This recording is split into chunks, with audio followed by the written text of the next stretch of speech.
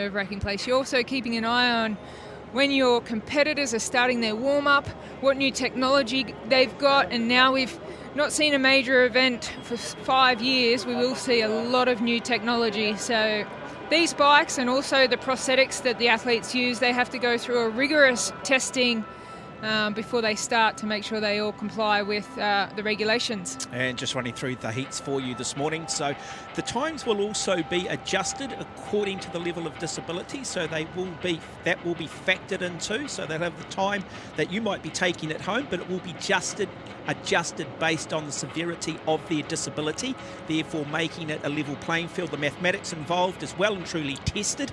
It's well and truly established. And therefore, when it does come down to those medal races, the top 4 athletes will be there based purely 100% on merit. Yeah, it's quite an extensive algorithm and calculation that they go through to factor in the riders' disabilities.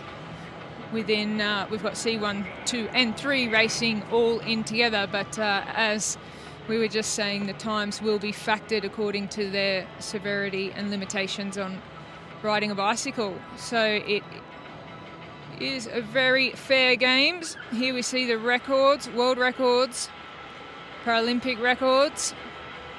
Jane Richardson from Australia. Paige Greco is one of the favourites that we'll see out racing today. And you can see that just the massive difference there between the world records for the athletes in the C1 category versus the times of those athletes in the C3 category, and thus the reason for the time adjustments. Now we're seeing some real intense nervousness from the mechanics. One of the riders that'll be up very soon have an issue with their bike, and this can often happen because they only have their bikes checked 30 minutes before and then 15 minutes before they go into a cage, and the bikes can't be touched until they go out onto the track. So if they go to that 20 or 30 minutes before to have the bike checked, then they need to make some changes. This could be a situation where the bike was underweight and they've had to take the seat post out, put an extra little bit of weight in the bike. They have that limit of 6.8 kilos and some of the bikes weigh under, so they need to actually weigh them down just to meet the regulations. Yeah, 6.8, it's the standard across the road as well, and part of the reason for that weight is that the bike's technology with different materials like carbon fibre, titanium being used, the bike started to get really, really light, and they didn't want to compromise safety, and trying to find that balance between engineering and a stiffness and a safety factor. But there has been a lot of discussion about in time trying to reduce that weight, because the science and the engineering and the different materials being used means that bikes are structurally sound at a much lighter weight. So possibly in the future we might see our bikes a lot lighter than the 6.8 kilograms currently. There they are, back on the weighing machines, so just to make sure their bikes are weighing over 6.8. And if they do need to add some weight to the bike at the final moment, they try to keep the weight as close to the track as they possibly can. So that's why they might drop a few links of a chain or something down into the seat tube, so it goes down to the weight being carried in the bottom of the bike. So riders just getting a massage. Some riders like to have a massage just before they go out onto the track. Other athletes really don't want their legs to be touched. So you can see that bike's come out onto the track very, very quickly with a few last-minute changes. And so first up, it will be the C1 rider out of China, Wang Wei Xian. We'll see her get onto the track very shortly. She will ride on her own. After that, heats 2, 3, 4, 5, 6, 7 and 8. We'll see 2 riders on opposite sides of the track. But again, with the time adjustments, this still is primarily still an individual time trial to a degree. When you get to this point at the Paralympics, you can only do your best. So these riders will be obviously checking out the times of their other riders in training and things like that, but there hasn't been any major competition since March 2020 for the paracyclists. So on a UCI level, they've not seen what their competitors, and I think that's what's going to make this Paralympics so exciting, is that nobody knows what kind of technology riders have got, what form they're in, what kind of training they've been doing, how their motivation's been. So we could see some really special performances here. So Jian Wangwei to get day one of Tokyo 2020, the Paralympics, underway here on the track. 12 laps of a 200-metre wooden track. So getting off to a good start, just trying to get through that first 150 metres and then trying to build your speed and then trying to maintain that speed, trying to keep it nice and even throughout the 3,000 metres.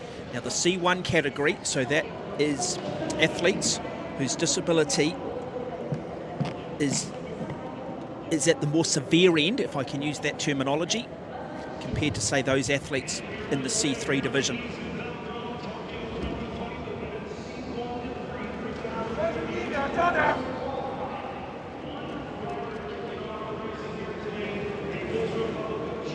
Now well and truly into her work, and want to just try and stay nice and balanced here, just try and keep things nice and even.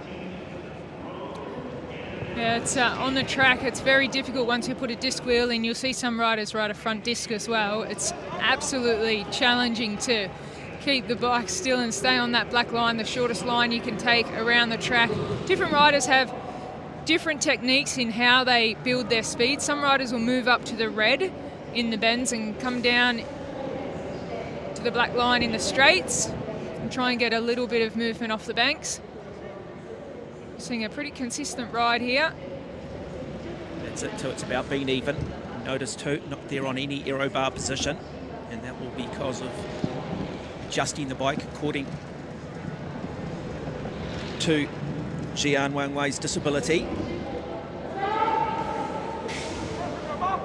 Coaches there just yelling out those lap times. They'll have a plan that they'll want to ride to, holding a certain split over 250 metres. They'll be told whether they're up or down every time they do come through. Started riding at the age of 14. This is her first Paralympic Games for this 26-year-old out of China.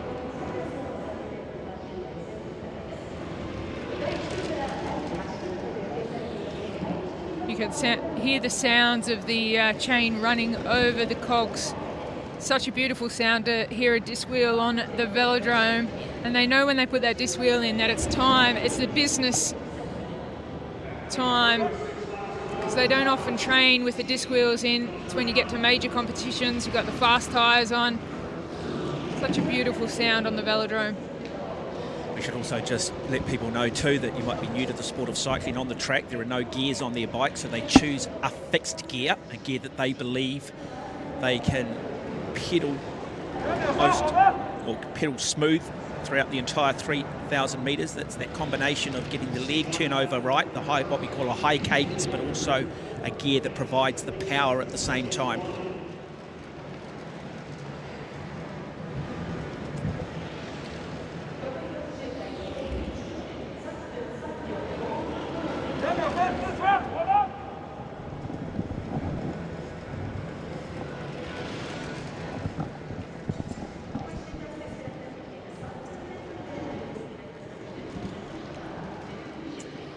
Nice even ride so far too, coming from Jian Wangwei. So nice and smooth, not going out too hard and then falling apart through these middle stages, which are so important.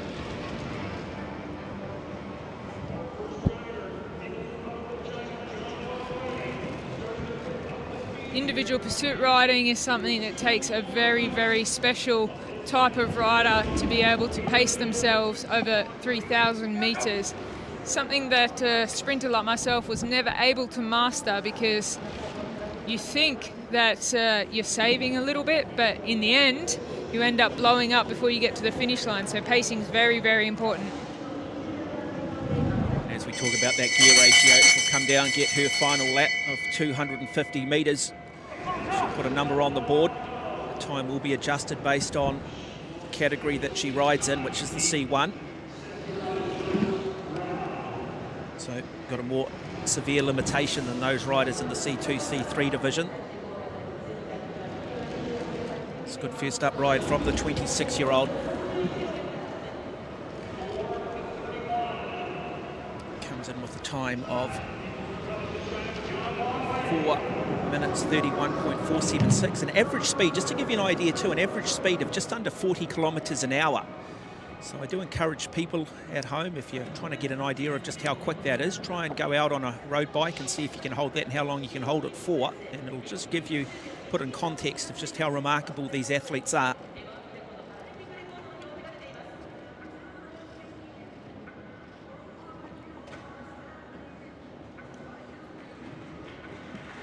Good form too, just trying to stay nice and balanced there, not a lot of upper body movement. All about aerodynamics at the same time too.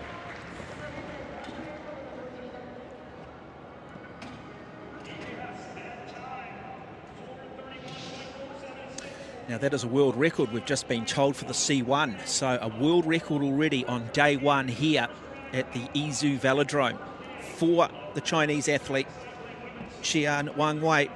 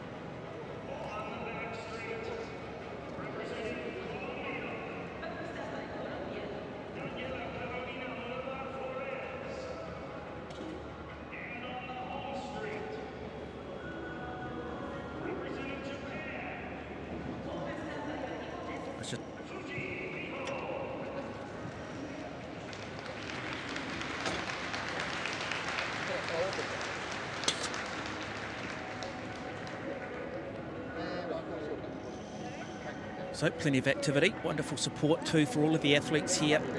Day one, Tokyo 2020, the Paralympic Games. And now we are about to see one of the Japanese competitors in action, Fuji Miho.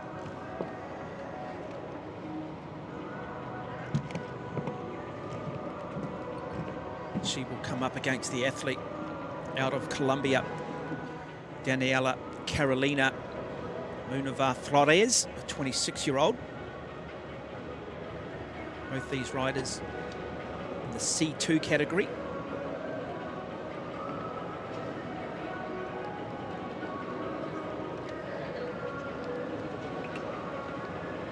And this will be basically, as they both come from the C2 class, this will be a race against each other. It's not just about establishing a tie. Clearly you want to try and beat your opponent, because you do want to be one of the 4 fastest times if you wish to race for medals later on today. It's not to say though that if you finish second against a fellow opponent that you automatically miss out on a medal, as you might find yourself still the first, second, third or 4th fastest overall throughout the competition.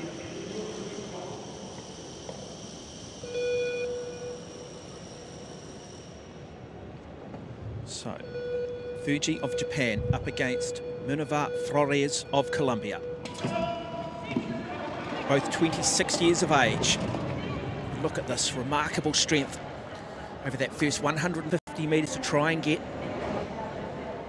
these wonderful machines up to full speed and then settle into their work, get into their race plan, listen to their coaches, find out early on whether they're going out too fast or in fact they need to try and pick the pace up.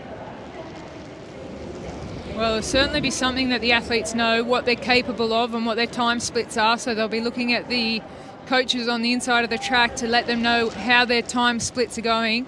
So it's not necessarily being phased by the rider on the other side of the track, because you know what your capabilities are and what your strengths are, and for some riders it's going out hard and for other riders it's conserving a lot until they get to the finish. Well, it is Munava who is up at the moment out of Colombia,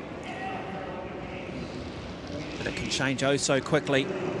Interesting to see that Munava Flores has gone with the aero bars so in a more aerodynamic position. But with Fuji Miho, with the drop bar, she has also that ability to maybe just pull up a little bit more. It really is just an individual choice. Yeah, we could see that Fuji Miho did go off the line pretty fast and aggressively. Maybe a shorter race might be her forte. She's an absolute inspiration for the Japanese. She has her own foundation for Amputee Venus, which means they do catwalks and fashion parades and stuff for and with people that have only one leg. We may see a catch here. Yeah, the Colombian's now in the same straight as Fuji Miho.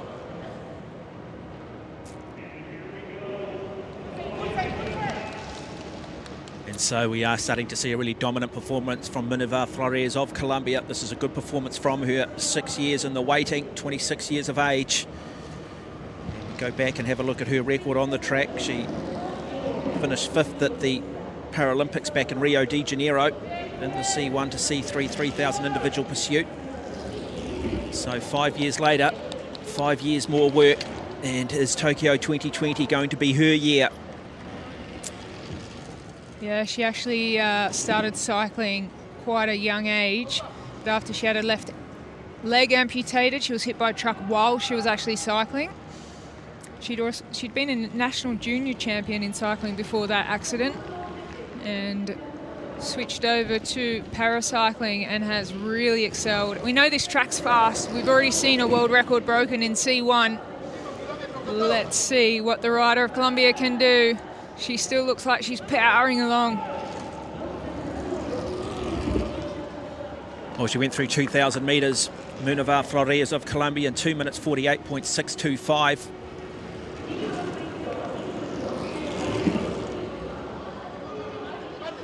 She'll be getting that information from her coach. Just starting to have to dig really, really deep now.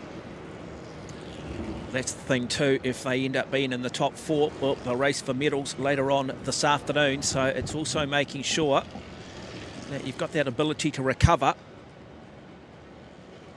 but you can't afford to leave anything not out on the track. So it's an interesting dynamic. Yeah, certainly a difficult position for Fuji Miho, having been lapped maybe even twice now. It's really tough for the morale, and you can see the face of Fuji Miho. She's digging so deep, so much pain as the Colombian powers past. Same position on the track again.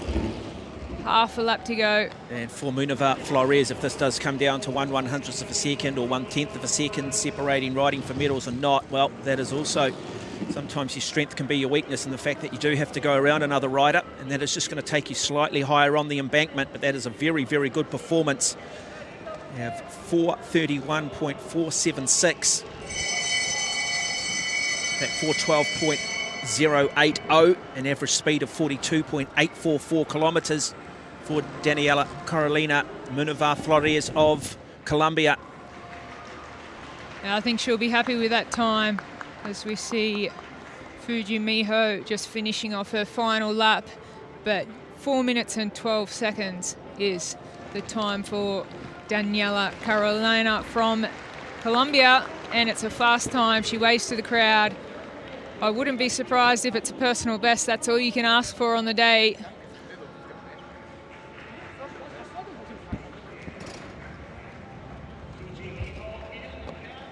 And just looking at that so far then, based on time adjustments, we've seen 3 riders on the track. Daniela Carolina Minerva Flores, she has the fastest time of 4 minutes 12.080. She currently sits in first place on rankings.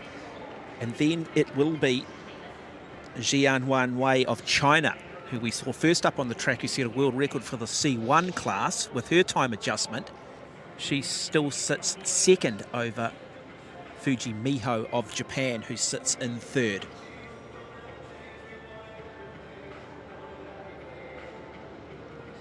Well, only time will tell if the time of the Colombian will hold up and put her into the ride for the medals. You have to place in the top 4 to have a chance. to race for a medal. First 2 fastest time for gold and the 3rd and 4th fastest time for bronze. So you really do have to give everything you've got in the qualifying rounds.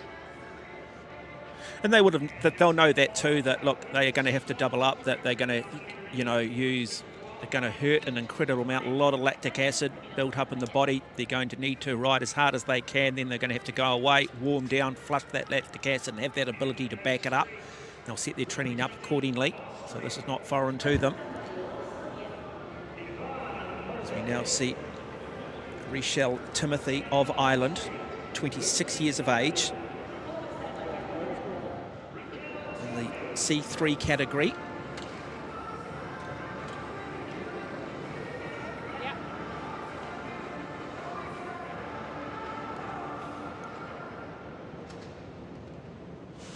Up against her will be Yvonne Martzinka of Austria, 45 years of age, born in Munich, racing for Austria. So Ireland versus Austria. And you can see as we get up to the category C3 that the severity of disability becomes less and less as you move up the numbers. So C1 the more severe, C2, C3 through to C4 and C5. Good aggressive start coming from Timothy from Ireland. And she establishes a good lead early on. Do not underestimate Martzinka of Austria. She's been 4th at the World Championships back in 2009 in the time trial, so we know that she's very, very good one-on-one, but this is a step up. This is 11 years on. You can see just a little bit of difficulty getting it into those aero bars for Martzinka, but Timothy's absolutely flying. She has a lot of experience. She looks good on the bike. She's obviously racing in Rachel Timothy of Ireland. She's racing in the C3 category. A loss of muscle power due to a brain injury. So she had radio surgery on a brain malfunction in 2015. Left her with acquired brain injury. So all different type of injuries here. Aerodynamics really important. You'll notice the aero helmet on. Now, one thing they don't want to do at any point is drop the head, because they drop the head, and that can often happen because you're suffering so much that helmet then ends up becoming a bit of a sail. It feels a little bit like a handbrake. So aerodynamics are good if you can stay in that same position. But we're now starting to see Timothy get into the same straight now as Martzinka of Austria. So good performance coming from Irish athlete Rochelle Timothy. Yeah, and there's a real art to passing the riders as well. You really don't want to pass in the bend, and it's just too far to go around, and you can really lose a lot of energy by taking that extra distance. You want to get around as fast as possible in the straight. Looks like Timothy's going to catch in the corner, so she can't avoid that. No point taking the pressure off the pedals, but she's gone the long way around there, much harder than passing in the straight. And that could end up costing her if, in fact, the riders that are still to come hit similar times and the times are adjusted.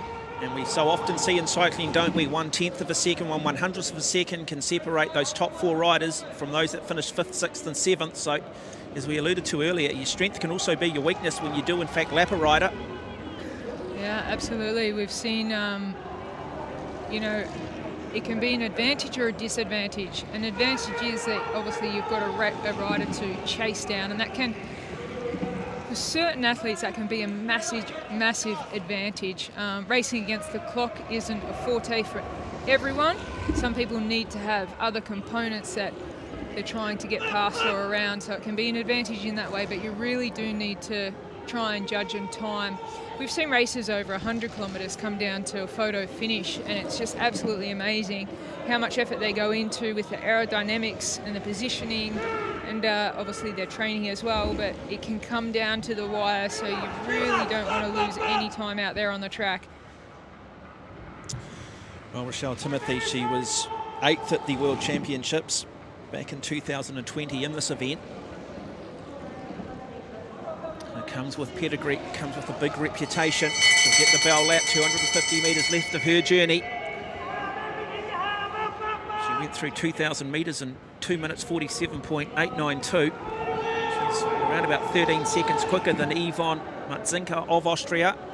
But she knows this is all about her versus the clock. Can she put a number on the board that can take her into the medal rounds? That's a good time. So the fastest we've seen on the track so far from Timothy in 4:11.699. So close between her time and the Colombian's time. An average speed of almost 43 kilometres an hour, 42.9. And that will take her to the #1 ranked athlete so far, having had 5 riders compete in the C1 through C3 women's individual pursuit over 3,000 metres.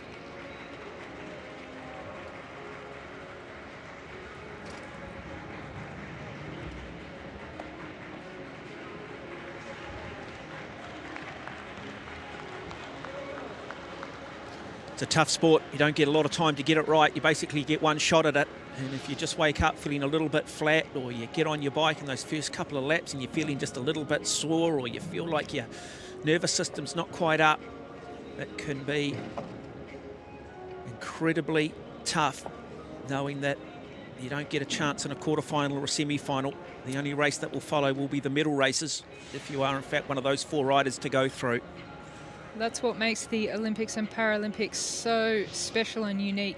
You need to be ready and firing on all cylinders on one day in 4 years. In this case, 5 years, but every 4-year cycle, you need to wake up, and everything from the moment you wake up till the moment you get on that bike has to go as smoothly as possible. So, as we see, Jamie Whitmore from the USA just getting assistance to clip into her pedals.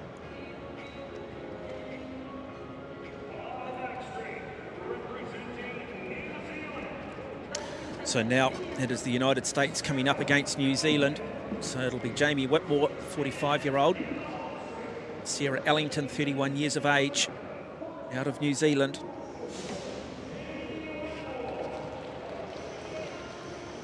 So silver medal in this event back in 2016 for Whitmore. The New Zealander, well, she finished second at the World Championships in this event in 2020 in the C2 division. So this could be very close. 2 athletes who come in with outstanding resumes, outstanding CVs. Whitmore of the United States in the white. Ellington in the famous black and silver of New Zealand. Good start from both athletes. You can just see Whitmore perhaps has gone with a slightly easier gear, just getting those pedals turned over just a little bit quicker, getting into her rhythm a lot sooner. But once Ellington does get into her work, she will have that slightly bigger gear to press on. And if she can get the pedals going, that'll equate to more power and potentially more speed. So really interesting contest, this one. Yeah, I think it will be. I think we will see Ellington come back faster on that bigger gear, and it is because it's such a fast track. They didn't predict to be so fast. It's easy to undergear yourself with the speed of the track, and there was a lot of questions at the start of the Olympics about why the track was so fast, because on paper it shouldn't look like a track that is super fast. It's not at altitude. The weather here is quite humid, but in fact it's right in the middle of the right altitude and the right humidity, and it's the way it's been built. Everything just comes together to make it one of the fastest tracks we've seen in a very long time. So Ellington making her way back now. Well, it is still American Whitmore who has come through, yet to come through the 1,000 metres, but just has the smallest of margins. But I'm not sure that Ellington will panic too much. She is riding that bigger gear, as we've talked about. You can just see that too, the cadence or the revolutions per minute just slightly lower on the New Zealander, a higher turnover coming from Whitmore. And also Whitmore, interesting to see just how far forward she is on that seat, relies a lot more on the hamstrings. Yeah, they have regulations of how far you need to have your seat positioned behind the bottom bracket, just to try and keep the regulations all even across the board with technology and bike setups. and she's using the tip of her seat. We see now Ellington really coming back with a strong finish. And so Whitmore went through 1,000 metres in 1 minute 25.385. Ellington 1 minute 26.819, so not much in it. We'll get a bit of a read. You can just have a look there across the track. Whitmore will be aware too of what the New Zealander is doing. She'll get a bit of a feel with her peripheral vision here, but she's going to have to hold on. She's got a game plan, and that game plan was to go out reasonably quick. Ellington, you just sense a little bit more measured in her approach. Yeah, still a long way to go. They haven't crossed the 2,000 metre mark yet, and it's the rider of the USA, Whitmore, in front still. But can Ellington from New Zealand bring this back? Well, you just look at Ellington there. She's doing everything she can to just try and hold that form in that aerodynamic position, trying to keep that head down. A little bit of body movement going on, though. She'll just want to try and stay as steady as we can. And contrasting form here from Whitmore, who really isn't moving at all. Yeah, you can see Ellington, she's got that real pro look about her with looking straight down at the track. She hasn't got one of those teardrop helmets with the long tail because she knew that she was going to race with her head down, so she's got the helmet without the long tail. And now that time is just starting to come down. This is going to be close. Two very good riders with big reputations against each other, but primarily against the clock. Whitmore falls into C3 class, Ellington into the C2 category, so Ellington will get a time adjustment which will favour her if it is close. Yeah, it is certainly very close given that Ellington gets a time adjustment. Whitmore will be feeling the pressure now. All looks good though, form looks good. Never look at facial expressions, always look at the form of a rider. Start to just look at upper body movement. Start to just see maybe the pedal tends to look a little bit more like they're pedaling in squares at times. So bell lap for both riders.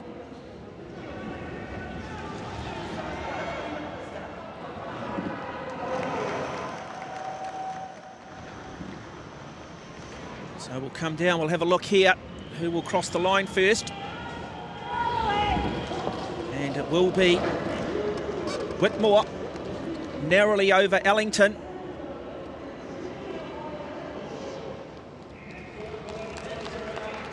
So Whitmore of the USA moves to the top of the leaderboard in 4:11, just in front of Rochelle Timothy from Ireland. Very, very close times. And Sarah Ellington of New Zealand currently in 4th position.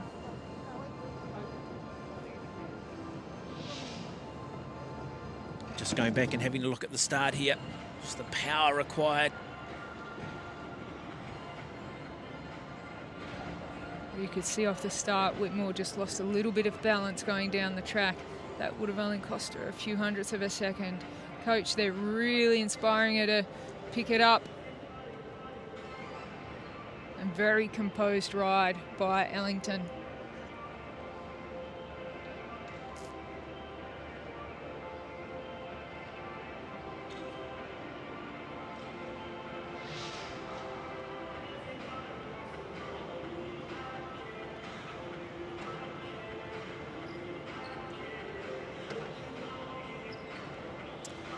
So there we go, just running through those qualifying standings as we speak.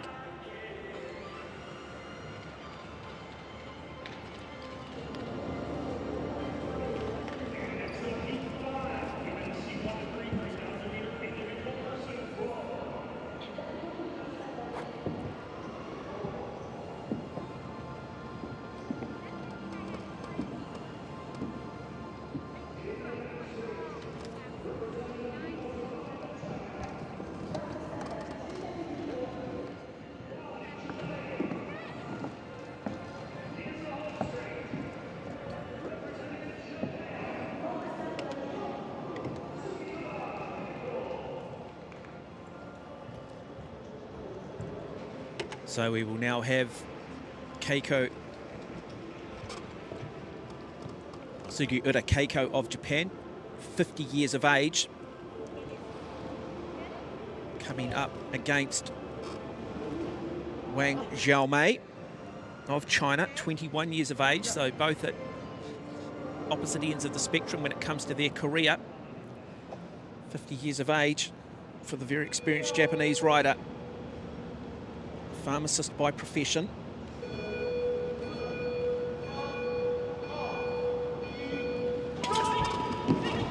Both in the C3 category. A bit of a rough start there by Wang of China. Just dipping down the track a little bit. Around that 150-metre mark, you will just start to see them settle back in. There we go. And this is where they do really now start to get into their work, try and find that rhythm. So explosive out of the start. Now it's about just trying to bring it back, and look how even it is between Sugiura and Wang. Nothing in it through that first 250 metres.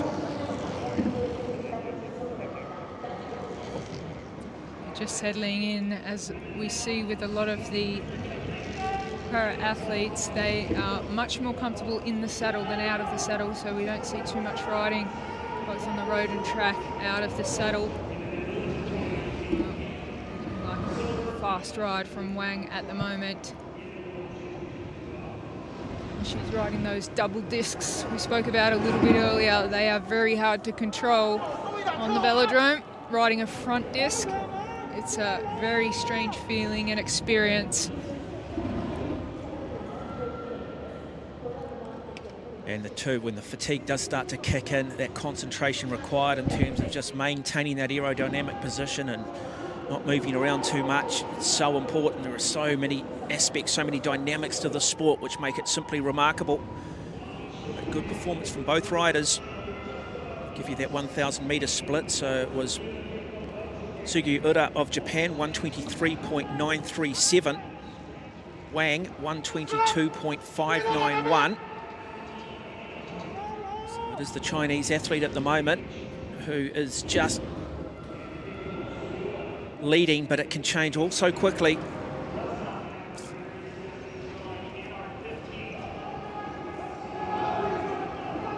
And you see the coach running on the inside of the track there, just giving encouragement, probably telling Wang that she's on a very good time.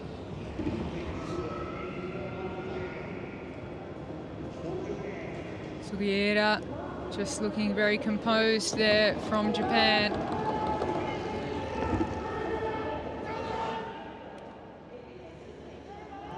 Got to just try and take that straightest line possible, particularly coming out of the bends. Just try and get a little bit of a kick out of the corners, if we can use that terminology. Wang's still got a very handy lead over the Japanese rider. She's in the zone at the moment. That's what we call it in cycling, when you're just in the zone, and she looks comfortable. Wang, she was second at the 500-metre individual time trial on the track at the World Championships in Ontario, Canada back in 2020. So silver medal there. well, she also won a bronze a year earlier, so we know she has the ability over 500 metres. The question is, does she have the strength and endurance over 1,000 metres? And so no surprise that we've seen Wang take that lead through the first 2,000 metres. She's going to need to make sure, though, she can bring it home over the last 1,000. Well, that does give us a lot of information that she has been a world champion in the 500 metres, which means she does go out fast. And as you just said, the big question is, can she hold on? Luck to go. She'll be enjoying the sound of that bell as she comes around.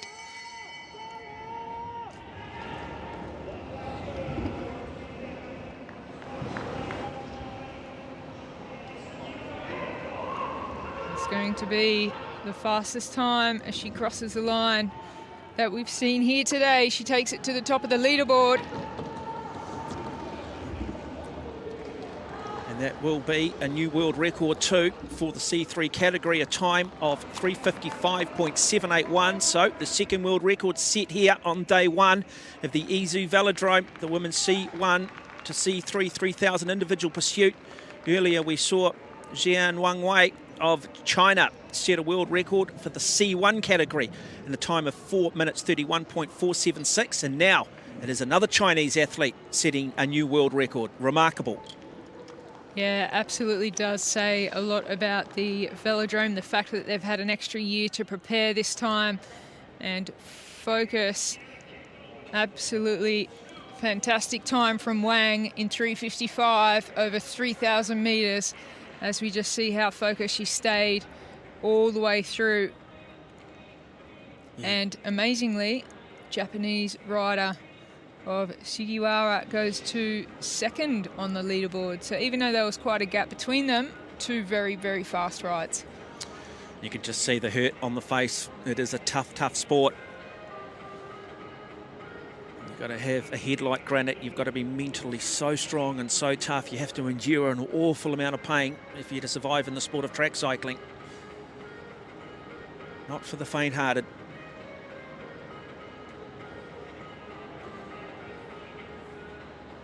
It's interesting, you were talking earlier about the conditions here at the Yizu Velodrome, and what a lot of people don't realise is that to ride quick you actually want a high level of humidity and you want the conditions to be warm inside the velodrome. So often when you do walk into a velodrome at, say, a World Cup or World Championships, you'll actually find two doors. You walk through the first door, the door behind you will close. You're given a little bit of time before you then walk through the final door into the velodrome itself, so that you don't have any heat or humidity escape out through open doors. You can certainly get very warm inside a velodrome, and they produce really fast times with the heat that they can get, but it all is related to the atmospheric pressure and the humidity, altitude. It's all combined to make a fast track, and this is one of the fastest we've seen. And I think when we look at Olympic records, you can expect maybe they'll be broken because they've had that extra year to prepare and technology advancements and things like that. But world records prove that, you know, we have a world championship every year, except for these Paralympians. They didn't have one this year. Their last world championship was in February last year, 2020. But still gives us a good indication that the track is super fast. Opportunity now for Anna Beck of Sweden, 41 years of age. She was a bronze medalist at the World Championships back in 2019 in this event. She'll come up against Zheng Xini of China, who was 33 years of age. And she won gold in this event back in London 2012. So 9 years ago, the Paralympic champion across the far side of the track, up against Sweden's big hope and 41-year-old Anna Beck.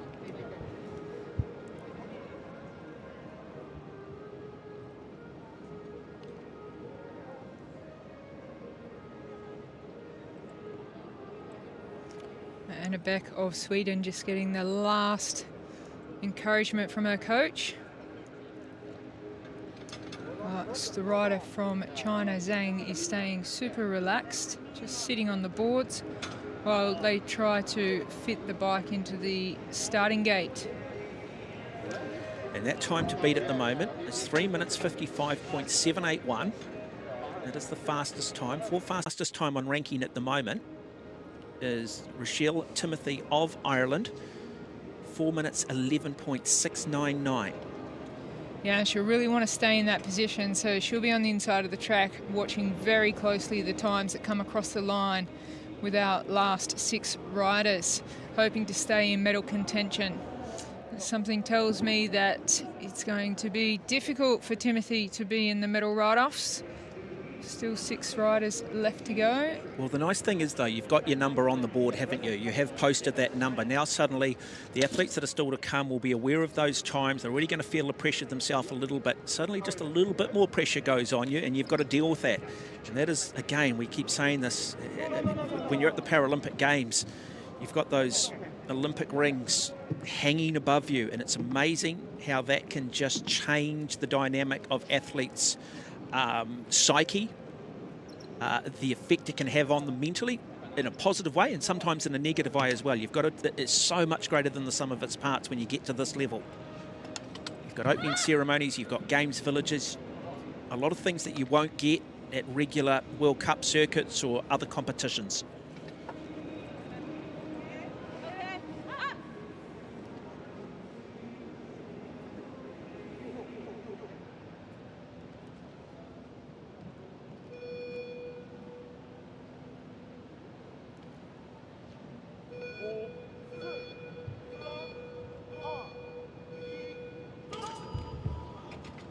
Look at the strength there from Zheng of China. Again, slightly bigger gear, really just having to put the power down through that first 150 metres, then try and settle down on her machine. As we see Anna Beck. Now she will sit down, she'll make that adjustment, get onto those aero bars, get into that tuck position and try and just set a nice even tempo. And now she does get into that tuck position, and through the first 250 metres it's a comfortable lead over Zheng of China. It'll be an interesting race because this is the most experienced rider, Zheng of China. She won the individual pursuit Paralympic gold medal in 2012. She's 33 years of age. And it's interesting, isn't it, just looking at the form based on their disabilities, they need to adjust accordingly. And we see Zheng there really using her aero bars to pull up. The fact that she, you know, has had a leg amputation, she's having to really pull up on those aero bars to try and create that power. When then you look at Anna Beck, who's actually trying to stay as relaxed as she can on her aero bars. Yeah, two completely different styles of riding here due to the level of disabilities, but they are in the same category. C3. So Anna Beck is actually in C3 and Zheng in C2. So a more severe disability for Zheng. Just looking at it, Anna Beck went through 1,000 metres in 1 minute 24.235. Zheng, 1 minute 26.783. But that is expected for the fact that Zheng was always going to get off the line a little bit slower through that first 250 metres. Do not be surprised to see Zheng maybe pull back time through the second 1,000. Well, we could just see how strong that left leg of Zheng is. She's done a lot of power work in the gym. Oh, just remarkable. Absolutely remarkable. The power that she is putting out through that one leg. Incredible.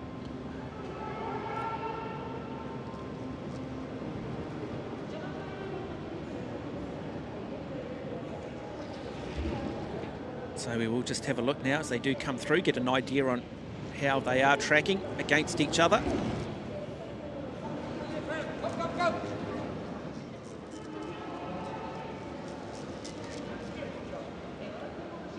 So Zheng, she'll be trying to win another Paralympic gold medal here.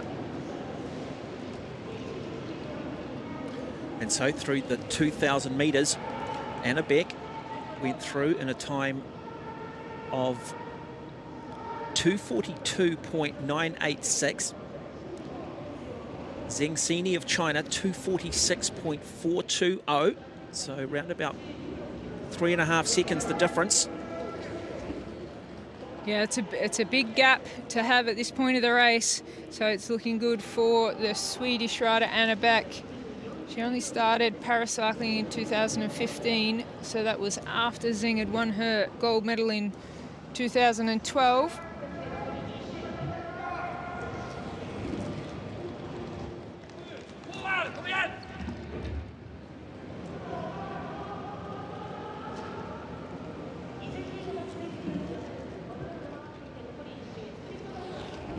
So keep that time, 3:55.781 is the fastest time. That was set by Wang Xiaomei. Yeah, I think that time might hold.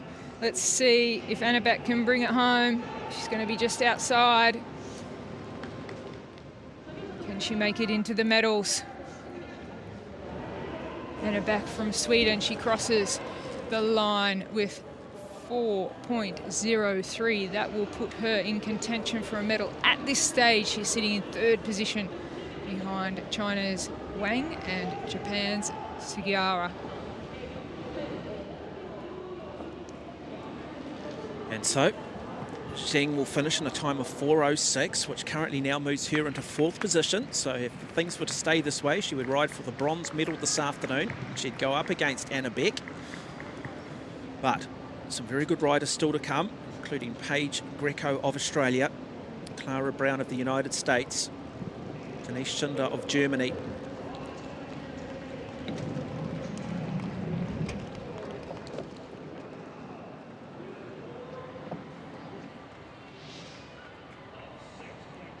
See them come off the mark again. Sweden just getting the better in this ride as she moves down to an aero position.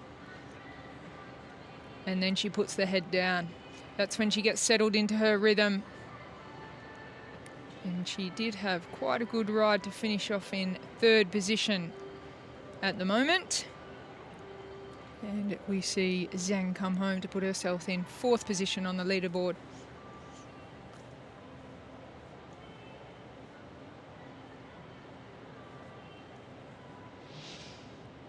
As we said, there are no real second chances. You don't get an opportunity to go into a repechage like some other sports or a quarter-final where you might just go, well, you know, I wasn't so good first up, but got a race under me now, and I feel like that's what makes it unique. Warm-up protocols so incredibly important. As we now have a look at Paige Greco of Australia, 24 years of age, out of Adelaide. Coach is Loz Shaw. Well, she wasn't happy with the position of her bike in the starting gate, so she has just jumped off the bike for a moment so they can readjust the angle of the bike in the starting gate. And here we've got Denise Schindler of Germany, 35 years of age. She has a wonderful pedigree. She has won a silver medal in the time trial in Rio. And then a silver medal as well back in 2012 in London in the road race. Well, we can take a look at Schindler's bike and her equipment because she's been one of the most innovative riders in the Paralympics. She has experimented with all types of different prosthetics to give her the maximum power. And Greco being one of the favourites, this is going to be an exciting race. You expect Greco to get out to the quickest start, but once Schindler does get her machine up and rolling, this could be an absolute classic. This could be a beauty. So settle in Australia, settle in Germany. Here we go. Looking forward to this one. It will be Greco through the first 125 metres with the narrowest of leads. Both riders will get onto the aero bars as they come through to complete that first lap. And there we go from Greco. So she does have a comfortable lead at the moment over Schindler. Yeah, Paige Greco from Australia. She'll be feeling a lot of the pressure here because she is the current world champion. There was no world championship held this year, but last year in 2020, early in the year, she became the world champion in this event. So she'll be feeling the pressure. Well, that time she needs to beat is 3:55.781. 4:02.834. Those two riders at the moment, Wang and Sugiura of Japan, are in the gold medal ride-off as things stand.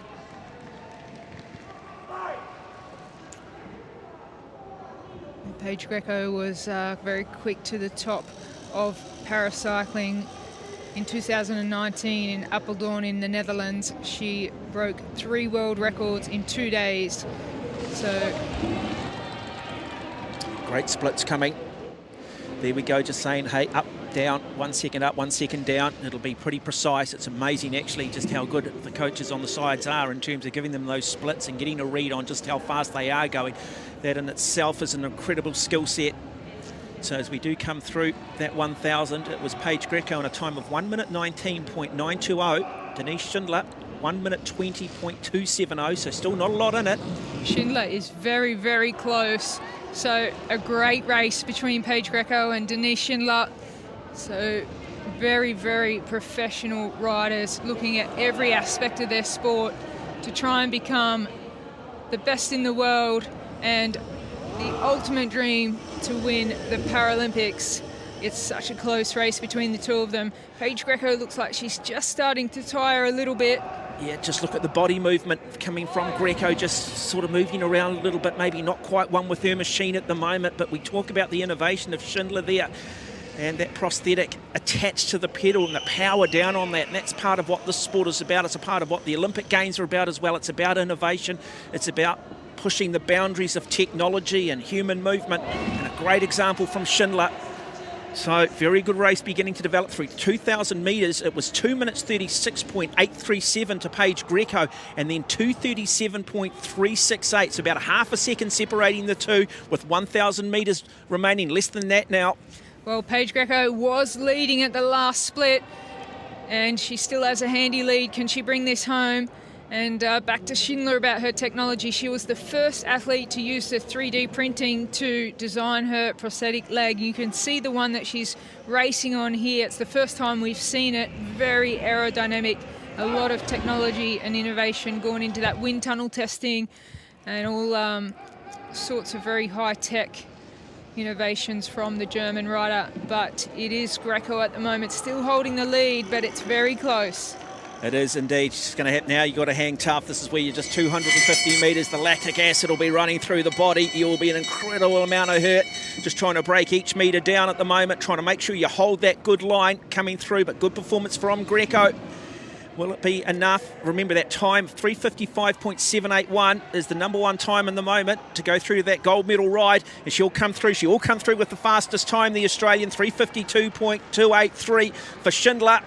Well, that time of 3:57.625, good enough for third, but not good enough at the moment to go past Wang of China, who will still have the second fastest time with a time of 3:55.781. But great demonstration of individual pursuit racing from both these remarkable athletes. Yeah. And Paige Greco takes a world record in C3, the fastest 3,000 metres ever ridden by any para-athlete, and she has just taken a world record. So you can't ask for more than that.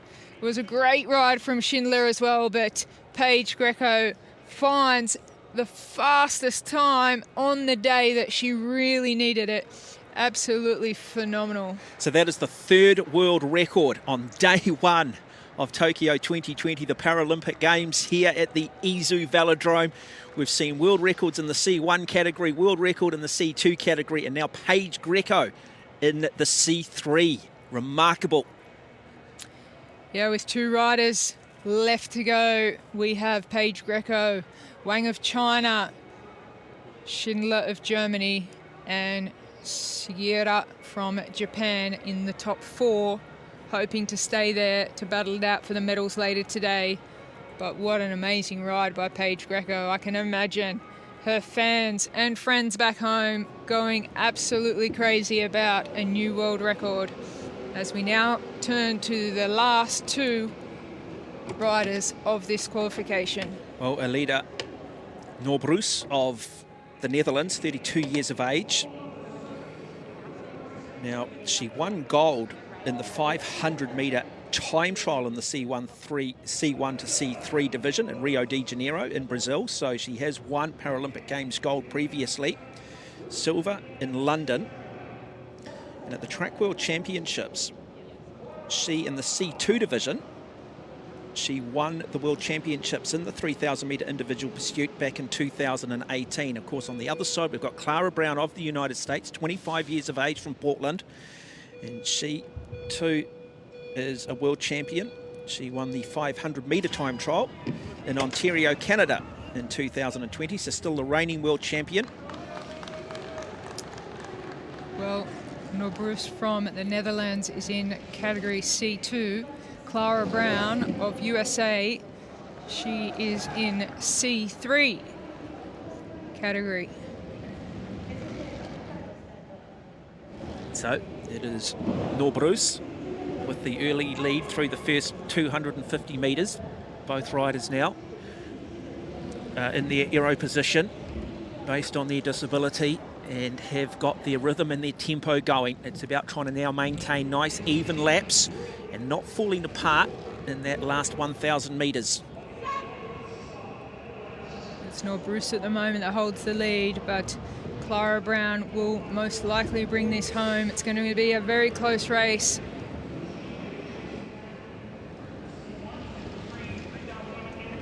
That time, fastest time is 3 minutes 52.283. The fourth fastest time, so to get yourself into medal contention, is 4 minutes 02.834. They will be the times that all of these athletes will be, these two athletes will be aware of now. They'll understand what they need to do. They'll understand exactly how fast they need to be splitting each lap.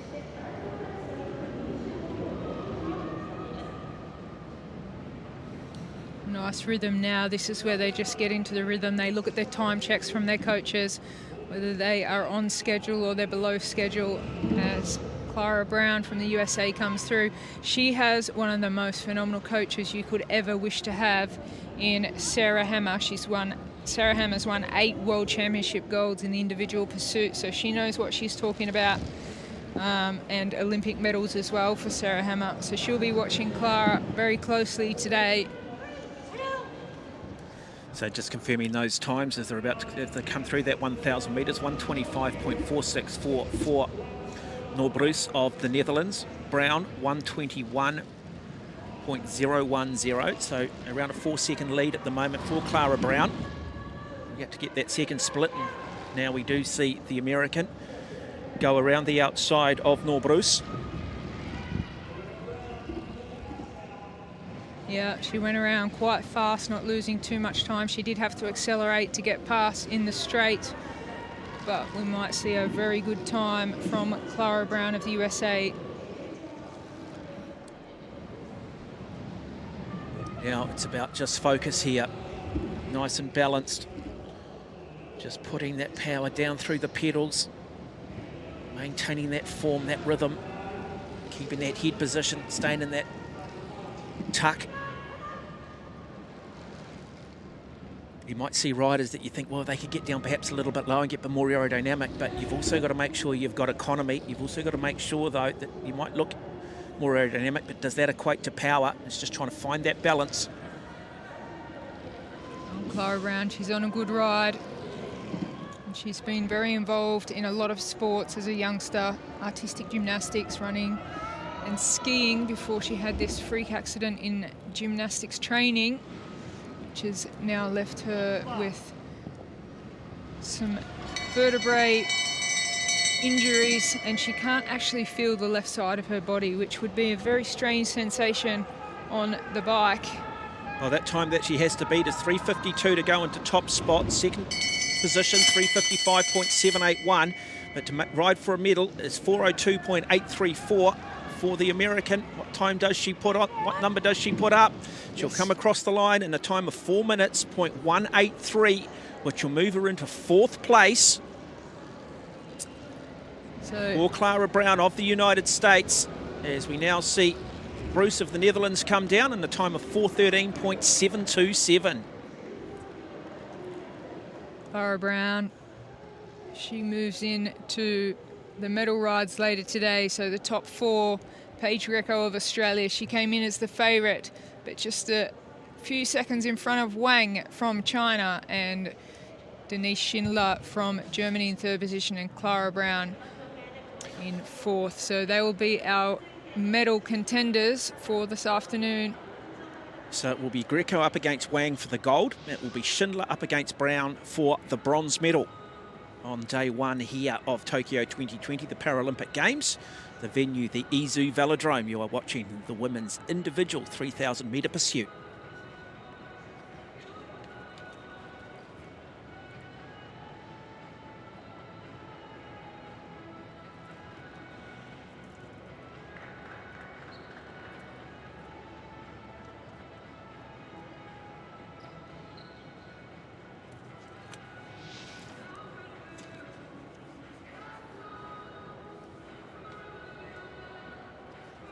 And so there we go. Australia and China battle for gold and silver. Germany versus the United States for bronze.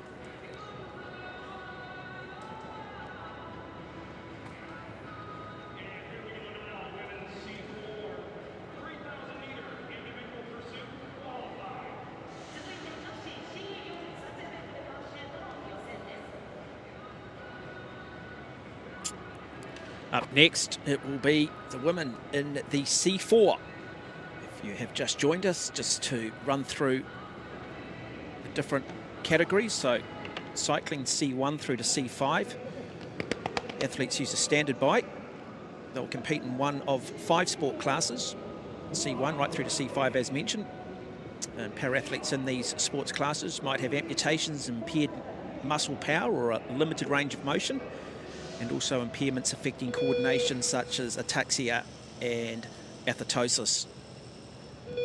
And so first up it will be the New Zealander, Anna Grace Taylor, 30 years of age, up against Ruan Jianping of China.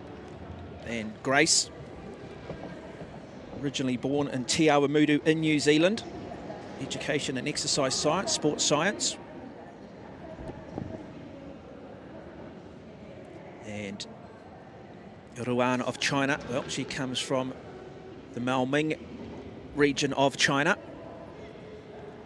You can just see the special attachments for the arms of the rider from China, Ruan Zhongping.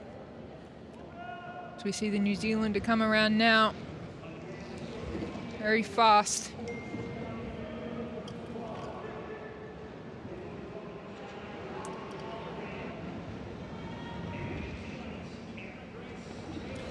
Yeah, again, another innovation there, isn't it? Look at that in terms of adjusting the bike accordingly based on disability.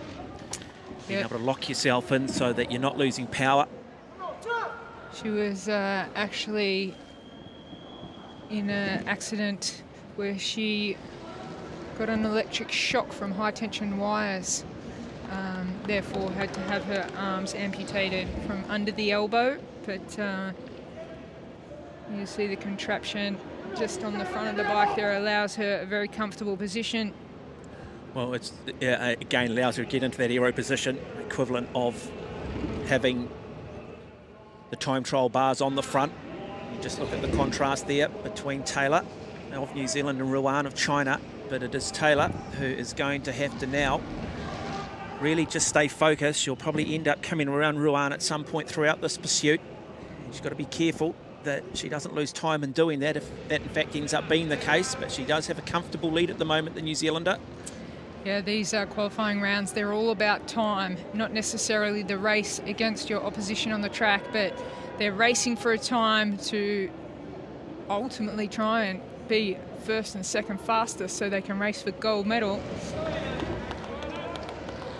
So Anna Taylor trying to become one of the 4 fastest athletes to ride for medals this afternoon. And now we can just start to see her come into the same straight, not too far away from coming around the Chinese athlete. At what point on the track does she do that? She's not going to have a much choice here. She'll want to try and do it coming out of this bend. A nice place to pass too from the Kiwi. So this is good. Just gets to come off that embankment, drop back down into that lane. Yeah, giving her a little bit of extra motivation. She hasn't really done a thing wrong in this individual pursuit. It looks good for Taylor. Let's see what kind of time she can post. The coach on the inside of the track is very, very relaxed and happy with this ride so far of Anna Grace Taylor, 30 years old. Does some great work in Hamilton, New Zealand with youth mental health. Yeah, coached by Laura Thompson. And there'll be a lot of people there in Cambridge at the high performance facility watching this, just hoping, wishing that Taylor could end up being the first New Zealander to win a medal at these Paralympics across all sports. So she's doing everything asked of her at the moment. But boy, comes in with this one final lap to go for the Kiwi. She does get the bell lap now. It's here, it's just about deep going into that really dark place, hanging tough. Just finding that extra little bit of courage, that extra little bit of strength to try and get the job done. Grab that a 1/10 of a second here, a 100th of a second there. She'll come down, she'll put a good number on the board. What will that time be? 3:54.167. So a Paralympic record for the New Zealander. Yeah, that's massive for Anna Taylor. You could see that she was just rode that race so smoothly from start to finish. She looked absolutely superb on the bike. Anna Taylor of New Zealand takes a fast ride to the top of the leaderboard in race 1 of the C4 3,000 metre individual pursuit. Strong off the start line there as we watch the replays. And Ruan Zhiping of China, 4 minutes 05.557, so 11.39 seconds back on the New Zealander. So now the pressure will go on the next 4 athletes who have still to come. See if they can go faster than that time of Taylor. And that is the good thing sometimes about going first. You can just create a bit of a a psychological, or do a little bit of psychological damage if you can put a good number on the board to those competitors that are still to come.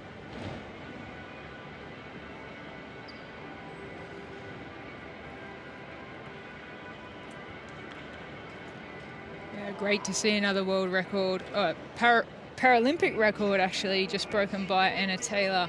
It'll be hard for the other riders knowing that the first rider's gone out and broken a Paralympic record, as we now see the Australian and Canadian take to the track.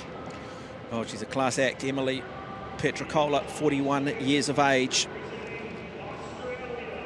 And she is a track world champion in the scratch race, the Omnium, back in 2020. She's also won the time trial at the Road World Championships back in 2019. And she is the current world champion in this event. And then her opponent will be Keely Shaw of Canada, 27 years of age, the Canadian. Fourth at the time trial, Road World Championships in 2019. She won a silver medal at the World Championships in this event back in 2019 as well. So the Canadian, Keely Shaw, up against the Australian, Emily Petricola. 12 laps of the track, 3,000 metres individual pursuit.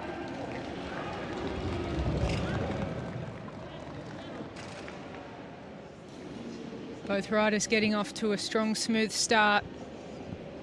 Both riders appear to be pushing relatively hard gears. You can just see that.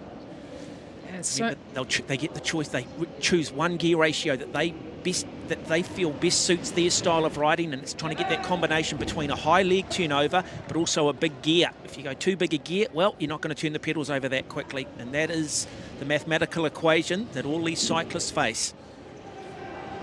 well, a lot of these cyclists are accelerating in the saddle, which means it's putting a lot of strain on their back. They need to be so strong through the core and their back. We can see a bigger gear on the Australian Petricola than the Canadian Keely Shaw. So looking like a very solid ride from the Australian Petricola.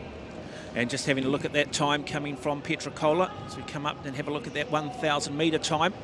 And we'll then compare it to the New Zealander Anna Taylor. And so Petricola well and truly into her work. Great speed through, coming out of the bend. And that time is 1:16.771, so it's faster than the New Zealander. Keely Shaw 1:19.241. That is slightly slower than the New Zealander Anna Taylor. So at the moment, Emily Petricola doing everything asked of her. She is on her way to riding into the fastest time of the morning if she can maintain this. Yeah, she had a great introduction to cycling with Shane Kelly from Australia guiding her into cycling back in 2015. And she made her national debut with the Australian team in 2018 at the World Championships, but she certainly has got a beautiful style there. And Petricola, if she comes in the fastest, which she looks like she might do, she'll be breaking another Paralympic world record. We've already seen 3 world records set on the track so far on day 1 of the cycling program in the C1 to C3 women's individual pursuit. You are watching the women's C4. Very good battle between Keely Shaw of Canada, Emily Petricola of Australia. Now, Keely Shaw will still be wanting to try and be one of the 4 fastest times to ride for a medal later on this afternoon, but it is all Petricola at the moment, and she comes through 2,000 metres in 2:25.887. So she is considerably quicker than Anna Taylor through 2,000 metres by, almost 10 seconds. Remarkable. Yeah, this is a super fast time. Looks like she's going to make the catch at the right time as well. Very powerful ride from Emily Petricola of Australia as she now comes up onto the back wheel of the Canadian Keely Shaw. And encouragement from the Australian coach on the inside of the track. She's on a good time, a little bit of a wobble there. Well, it's more, I think Shaw's in a bit of trouble here. You can just see her really just fighting her machine at the moment. Just can't really sort of stay settled. But I can say that Shaw was still up on Taylor through 2,000 metres as well. So through 2,000 metres, she still had the second fastest time. Can she hang on over the last 1,000 metres and put herself still into second place overall on time, but it is all Petricola. We are going to see another world record on the track, are we, from the Australian?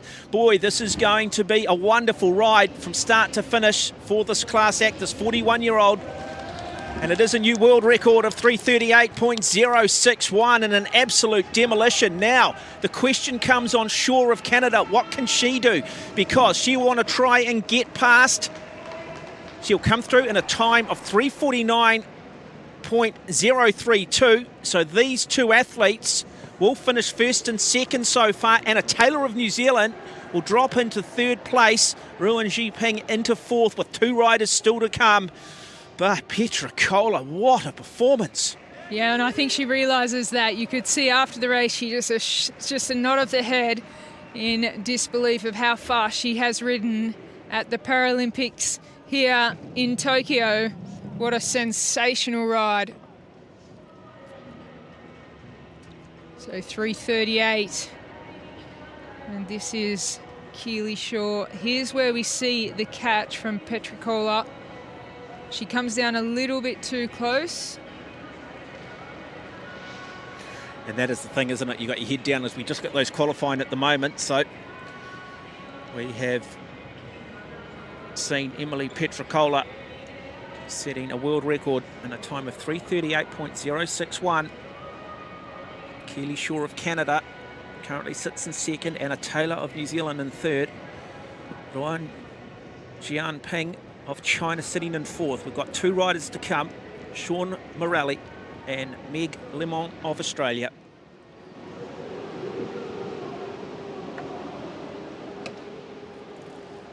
So Lemon, 31 years of age, out of Adelaide.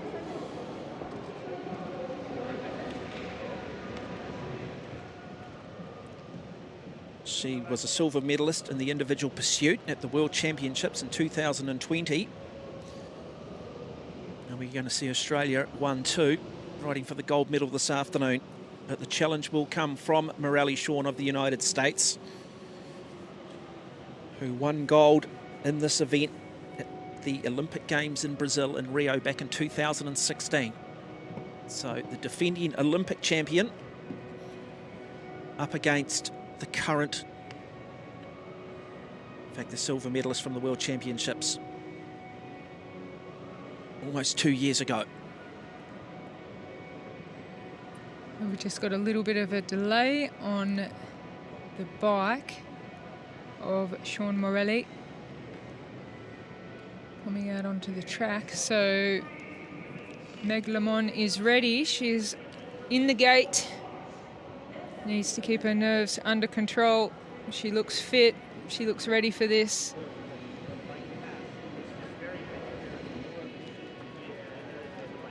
And there is some discussions going on about the bike of Sean Morelli.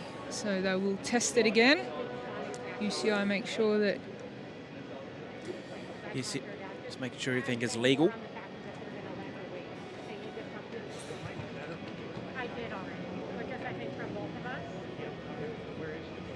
Yep.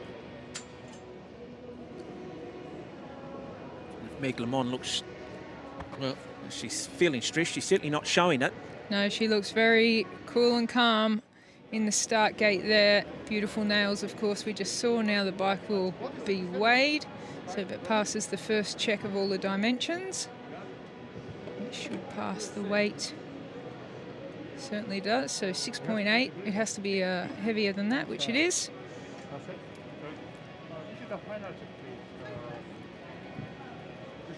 A lot of science goes into these bikes, a lot of technology. Yeah, and also a lot of pressure on the mechanics as well, because if a rider's bike fails them mechanically on that one day in 4, or in this case 5 years, so they're just x-raying the bike there for any mechanical doping, we call it, technological fraud, where some sort of assistant or motors could be inside the bike. So that's an x-ray machine that the UCI use just to make sure that there is nothing inside the bike that can assist in your speed on the track. So looks like it may have passed all the tests so far. as Meg Lamond just stays relaxed. She may want to get off the bike. Some athletes do want to get off the bike and sit on the track and just wait for their opponent to come up onto the track. So a little bit of a delay, and now they are allowing Meg Lamont to do a couple of laps of the tracks by the looks of it, allow her just to keep warm, stay smooth, and that's fair enough as well. They will want to just keep moving. Yeah, it's very hard to just be sitting in the one place on a bike in a gate with not being able to move it onto a different angle or anything like that. So Meg will be a lot more comfortable now just riding around on the inside of the track, get rid of some of those nerves, and she'll be much more at ease now. Yeah, they'll just be, again, just wanting to get underway. A lot of waiting, 5 years in the waiting, a lot of nerves. That she shows it, that is just remarkable, isn't it? And I always say that, just never look at the facial expressions of athletes. Sometimes you've just got to look at form, particularly when the fatigue kicks in, if they're starting to sort of just, you know, fall apart a little bit from maybe having gone out too hard, because some athletes will certainly, you know, have what I call their sort of best war face on, or affectionately known sometimes as their best ugly face on, is their sort of gritting their teeth and, you know, every facial expression you can imagine. And then others, well, they'll be like sort of poker players at a table, showing nothing, giving nothing, and yet the level of fatigue or hurt can be equal. Yeah, it's Warren McDonald from Australia, one of my coaches for many years. They've got a great team there. And they will be concerned about the fact that this delay has affected the warm-up procedure for their rider. So that will be a discussion as well. So just a delay here. It is day one of Tokyo 2020, the Paralympic Games. The venue is the Izu Velodrome. And we can tell you we've already had 3 world records on the track. In fact, 4 world records now. Very, very fast conditions. Well, Sean Morelli there, you can just see that movement forward is to just get ready for that start out of the gate, which is very, very important. And it's important too that Meg Lamont is not too nervous about this time change. If it's only a few minutes, 5 minutes, okay, but once it gets a little bit longer, you can start to get nervous that your legs are getting cold. So it looks like she might be back on the rollers, just trying to keep the body warm. But as we say, it does affect a delay of over 5 minutes, does really affect your warm-up, because you've already done your warm-up and you've been through this process over and over and over so many times that a little delay like this can really throw you mentally off your game. So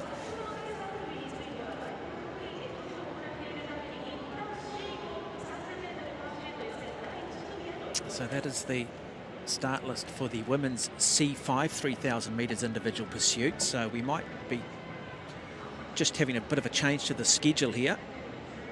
We still have one race left in the women's C4 3,000 metres between Sean Morelli and Meg Lamont, but we are now moving on to the C5.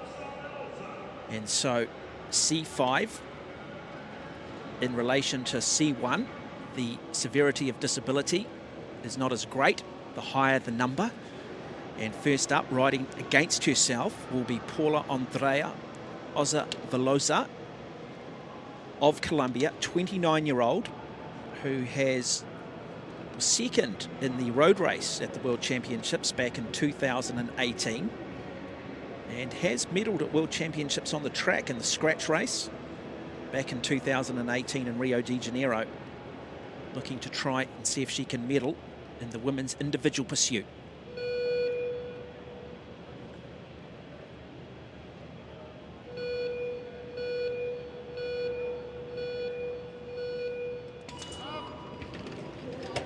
So against the clock, not have the benefit of maybe having another athlete across the other side of the track putting the pressure on her. But once you do get into that aero position, it really is just you, your machine, against the clock.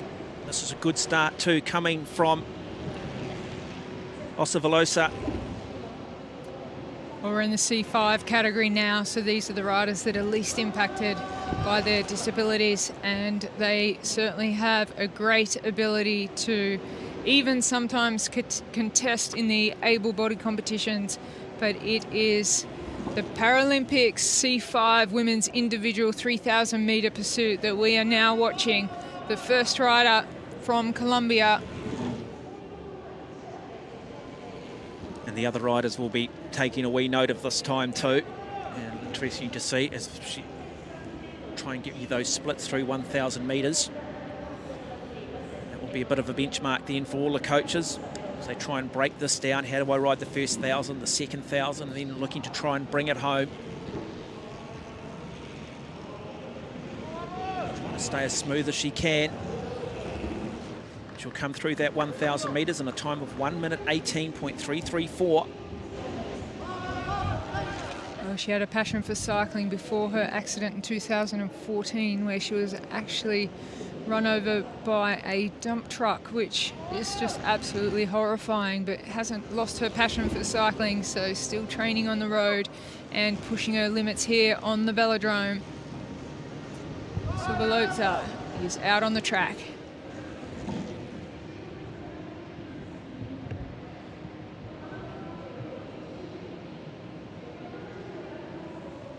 Plenty of encouragement coming from her fellow countrywomen, coaches there doing a really good job, just saying you're up, you're down, stick to the schedule, stick to what we've talked about, train one way, you can't then tune up on race day and race another way, you'll get yourself into all sorts of trouble, but nice and smooth, nice and even coming from Paula Andrea Osavalosa. Coming up to that 2,000 metre split very shortly. Through 1,000 metres in 1 minute 18.334. Expect the second 1,000 to be quicker because, again, you don't have to go through the starting sequence where, of course, you're going to be slow through the first 150 metres as you do get up to speed. And that time now, 2:41.613 through 2,000 metres.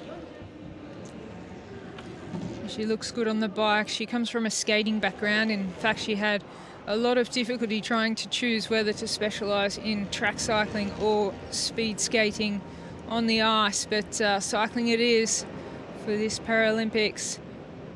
Silverlota of Colombia out there posting the first time we'll see of the C5 women's individual pursuit.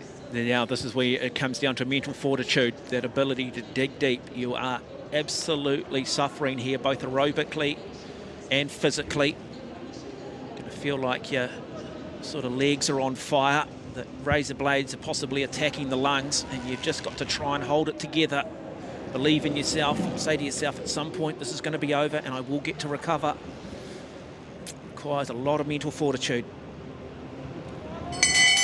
Last lap now, and it's always one of the hardest. Coming home, just trying to stay on top of that gear, keep the legs turning.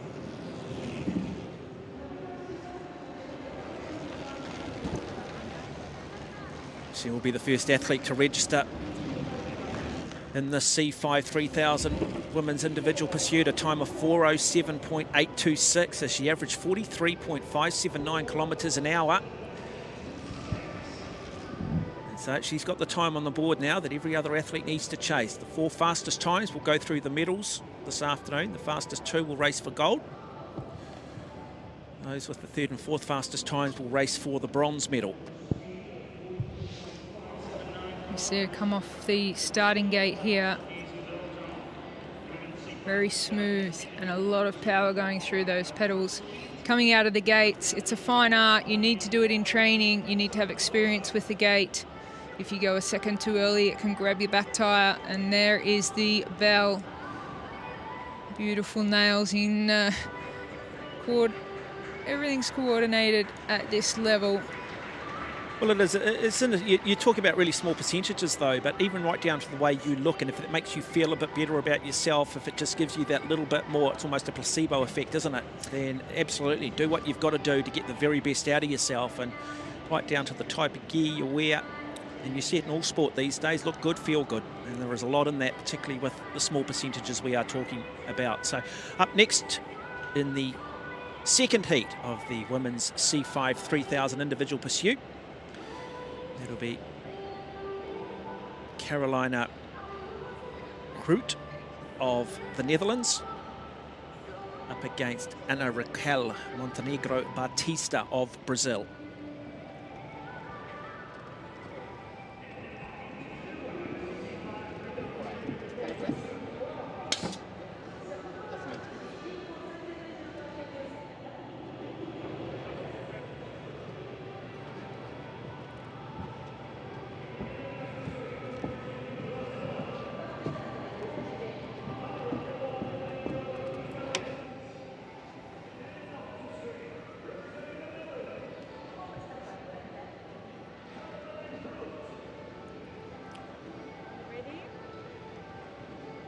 So Montenegro Batista, 30 years of age,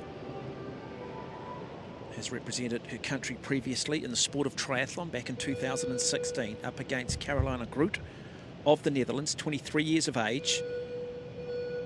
She is the current world champion over the 500-metre individual time trial on the track. So we know she's going to be fast. We know she's going to be explosive through the first half of this women's pursuit. Can she maintain it over 3,000 metres though? Well, it certainly was the most explosive start we've seen from any rider here in Tokyo today, the first days of the Paralympics. Amazing start by the rider from Netherlands. Groot is on a blistering time here. Yeah, and automatically into that aero tuck position, looking very good, nice and smooth, high pedal cadence as well. So sense that she really does understand her gear ratios, what she wants to get out of herself. So we do have a look at that fixed gear there. Just the one cog at the back, unlike a road bike. For those that are maybe new to the sport of track cycling, no brakes clearly. Yeah, the first time on a track bike is certainly a scary one, because if you have grown up on road bikes and other types of bikes where you can freewheel, you tend to, without thinking, go to stop pedaling and the bike nearly throws you off, and it's you only do it a couple of times and then you know to keep pressure on those pedals. The pedals have to go around all the time, so you can't freewheel on a track bike. No brakes sounds like a scary thing, but kind of makes the racing a little more safer without having brakes on a velodrome. What a fantastic ride Groot is having from the Netherlands. Yeah, just take through those times too. So 122.77 through the first 1,000 for Caroline Groot, 129.883 for Ana Raquel Montenegro Batista of Brazil. So comfortably at the moment for Caroline Groot. Yeah, only 23 years of age, so relatively young in terms of age in cycling. We're seeing a lot of riders at the top of their game between 30 and 40 years of age, so a long career ahead of her. 23-year-old Caroline Groot from the Netherlands. She is posting a fast time here. And she's going to come very shortly around Montenegro Batista of Brazil. She's going to have to, again, require a lot of concentration in doing this, because she won't want to lose any time. It's going to be very close for those four riders who will end up riding for the medals.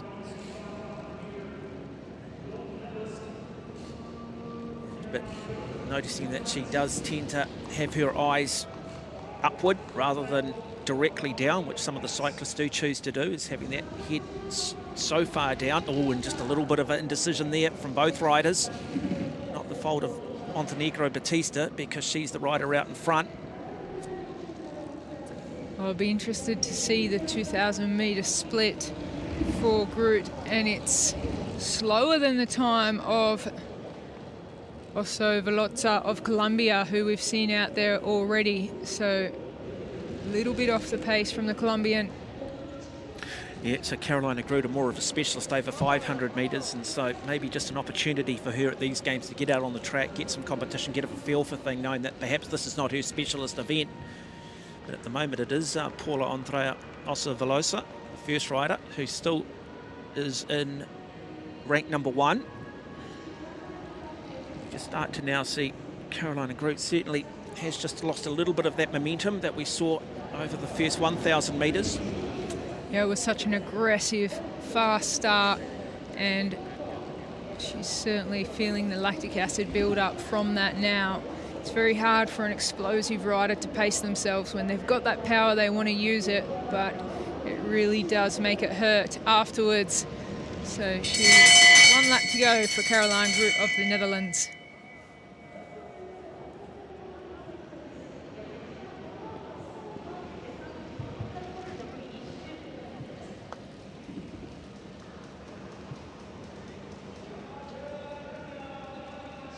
Just wants to try now, just bring it home.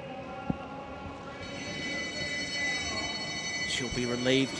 A lot of athletes will just go, you know what, that last lap will take care of itself. But in saying that, still got to get through it. You can lose valuable time over those last 250 metres if you lose your concentration. As we now see Montenegro Batista, still around about 100 metres left for her to ride. And she'll come through and get her official time for the Brazilian. And that time will be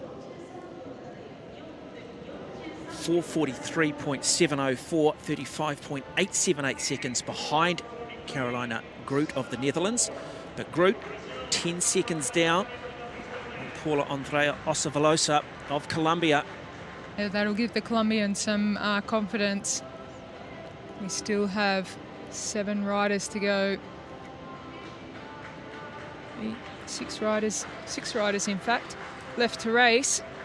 And it's all about, you can see that explosive start there now from Groot. And Batista just coming in for Brazil. So it looked very fast for Groot, but she was actually outside of the time of Osavalosa of Colombia. So she is positioned 2nd on the leaders board, with Batista in 3rd position at the moment. 6 riders left to race in the C5 category. So they're racing over 3,000 metres. And we do have some very fast riders left to come out onto the track yet, so. Yes, and the next up will be Marie Patouillet of France, coming up against Elena Punina of the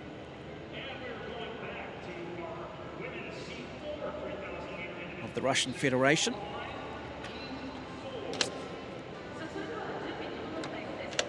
Well, it looks like we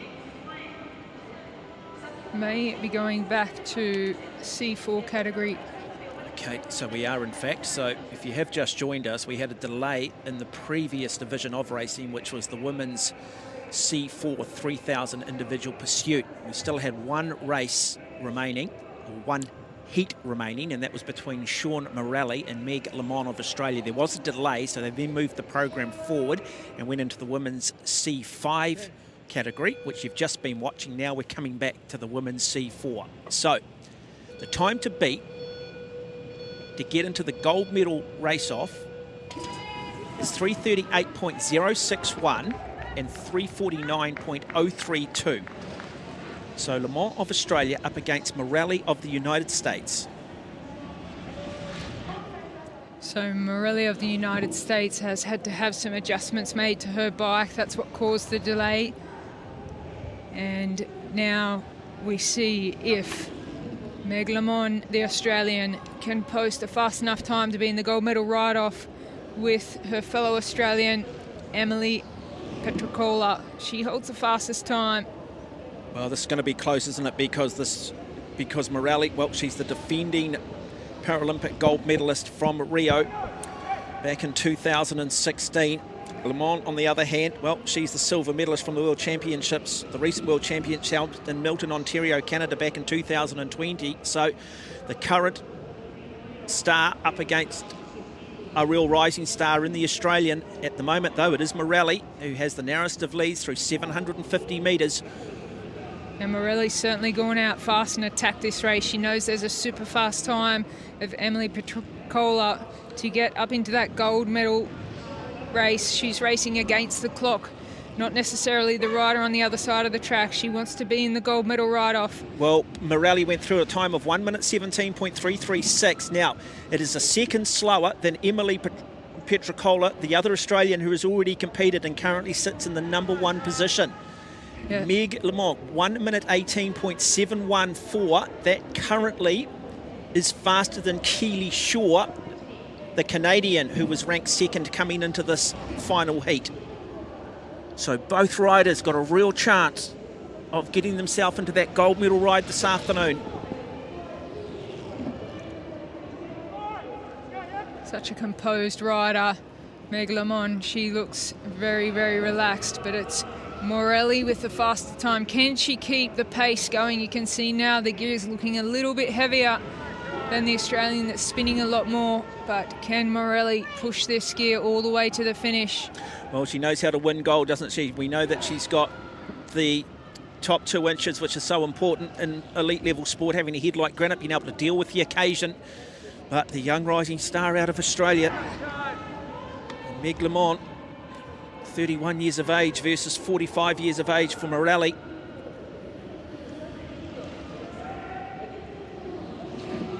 And going through 2,000 metres, Sean Morelli went through a time of 2:30.965, so faster than Keely Shaw of Canada, but considerably slower than Emily Petricola. Yeah, it'll be good vibes for Petricola sitting in the middle of the track, looking at these times, knowing that there's a good chance she'll be riding for gold. And can Morelli keep up the pace to try and slip into silver? She certainly went out very fast. Well, she's starting to suffer now. You could see the grimace on the face, but that's also backed up by a lot more head movement now than what we saw early on. Really look at that, just fighting that. Got to make sure she keeps that head in that same position. Doesn't want to drop the head and create a bit of a handbrake with that pointy aero helmet. She'll get the bell lap. Very good individual pursuit developing between the United States and Australia, but it is still Morelli at the moment, is it? Oh, she's got to bring this home to stay if she wants to race for the gold medal. Well, she has to beat the time here of 3:49.032 to race for gold, and she will qualify in a time of 3:46.842, and that will be enough for Sean Morelli to go through to the gold medal ride-off against Emily Petricola of Australia. And then it will be Keely Shaw of Canada who will race Meg Lamont of Australia for the bronze medal. Lamont finishing in a time of 3:49.043, just a tenth of a second slower than Keely Shaw of Canada. I tell you what, both medal races should be compelling viewing. Yeah, we're going to see some exciting finals, and that's what I love about track cycling. And the format here is that we get to see from the qualifying through to the gold medal ride and the bronze medal ride all in the one day. So these riders will have to back up. It'll all be about recovery now. From the moment Morelli will already know she's in the gold medal ride up against Petricola, who is significantly faster, as we see the replay here. Such a beautiful style on the Australian. Meg Lamont, Morelli being the more powerful, bigger build.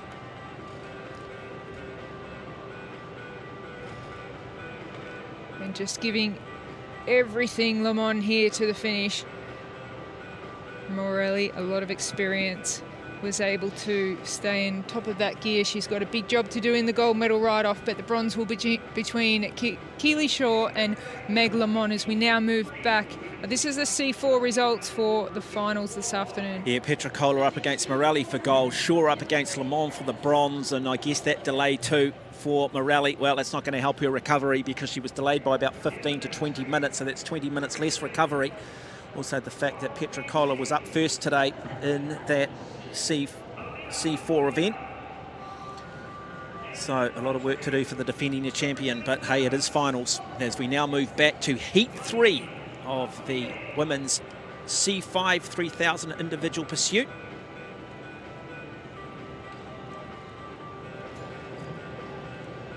And it will be Marie Patouet of France up against Elena Punina of RPC.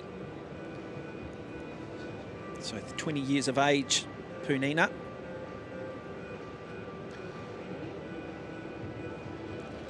She's had 2 fourths at the World Championships in 2019, 2020 in the 500 metre time trial. So we know she's explosive. Does she have the ability over 3,000 metres? On the other hand, Patouet, well, she is not dissimilar She is probably more of a specialist also over the shorter distance of 500 metres, so this should be an intriguing encounter. The time at the moment to go through to the medal qualification rounds is 4:43.704. That was set by Montenegro Batista of Brazil in the previous heat.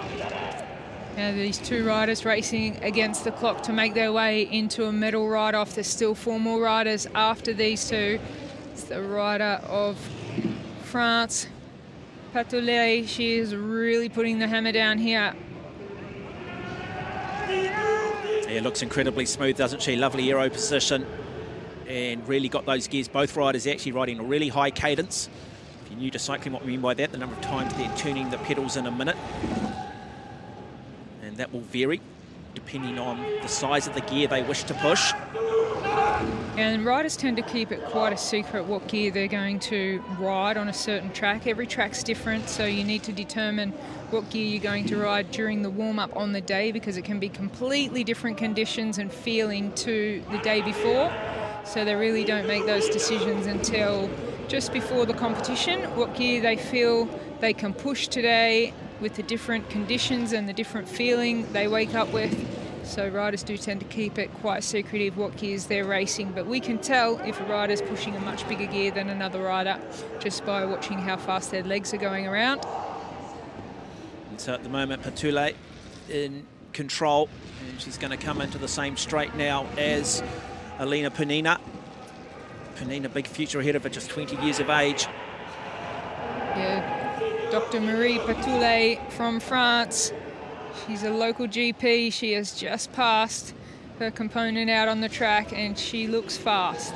Yeah, she looks very good, doesn't she? Very, very smooth indeed. So that time, as we mentioned, is 4:43.704 through the 1,000 metres. She was the fastest through the 1,000 metres of 3 competitors that have gone before her. So on the track at the moment, she is the #1 ranked rider. She'll be getting those positive vibes from a coach on the inside of the track, letting her know that she's on at the fastest time so far. And you can hear that yelling and screaming. That's because riders with these aero helmets, they cannot hear very well when they're zooming past their coach. So there's a lot of loud noises. They don't want to look up and lift their head and lose their aerodynamics. So they do rely very much on getting a signal from the coach. So Patoulet comes in a time of 2:25.981 through 2,000 metres, so she is comfortably ahead of the other 3 competitors that have finished, so clearly in the #1 position at the moment. Yeah, Pennina, at the same time, through 2,000 metres, is the 2nd fastest overall. Yeah, the rider from France, Patoulet, she's absolutely flying, but the rider in 2nd position on the track at the moment as well. The Russian rider will be hoping to make it into the top 4, so they're just racing against the clock. And bell lap for Patoulet of France. She's giving it everything in this final lap. You can see she's just squeezing every last little bit of power and speed she's got out of that bike. Well, she's got some absolutely huge names in the sport still to come, and so she'll want to put a marker down and maybe ask a few questions of the rest of this field. So 3:38.088, comfortably the fastest by 29.738 seconds. And now it'll be interesting to see what Elina Pennina can do here. Where does this rank her this time? She'll cross the line now. No, she's still got that 150 metres left to ride. So that time to beat is 4:07.826, and she'll comfortably be inside of that. So she at the moment is in 2nd place on the rankings. However, there are still 4 riders to come, including the great Dame Sarah Story of Great Britain, who will be in the 5th and final heat. But up next, it'll be heat 4 as we have a look at the very impressive French rider, Maria Patoulet of France, 33 years of age. And she has absolutely left everything out on the track today, and it's what it's all about. You can do all the preparation in the world, but it comes down to being able to release that power and sustain the power and speed throughout the distance of 3,000 metres. And she's been able to do that quite well today, posting a very fast time to take the leaderboard. And Pennina, she will sit 2nd at the moment. So the two fastest riders we've seen in the C5 division, with 4 riders left to race. And the times are quite close, so we'll see interesting gold medal and bronze medal races a little bit later on. And so there we go, just looking at those rankings at the moment. If we were to race for the gold, it would be France versus RPC. And if things would stay the same, it would then be the bronze medal between Colombia and the Netherlands. But you've got a sneaking feeling with the 4 athletes still to come, that order is going to change somewhat. As we now look at the 2 athletes starting in Heat 4, Crystal Lane Wright of Great Britain, 35-year-old, and a silver medalist in this event back in 2016 in Rio.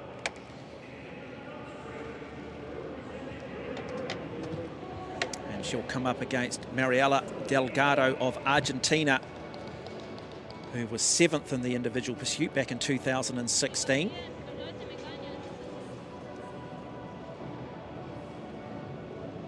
Got a very good road program as well, so we know she's strong. We know she's got the mileage, the Argentinian rider Delgado, but can she get the job done against one of Great Britain's established track riders in Crystal Lane Wright? Heat 4 of the women's C5 3,000 metres individual pursuit. And, okay, just slipped a pedal there, pulled a pedal Delgado. Yeah, there'll be a restart for that event. So it's just about staying relaxed and composed.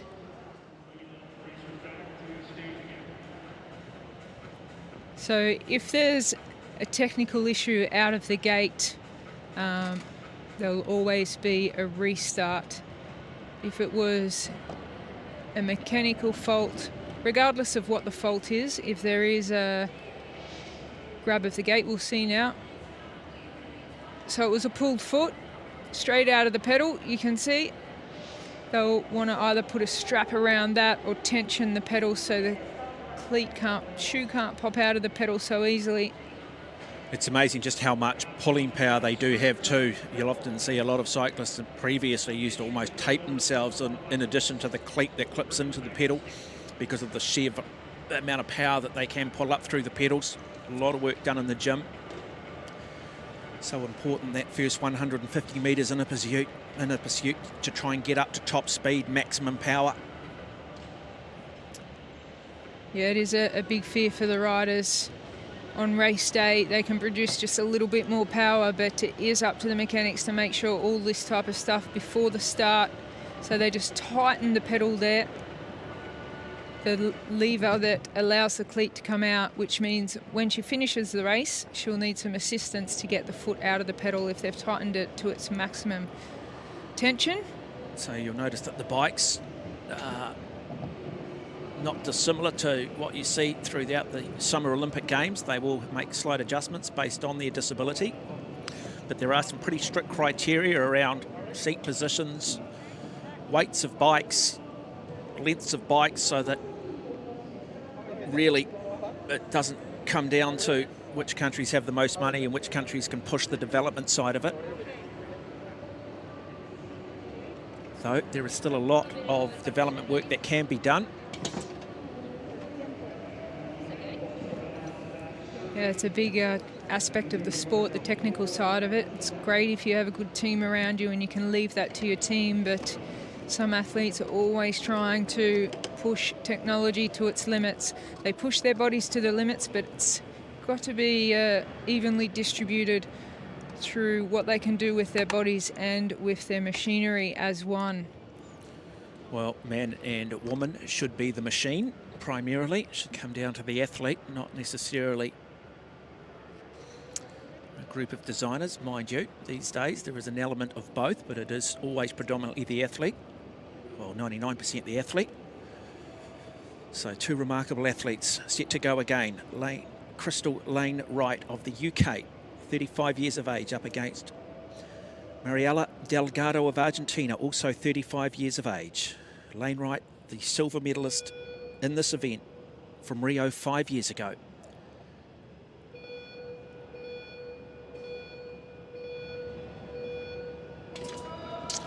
This time, good clean start coming from Delgado. Lane Wright, though, Both riders looking fairly even through this first 100 metres. Normally take them about a lap before they really do just settle down onto their machines and get into that aero position, into that aero tuck position. And immediately Lane Wright showing why she did win silver 5 years ago, looking very, very smooth through the first 250 metres. Well, Crystal Lane Wright, she'll definitely want to go one better here at Tokyo. We saw an absolute smooth transition out of her left handlebar. She had to have a hand strapped in, but so perfectly positioned now in the aerodynamic position. This is going to be a pretty close race. I think Delgado's now just getting into her rhythm. Yeah, interesting to see Delgado there with her hair just sort of out there on her back, and that will just be creating a little bit of drag, and people might be going, oh, that's ridiculous, but we are talking 1/100th of a second. That can be the difference. Yeah, there's so much that goes into the materials and fabrics that they use on their skin suit and the aerodynamics of their bikes and helmets, that you don't want to leave any drag out there. Well, Lane Wright now has got right and well and truly into her work. We saw a very good start coming from Delgado, but maybe just starting, went out perhaps just a little bit too hard, because she's lost a couple of seconds through that first 1,000 metres after it being fairly even through the first 500 metres. Yeah, Crystal Lane Wright, she's got an equal split after 1,000 metres as the fastest time posted by the French woman of Marie Patolet. So it's very, very close here. Crystal Lane Wright, she'll want to post the fastest time to try and get into that gold medal ride-off, and she is on track at the moment. Well, she's in the same straight now as the Argentinian rider, Mariela Delgado. She's going to need to want to make this as smooth as she can in terms of taking over. She's done a wonderful job too, just put the power down. That hasn't disrupted her at all, so this is a good ride coming from Lane Wright. Yeah, that was an absolute perfect pass by Crystal Lane Wright. She had everything right. She certainly just zoomed past. Nothing lost there for the rider of Great Britain. She is powering along. Fastest time at the second split, so she could go to the top of the leaderboard if she can hold on the last kilometre. It's looking good for the rider from Great Britain.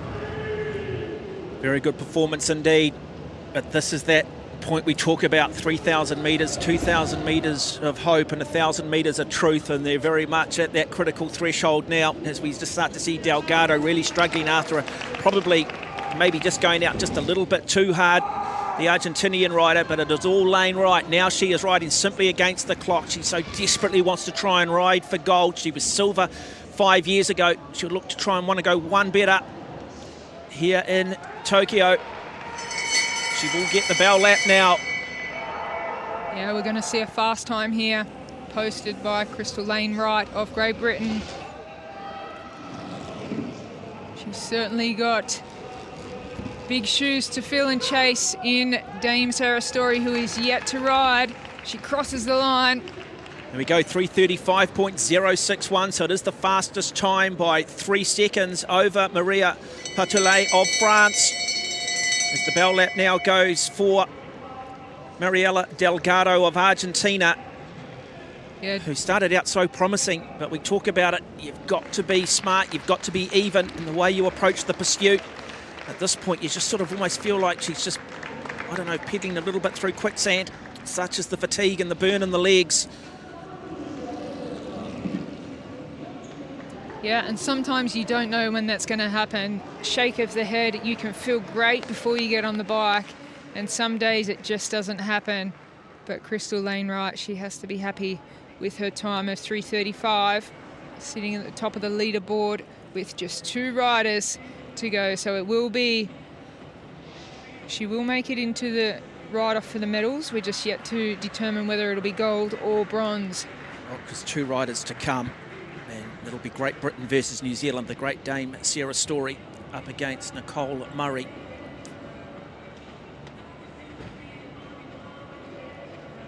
Well, beautiful pass there by Crystal Lane Wright.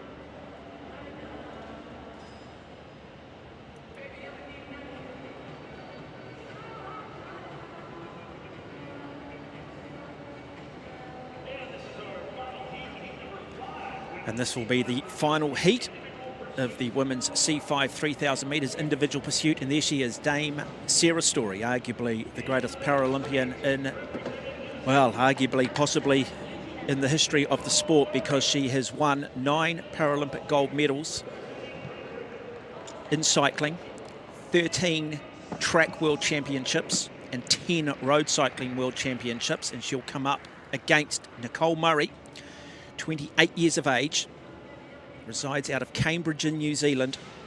Murray, well, she won a silver medal at the World Track Championships in this event in Rio back in 2018, third at the most recent World Championships in Milton, Ontario, Canada, back in 2020.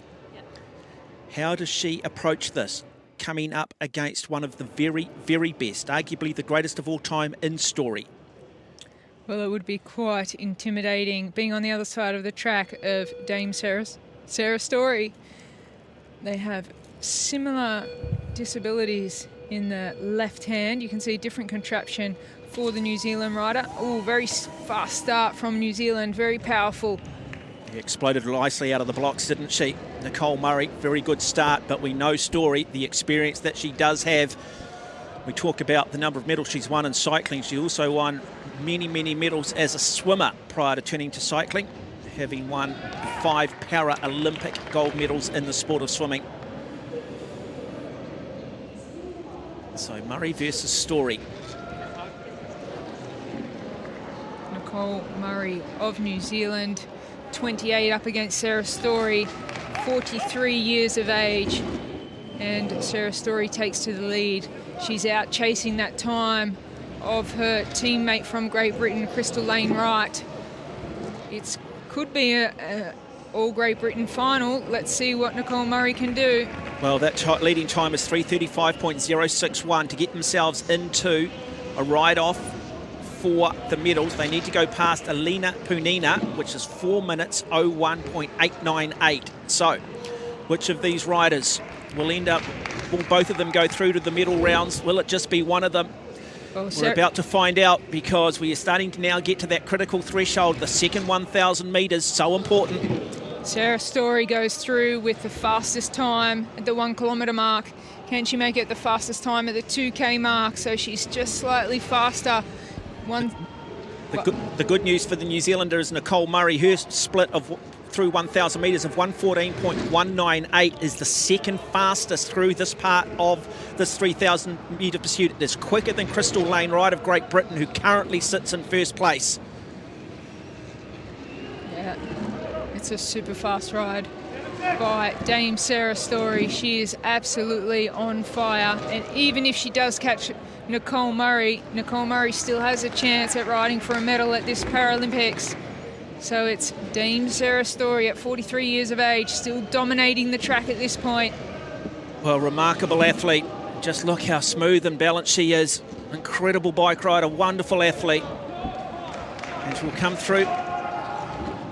And we'll have a look at that time through 2,000 metres. So 2:18.893. So comfortably ahead.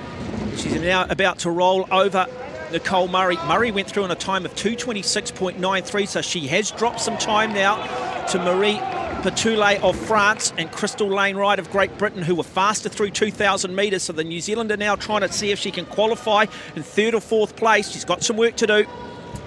Well, she's got Sarah Dame Storey in front of her, but that could really put her off as well. It's something to chase and just try and keep in contact with, but Sarah Dame Storey is on an absolute flyer here in Tokyo. She's on a fast time.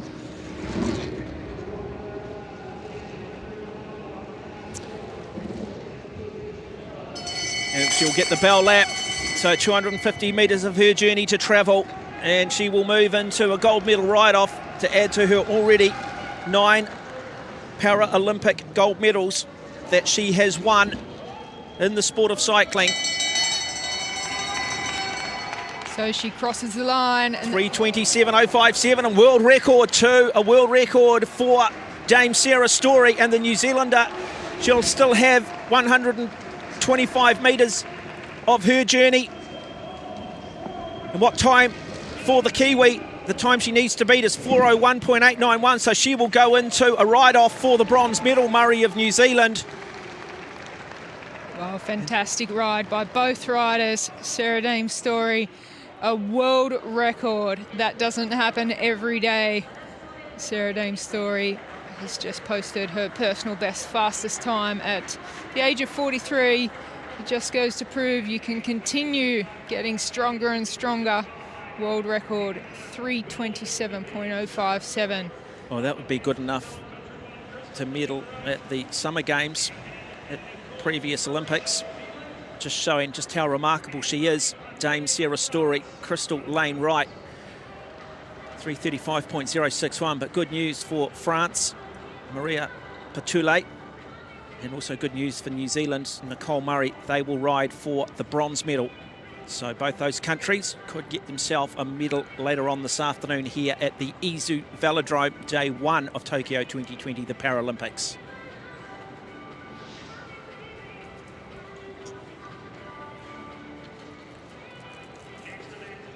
So the bronze medal ride-off, there we go.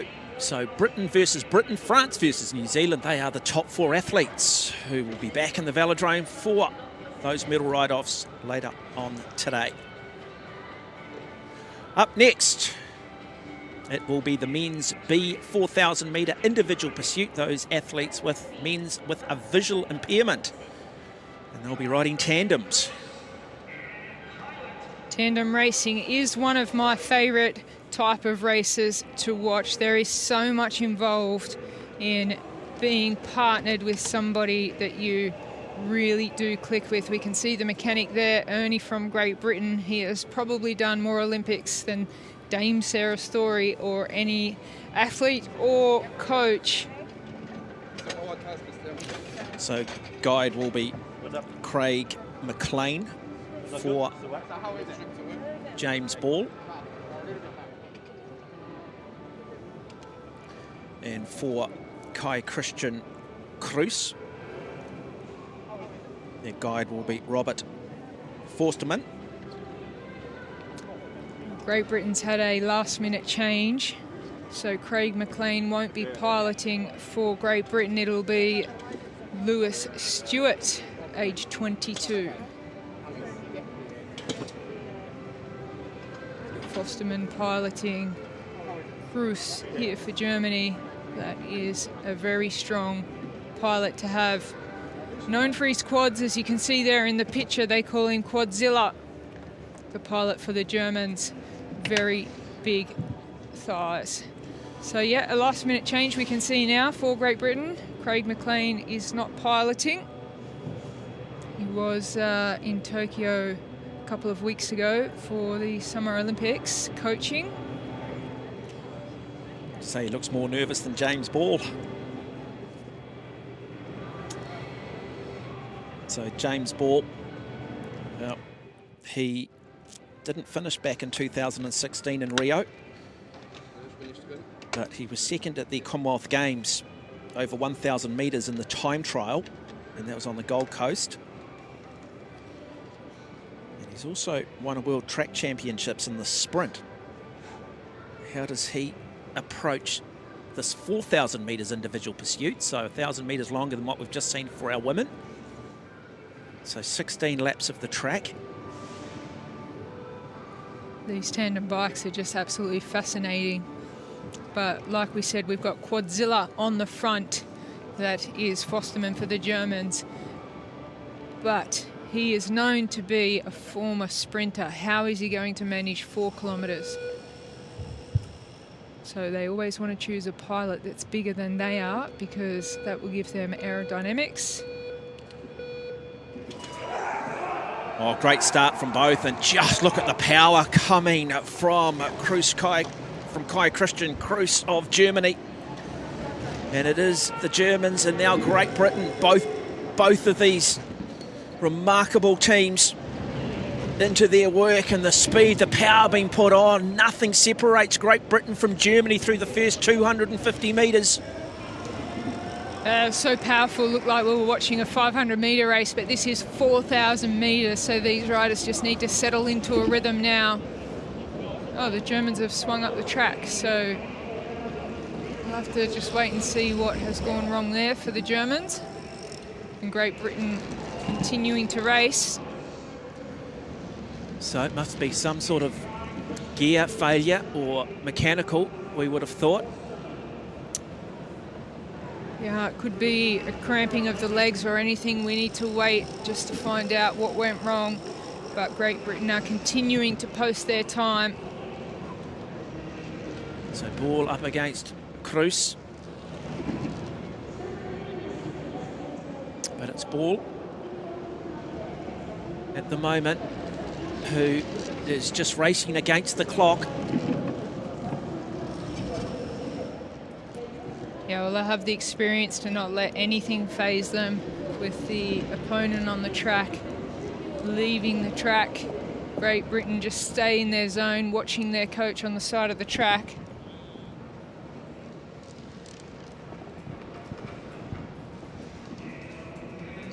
And they went through the 1,000 metres in 1:10.119 for James Ball.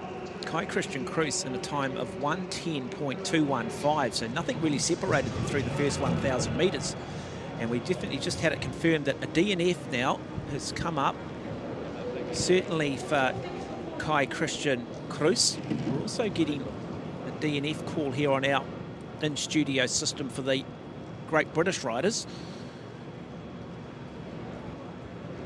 Yeah, a little bit of confusion there, because if the Germans actually had a mechanical issue, they would have stopped Great Britain directly and had a restart. But that's why I thought maybe the withdrawal of Germany was more due to a physical issue than a mechanical issue. But confusing for Great Britain, not knowing whether to give 100% and ride for their time. I think they are. I think they're being encouraged by the coach now to lift it. I know, they're telling them to sit up, so they've sat up and they are not finishing their ride. So we might see a replay of that heat a little bit later, but disappointing for Great Britain because they've already used a lot of their energy. You don't underestimate the fast twitch fibre that is used, and which takes a lot of glycogen out of the muscle. It is a lot of energy used just in terms of that explosive start. Can't necessarily see anything at the moment that we can highlight from a mechanical point of view. We might just have a wee listen here.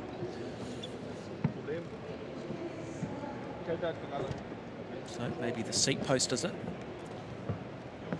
Yeah, it looks like they said that the seat was loose, but not confirmed yet. Great Britain just in warm down mode. They'll have to restart. And most of these athletes at this level would have gone through scenarios like this. What happens if there is a disruption? What happens if for some reason we are delayed? How do you deal with it? And you'll often hear athletes talk about, particularly in warm-up and stuff, or when they're out training on their own, just doing a bit of negative visualization. How do you deal with negative things that do happen? And what is the plan in terms of putting that out of your head and moving on?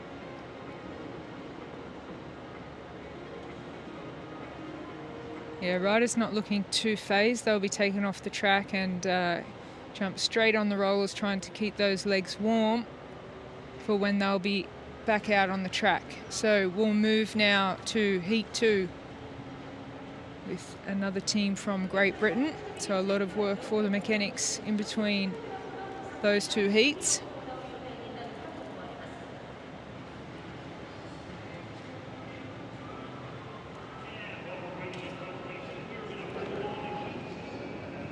Great to have representation from Ghana, because Frederick Assor, 36-year-old.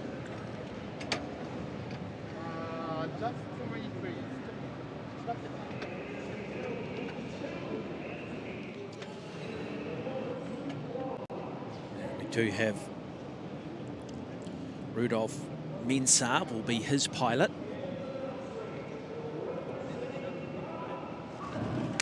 Coming up against Neil Facci of Great Britain.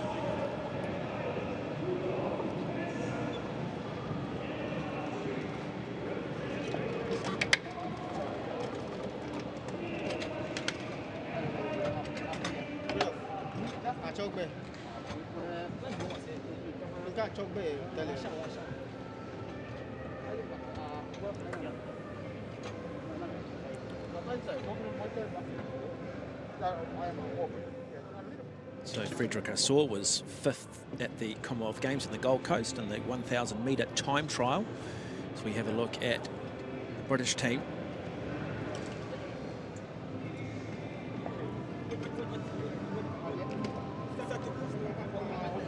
Just making those pedal adjustments just so that they can have that on the angle that's going to allow them to press down best. Those first pedal strokes, so important in terms of setting it up early.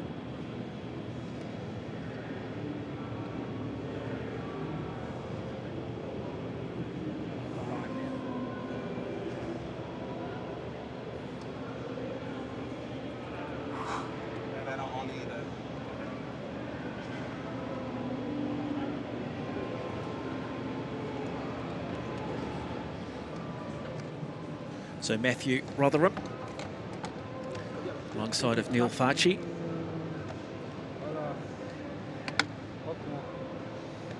Will be the team representing Great Britain.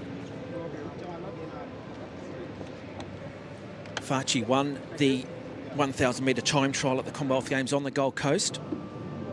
He's also won the 1,000 metre time trial at the World Championships in Milton, Ontario in Canada.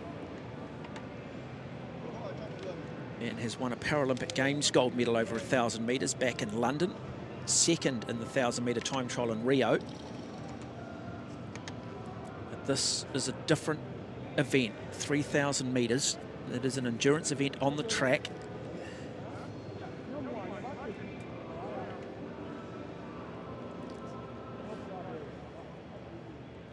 .4,000 metres, my apologies. We've just had the 3,000 metres for the women, so of course 4,000 metres for the men, 16 laps, not 12.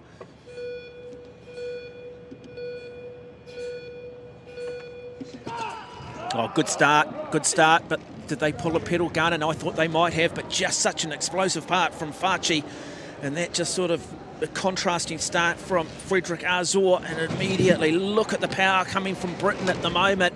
Good job being done on the front by Lewis Stewart, by Matthew Rotherham. Yeah, Rotherham and Farchi, they look very good. They've already passed Ghana. Great to see Ghana team out there. We saw right from the start they were struggling with how to put the bike in the gate and get their feet clipped in and ready to go. But we might see them lapped quite a few times from the team of Great Britain.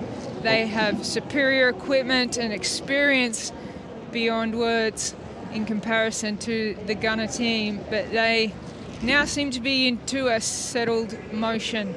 They've got their driving chain on the left. We'll explain a bit about that later, but Great Britain, they look fast. Yeah, look how aerodynamic they are. Farchi there just sitting nicely at the back, just tucked in behind Matthew Rotherham, making sure they don't lose anything in regards to aerodynamics.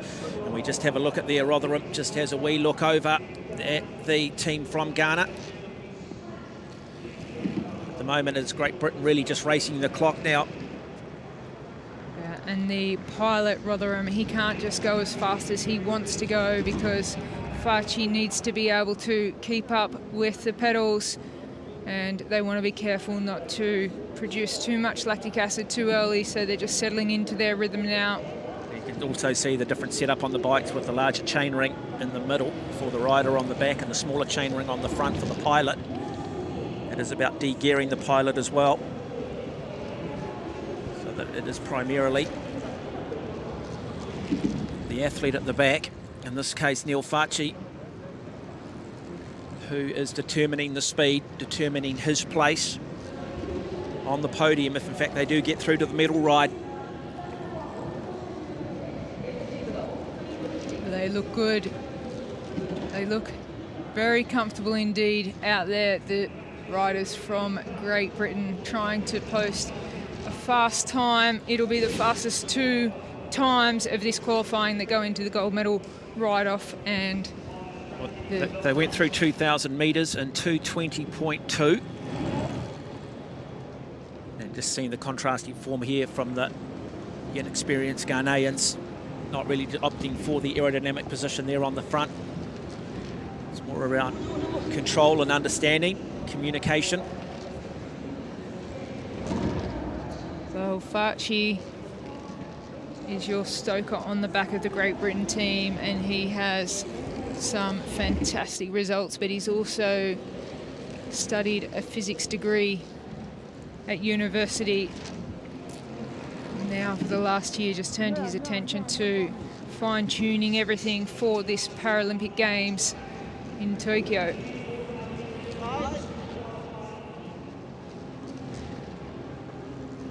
So it's Great Britain in control, but it's about the clock. And they don't have the benefit of having seen James Ball or Kai Christian Kruse of Germany, who are actually the heat prior to them, putting a number on the board, because that, we believe, will be re-raced at some point. And so this team will be the first team to officially put a number on the board for every other team to chase. Went through 3,000 metres in 3:31.748. We can see the team of Ghana, they're riding both double discs and a little bit too nervous to get into the aero position, as we see from the Great Britain team. So beautiful sounds there from the disc wheels on the boards. Well, Neil Farchi in complete control.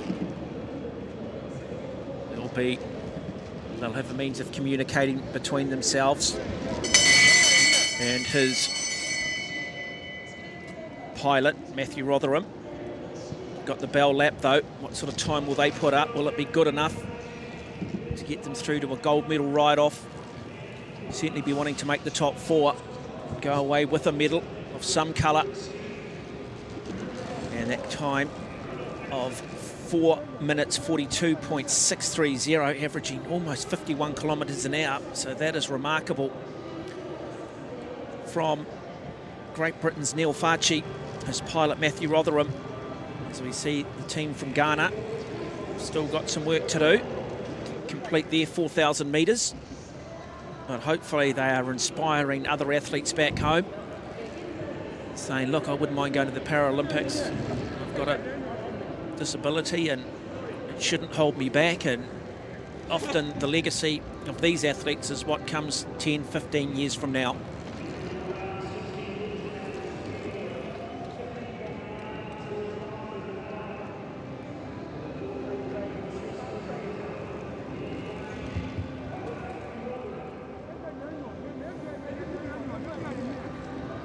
The coach on the inside of the track just giving them some encouragement to get to the finish now.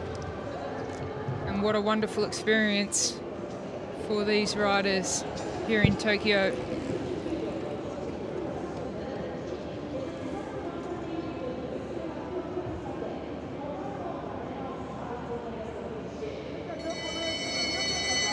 So they will now get that bell lap, and I think there'll be a sense of relief from both riders here. This will be hurting, it'll be hurting a lot. It'll be nice to put a number on the board, and whatever happens, they'll always be Paralympians. Well, they're getting encouragement from the team of Great Britain on the inside of the track when they went past. Very inspiring as they throw for the line and post the second fastest time at the moment as the first two teams to post times out on the track.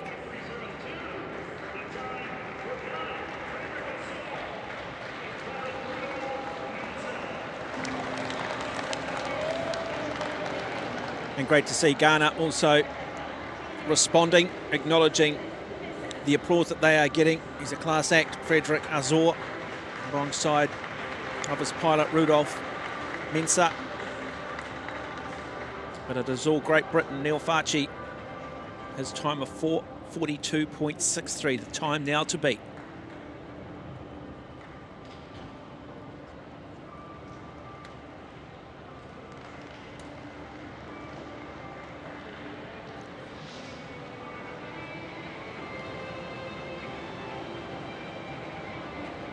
See that chain just slipping there almost at times, just that gear, just such as the power being put down. A super powerful start from Great British team.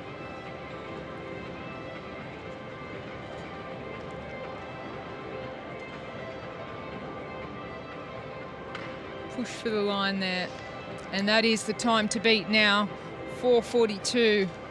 Fachi will post for Great Britain. And next up, it'll be Singapore, Tiwi Leong up against Robert Oselka of Hungary. And Wee Leong T. His pilot will be Ki Meng.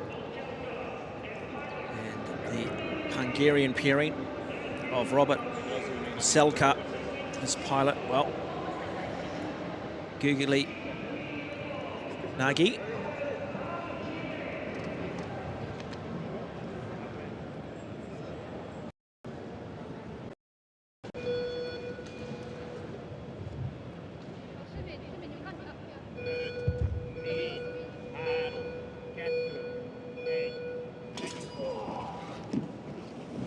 Good start coming from Singapore, probably got the best of the starts.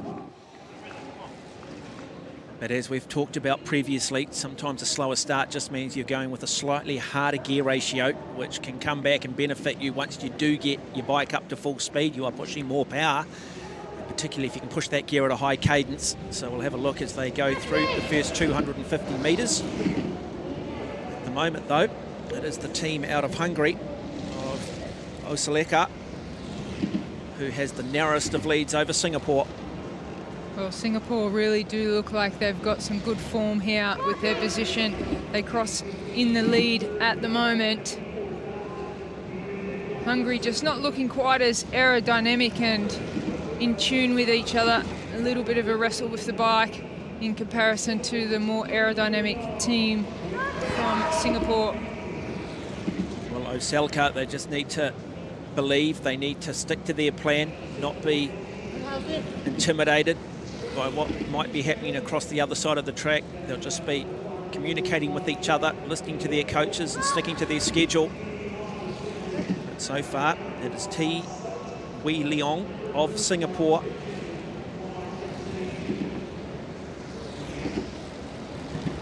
They came through that 1,000 metres in a time of 1:13.641, so considerably slower than that of Neil Fachi. And Oselka, well, around about 2 seconds further back, over 2 seconds down on Wee Leong T.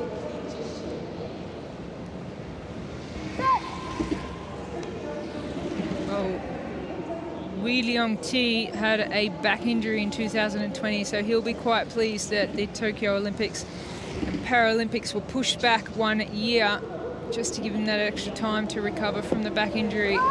A lot of back power is required for tandem racing and also for all para-cycling sports. A lot of stress on the lower back, so Singapore's Wee Leong T is 40 years old, coming back from a back injury.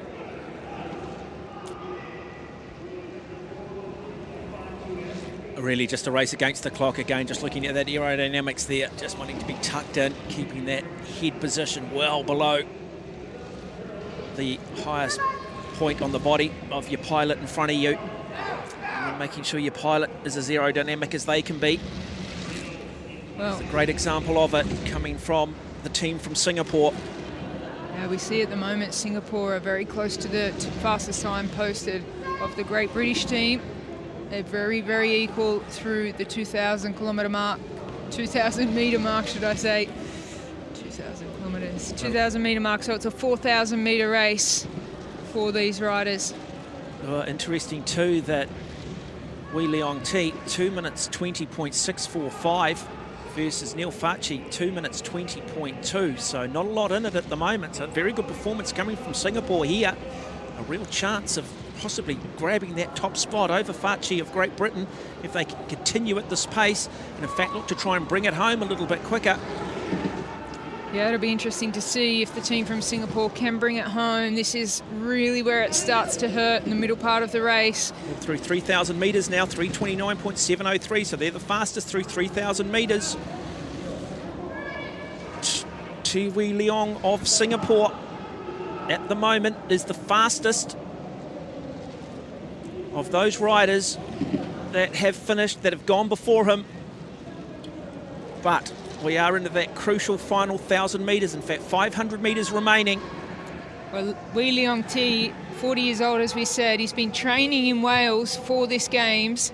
So he has really hit his straps at the right time. Should also mention Robert Oselka here of Hungary, not too far off that time set by Neil Facci as well, through 3,000 metres. So they're on their bow lap. Will be this the fastest time so far for Leong Tiwi. Coming into the finish line, everything they've got in a throw for the line. Yes, they have gone fastest. So it's the team of Singapore that posts the fastest time in this competition over 4,000 metres, and it is Hungary that posts the second fastest time. So well-matched race there. And they go to Singapore and Hungary to the first and second fastest times, and pushes Neil Facci from Great Britain down into the third fastest. And Gunnar obviously sitting in fourth. Oh, outstanding performance for Singapore. Can be incredibly proud of Wee Leong T, as can Hungary of Robert Oselka. Time of 4:42.401 for the Hungarians. It takes so much strength and power in the upper body to get a tandem off the mark. And Singapore and Hungary both did that very well, but it was Singapore throughout the whole race that produced the most power and speed. They are now at the top of the leaderboard, and Hungary in second place. So quite a few competitors still to come in this competition.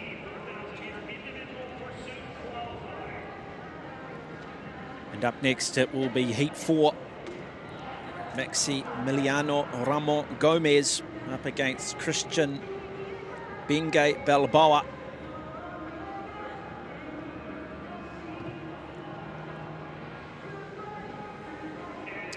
And now they know what times they need to beat. 4:40.453 is the fastest time.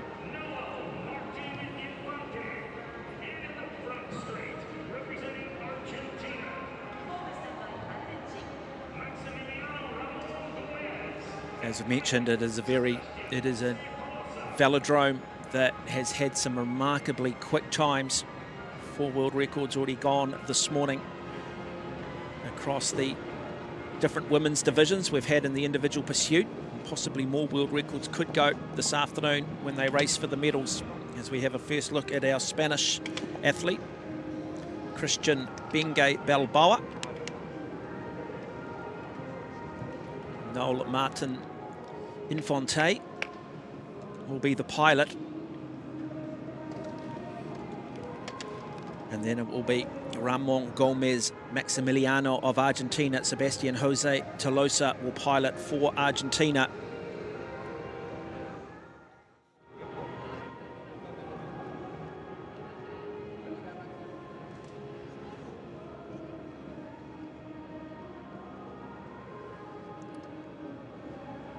So Ramon Gomez Maximiliano.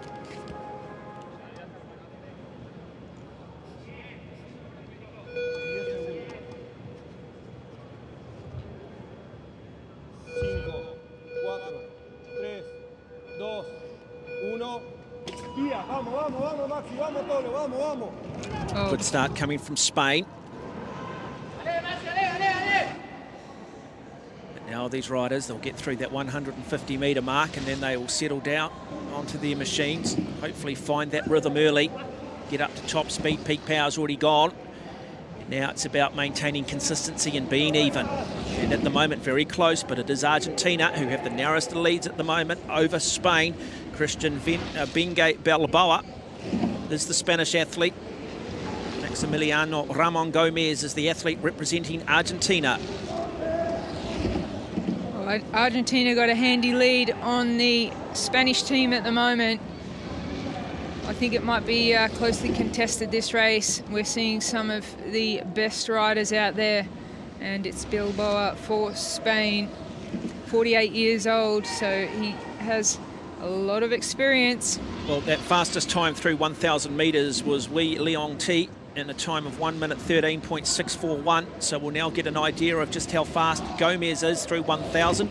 He'll come through in a time of 1:09.874, so comfortably the fastest through 1,000 metres, as is Christian Bengay Balboa in 1:10.1.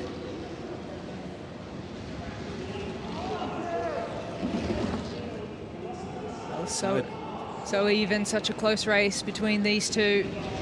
Gomez and Balboa. Gomez of Argentina and Balboa of Spain. Yeah, 1,500 metres, 4,000 metres, 3,000 metres of hope, 1,000 metres of truth. You can fall apart so quickly. But nice job, looking really nice and balanced. Bengay Balboa of Spain.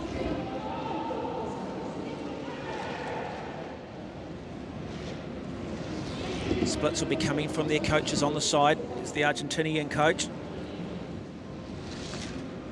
Balboa of Spain, he has the results to his name, Paralympic gold in the road time trial. So it is the Spanish pairing who have had a faster second at 1,000 metres. They went through in a time of 2:11.238 versus the Argentinian Maximiliano Ramon Gomez, who went through in 2:13.213. So it is Spain who have just managed to pick it up through that second 1,000 metres. Yeah, they're looking good, the team of Spain, for posting the fastest time so far.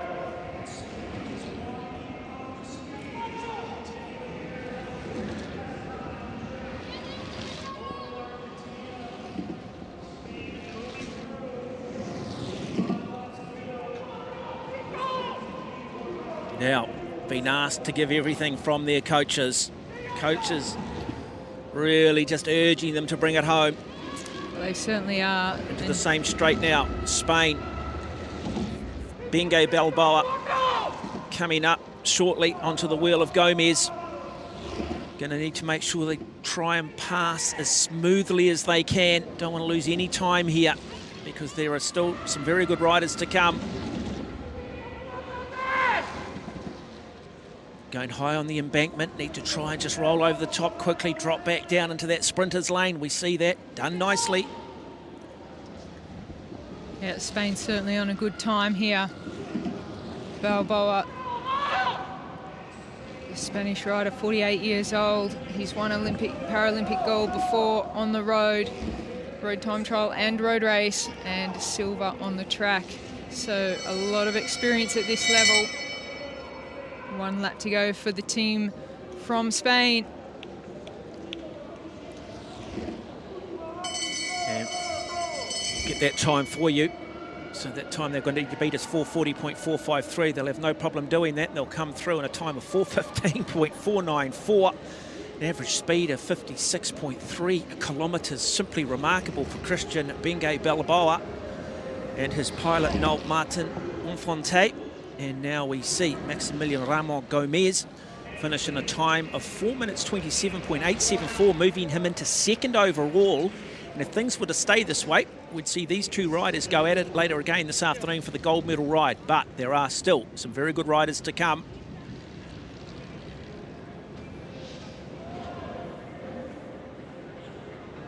Just see them come out of the gates again. Good start for both teams.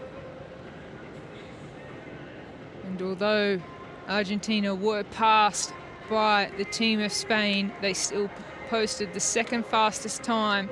That's why it's important to not let it get to you mentally when a team passes, but just to continue on your own race, because you are racing against the clock in the qualifying rounds. So Spain and Argentina go to the top of the leaderboard. Spain in first, Argentina in second. And currently sitting in third place is the team of Singapore that had a very impressive ride. As we now move in to the next heat, these are the current standings. Yeah, very good ride still coming from Wee Leong T from Singapore. Really, really good performance.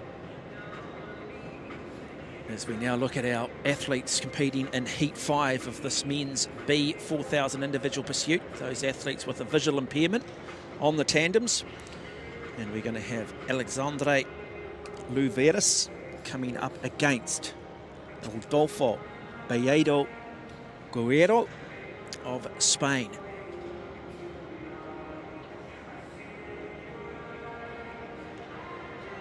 So Alexandra Louveras,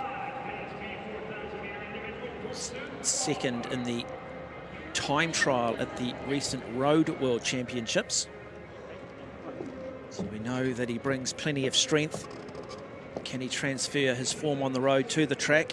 As we now have a look at Rodolfo Belledo Guerrero of Spain, who finished fourth in this event at the World Championships in 2018 in Rio. And his nickname, he calls himself the Flying Fat Man. That might be a bit tough on him, but that's his name that he's given himself. And he says it's because he's strong. There you go.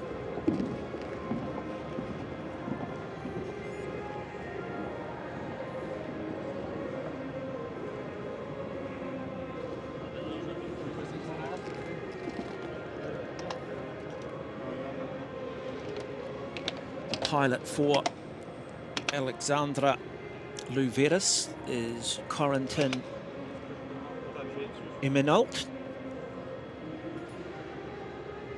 25 years of age. Louveras just 21 years of age. And then the contrasting difference in experience across the other side of the track with Rodolfo Belledo Guerrero being 38 years of age, and his pilot, Eloy Terrell Rovera, also being 38 years of age. So youthful exuberance against experience. Which of these two teams will come out on top? Time to beat is 4 minutes 15.494 to go to number one in the rankings. So both teams off to a very stable and strong start.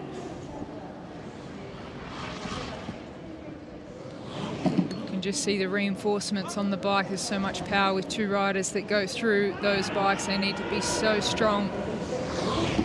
Yeah, don't want to have any flex in what they call the bottom bracket, where the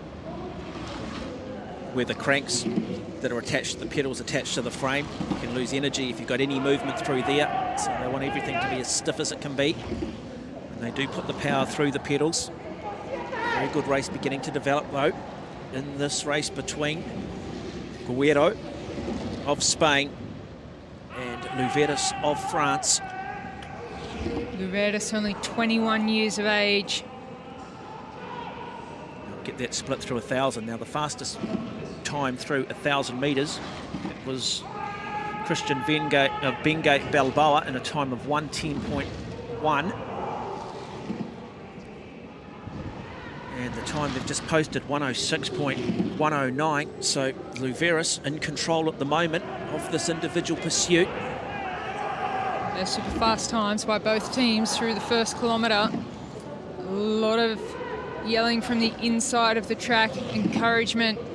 It's all or nothing here in the qualifying. They have to post the fastest or the second fastest time to have a chance to race for the gold medal. So they go out in the qualifying to try and post the absolute fastest time possible.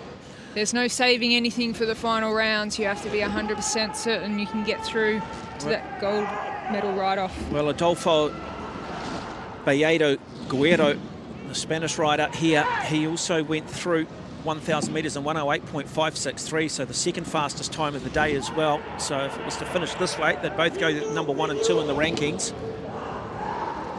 Remember, it's the top 4 fastest times. The top 2 fastest will ride for gold. The 3rd and 4th fastest, well, they'll ride for the bronze medal. As we just have a look at the aerodynamics coming into play here from Louveras, just wanting to make sure he gets nice and tucked in, sit there on Corentin Eminault, his pilot, the 25-year-old. Both of them seem to have a really good understanding, great cohesion. Yeah, so important in tandem riding to be as one with your partner. More hours spent on the track, on the tandem bike, just to get used to each other's body language and being able to feel like one on the bike. Louveras, 21, he started in athletics when he was 15 and switched over into cycling in 2018. Well, Louveras now in the same straight as Adolfo Belledo Guerrero, but Guerrero knows this is also a time trial as much as it is a race, and he'll be aware of the fact that it's about having one of the 4 fastest times if he wants to race for a medal. So whatever happens here, it's about concentration, it's about maintaining the form. And we saw Luveris go through 3,000 metres in a time of 3:03.815, which is, well, 10 seconds quicker than Christian Benge Balboa, who was sitting in first place prior to the start of this particular heat.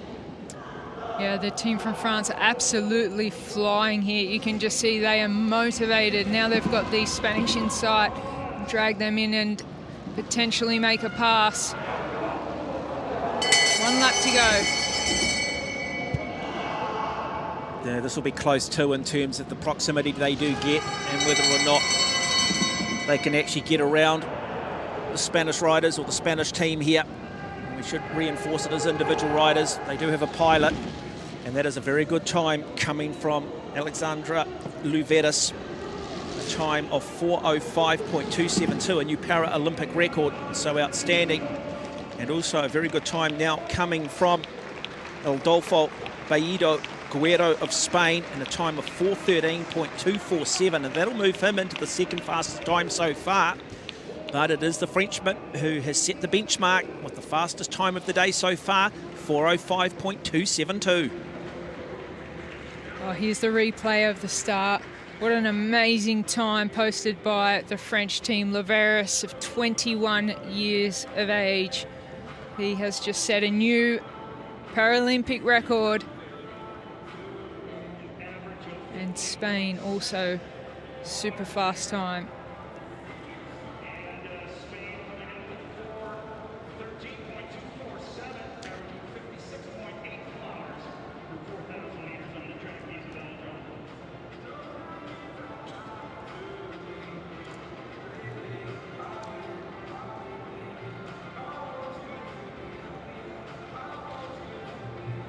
It's an absolutely wonderful venue, like so many of the venues that have been established or built or reworked for Tokyo 2020 and of course Tokyo 2020, the Paralympics, day 1.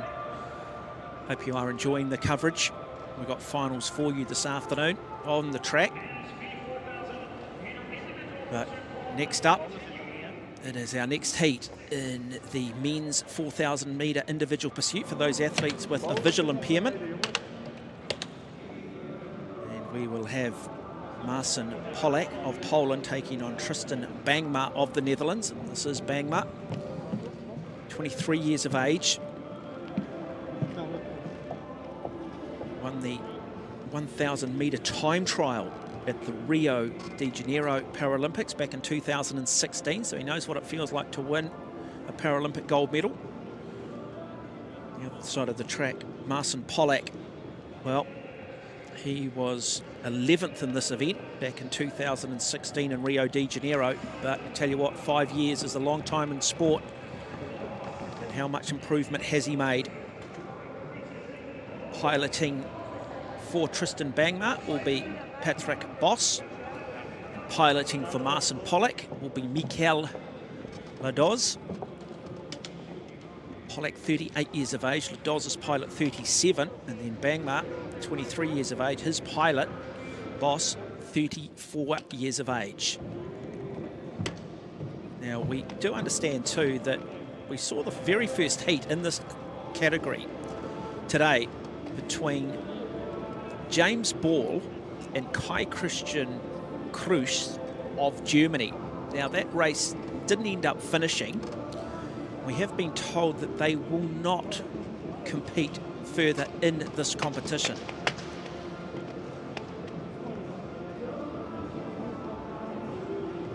So James Ball, Kai Christian Krusch did not finish, and we have been told they will not compete in this men's B 4,000 metre individual pursuit qualifying. We thought they might have a re-race, but that is not the case.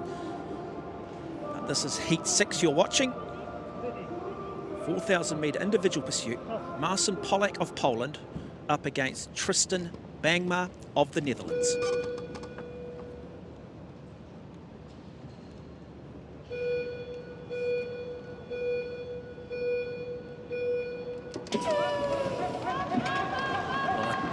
power that goes through the bodies of both of these teams of riders. Simply remarkable, extraordinary amount of power. And they'll hit peak power very shortly, then they'll settle back down on their machines.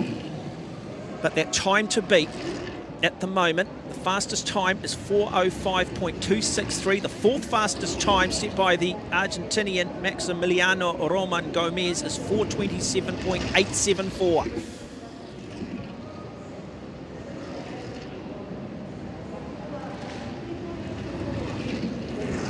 No doubt we're going to see a very fast ride from the Dutch here. And Bagma being the stoker on the back and Boss on the front as the pilot. They have very big ambitions here in Tokyo. Got off to a flying start. They look good. They look like they're really, really synced well together, comfortable on the bike, great position. Yeah, great gear ratio in terms of the gear that they have chosen to ride from Bangma. They come through that 1,000 metres, and it was Bangma who went through a time of 1:05.530. Now, that is the fastest time of the day so far through 1,000 metres. Pollock went through in a time of 1:06.926, which is the third fastest time so far of the day. So both athletes here in contention of grabbing one of the top two rankings, with only a further two athletes still to ride. So plenty to ride for both Pollock and Bangma.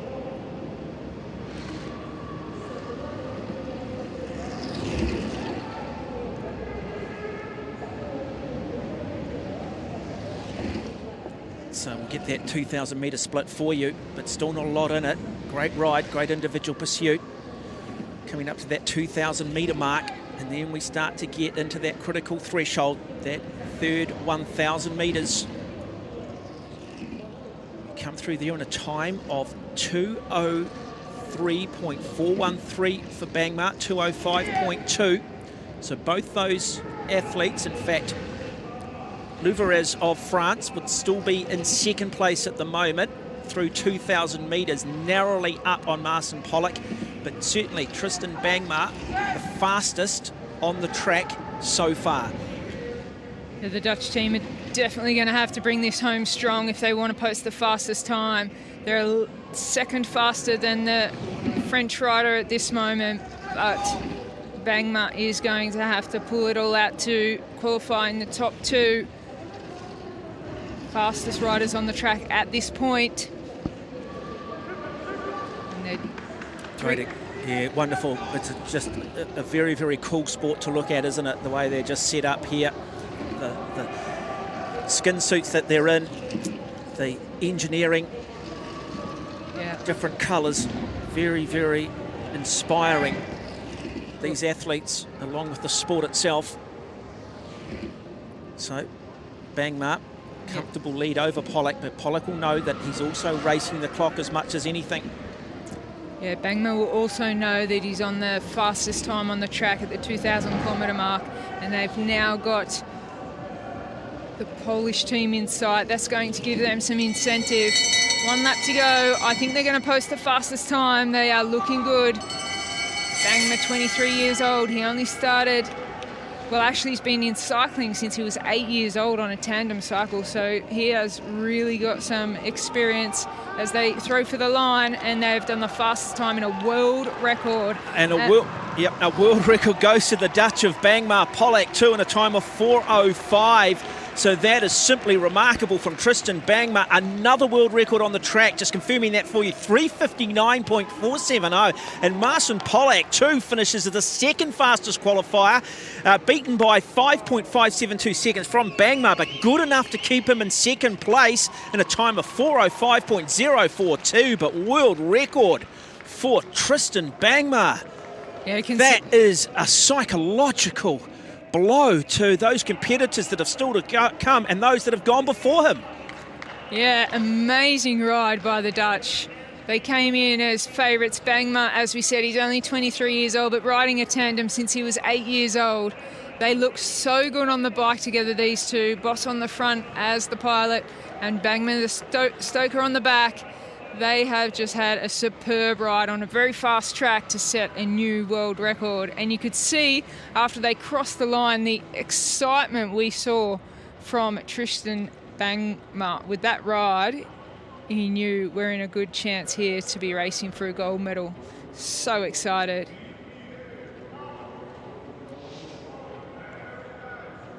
Well deserved ride and time for the Dutch team. There's still 2 more riders to come up. Stephen Bate, and then after that, Vincent Deschamps, 2 fantastic riders. Well, that, according to me, is the 6th world record that we've had on the track today. So we had 3 world records go in the women's C1 to C3. We saw Paige Greco of Australia break the world record in the women's C3 category.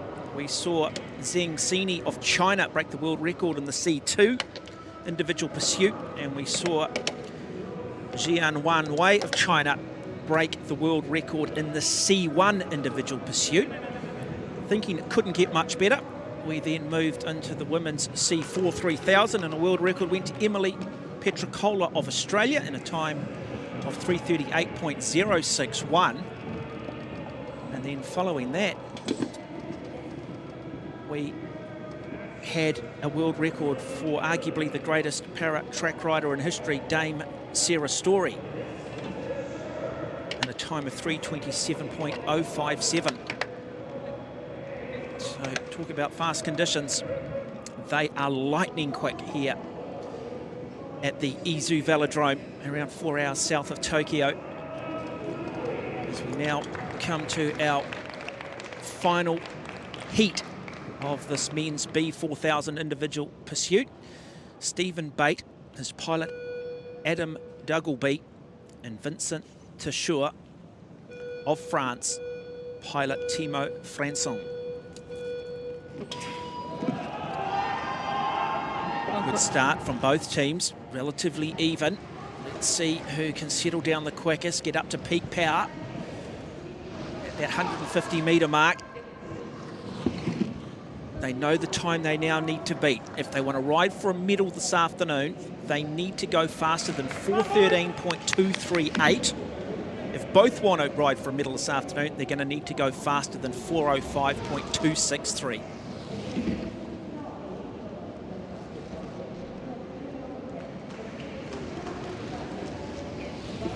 Fairly even, but it is Bate at the moment over to Scudder of the Netherlands. Scudder, 41 years of age. He was second at the Paralympics in Rio de Janeiro back in 2016, so he's got a silver medal to his name.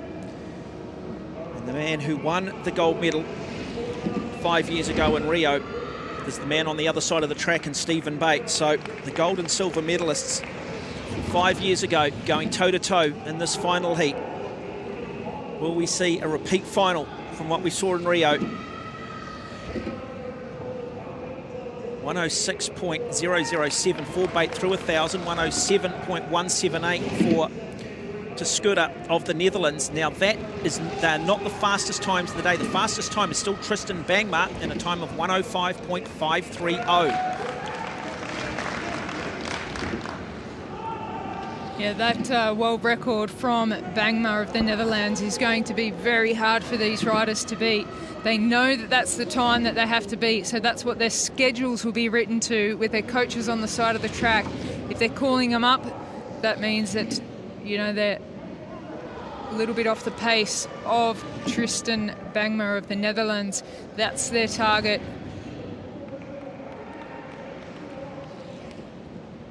We'll have a look here at that 2,000 metre time of 2:03.513. So they're still just down a little bit on Bangma, but only by 1/100th of a second. So there's not a lot in it for Great Britain, for the rider Stephen Bate, the Olympic champion from 5 years ago.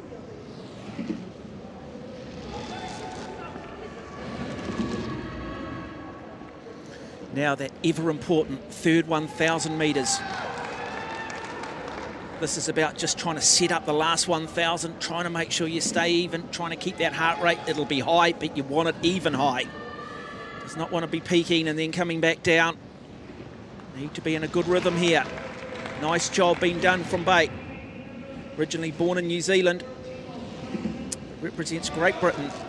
Well, Bate, he is on the same time at the 2,000 metre mark as the fastest time that has been set today. So they are riding to schedule. 302.204 for Bate versus 301.458 of Tristan Bagma. Marcin Pollock went through in 304.287. So Bate at the moment, he should, if he can hold this, will either finish 1 or 2 on the rankings. The question is, what does Vincent de Schuyler do of the Netherlands? Can he challenge for a ride-off for the bronze medal? Well, if Bate can make himself into the first or second fastest time, it's all then about the race against the other rider for the gold medal. Now the hurt does go on. They'll come down, get the bell lap. Stephen Bate, 44 years of age.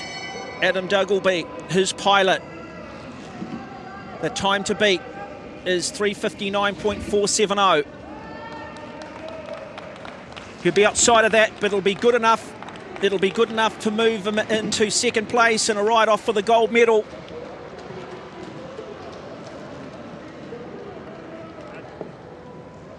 And unfortunately, it won't be enough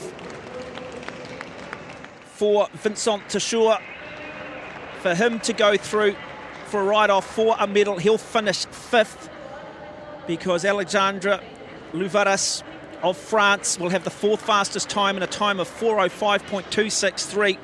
Marcin Pollock of Poland will finish 3rd overall.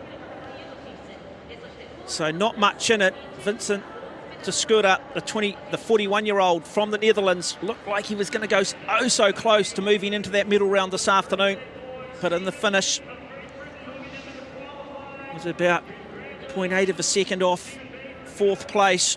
But nobody can deny Tristan Bagma, a new world record, 3:59.470.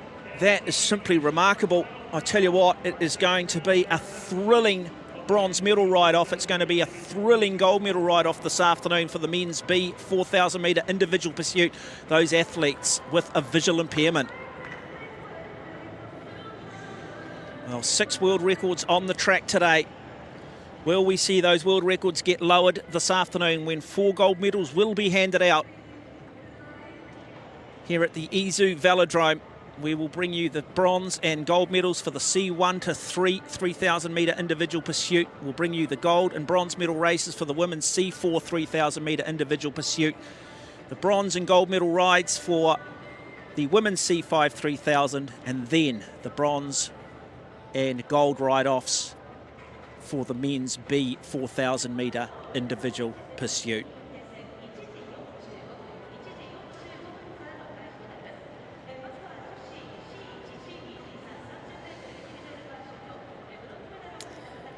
Well, I'll tell you what, it is a super fast velodrome. It just gives you the motivation to want to try track cycling.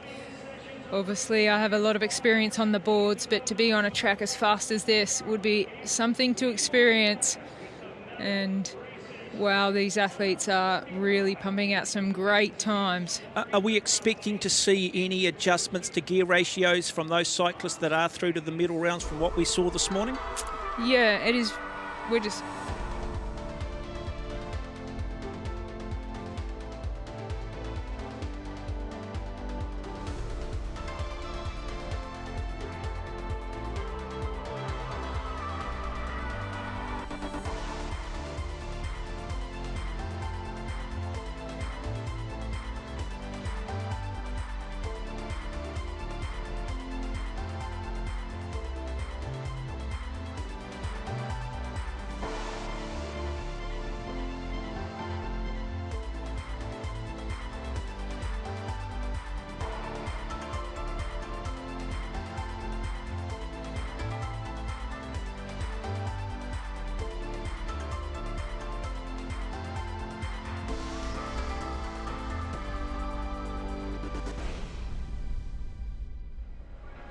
Wonderful images from the Izu Velodrome, and we will bring you 4 finals in the second session this afternoon here in Tokyo as the athletes go through their warm down protocols and any possible adjustments they might make to their bikes for this afternoon's finals. Yeah, there could be a lot of tweaking with tyre pressures and especially gear changes. You see the mechanics constantly working on the bikes. Handlebar positions may not be exactly how the riders want them, and from day to day that changes what an athlete would like their position to be on the bike. So a lot of preparation now for the finals, and those riders just mentally too. This is Ernie from Great Britain, one of the most famous bicycle mechanics in the world. And look at how light those bikes are, how easily he picked up that tandem. Just gives you an idea of the technology as we look at the Canadian athletes. Yeah. Great to have the United Nations represented here at the Paralympics in Tokyo. And hope you have enjoyed that coverage. We will bring you those 4 finals on the second session here on day 1, Tokyo 2020, the Paralympic Games.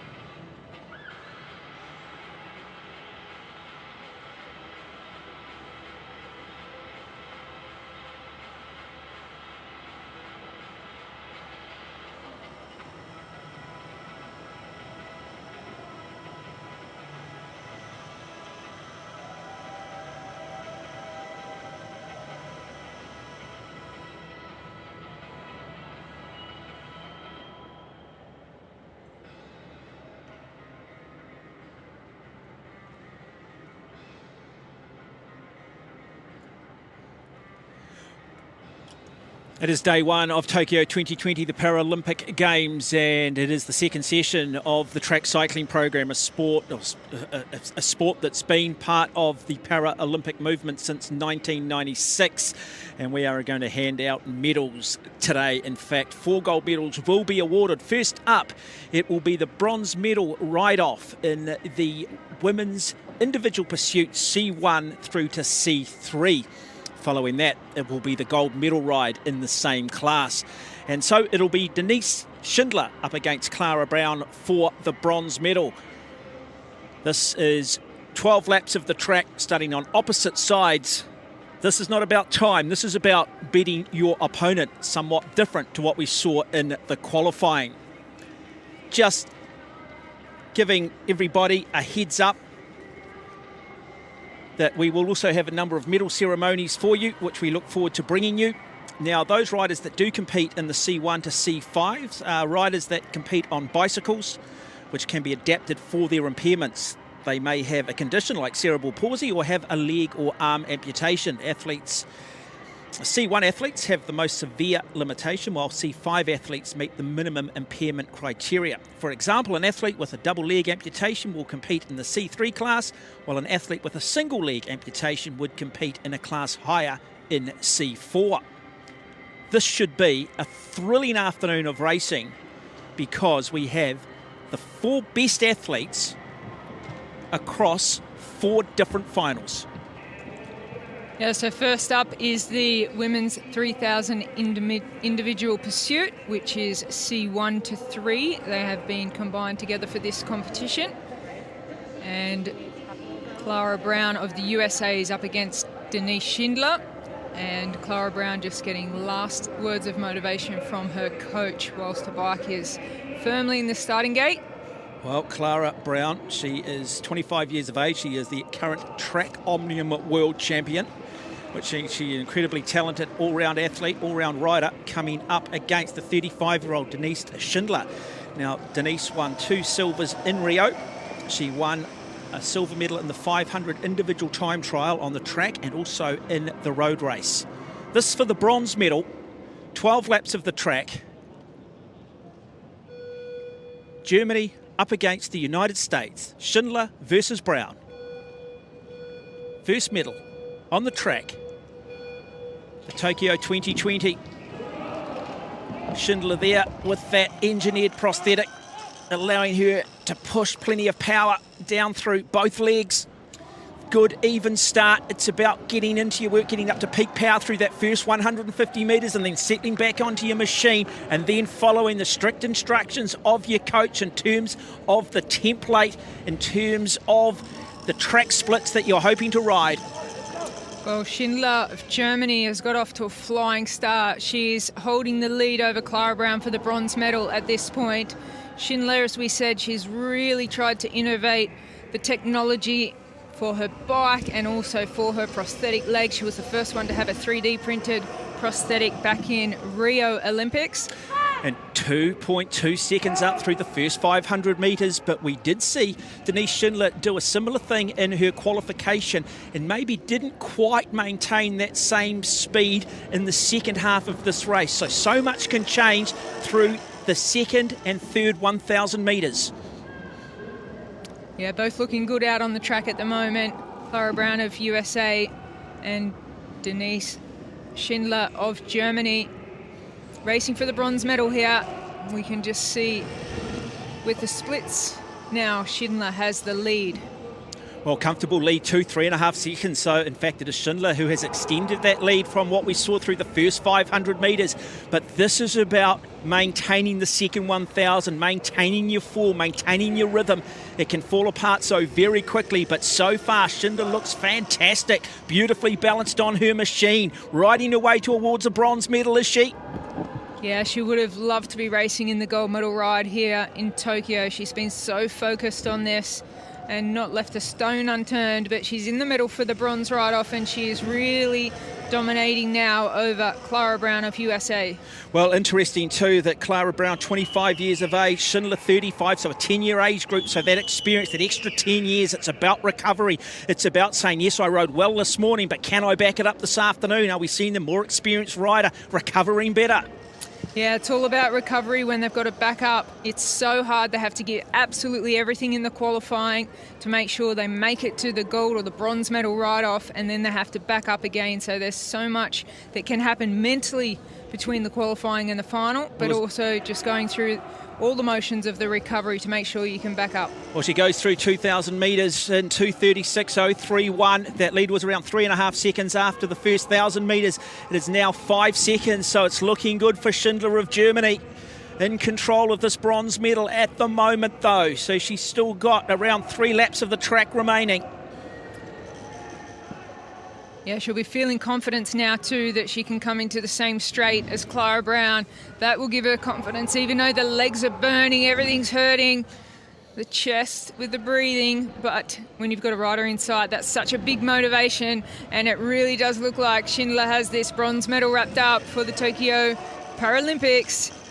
So a very good performance coming for the 35-year-old, born in Schemitz in Germany, resides these days in Oschling, and plenty of experience. She's been a world champion on the road back in 2011. She gets the bell lap, so it is now Denise Schindler of Germany riding her way to a bronze medal here in 2021 in a dominant display over the American Clara Brown. Oh, she certainly does look good. She's digging deep now. All she needs to do is get to that finish line, and the bronze medal is hers.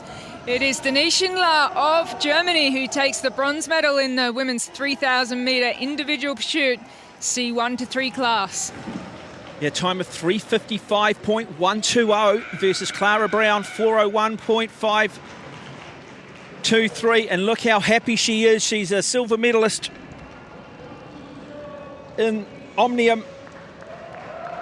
In fact, so this is a step up for her. This is a new event. Maybe doesn't quite have that experience, but she shows that she is in fact world class. Bronze medal to Germany. We see the replay of the start here, and she did just show that strength and power off the start line. She was so composed on the bike, getting instructions from the coach there on the inside.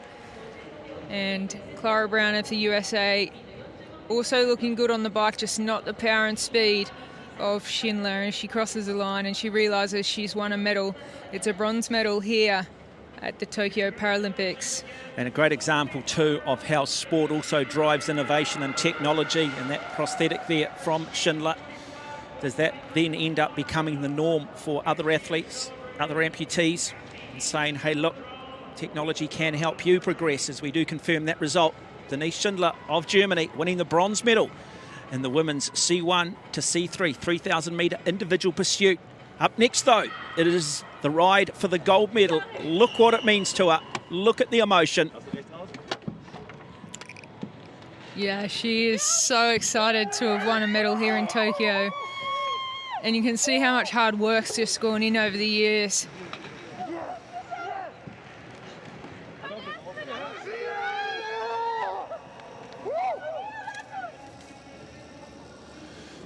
And now the ride for gold. Germany, Australia up against China.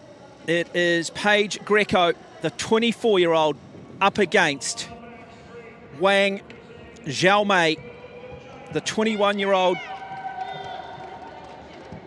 who's been riding since the age of 14.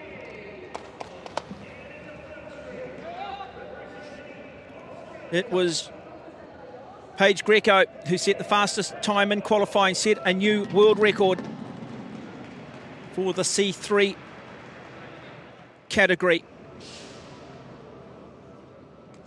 The start's so important. First gold medal of Tokyo 2020 Paralympics on the track to be decided. 12 laps. Great start from Greco. Wang, though, you can see maybe just pushing that slightly bigger gear, just having to not quite getting that turnover. Well, you can see how quick they are into the saddle just to build up their power. A lot of strength going through the back before they get into the aero position.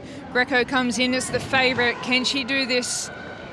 Well, she establishes that early lead, doesn't she? But again, this can come down to gear ratio off the line. So if you are pushing a slightly harder gear, you will struggle a little bit more through that first 150 metres. But the benefits come later once you get your machine up to full speed. But it is the Australian at the moment who will lead through the first 500 metres. But by how much? Not much at all. In fact, it has come down, but it's 0.592 of a second. Yeah, she went out fast of the blocks, but Wang is actually challenging Greco, so she will have to keep an eye on her coach to see where she's at. Has she backed up from the earlier qualifying? Well, just 3 years of age separate the two of them, and now that lead goes out to just under a second, so she continues to press Greco every lap, just pushing that little bit harder, just trying to stretch it. At some point, does Wang decide that maybe silver is good enough? And that's going to come down to just how much hurt they're in at the moment, but it is still Greco. Every time we come through, that it's about 0.3 of a second incremental increase in gap. Yeah, Paige Greco really looks like she's giving it everything here in the final right from the start. She's not saving anything. She'll have to be able to pace herself to the finish. You see the coach on the pursuit line, which means that she hasn't got too much of a lead, and she still needs to dig deep to establish that lead over Wang. So Loz Shaw is her coach. They're very vocal, calling out those split times, calling out those lap times. They'll have a plan. Is she riding to plan? Remember, they had to race hard this morning. They've only had a couple of hours to try and recover. Very good pursuit final beginning to develop here between Paige Greco and Wang Zhimei of China.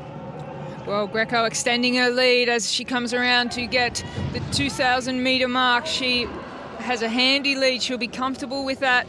Nearly 2 seconds, but anything can happen in the last 1 kilometre.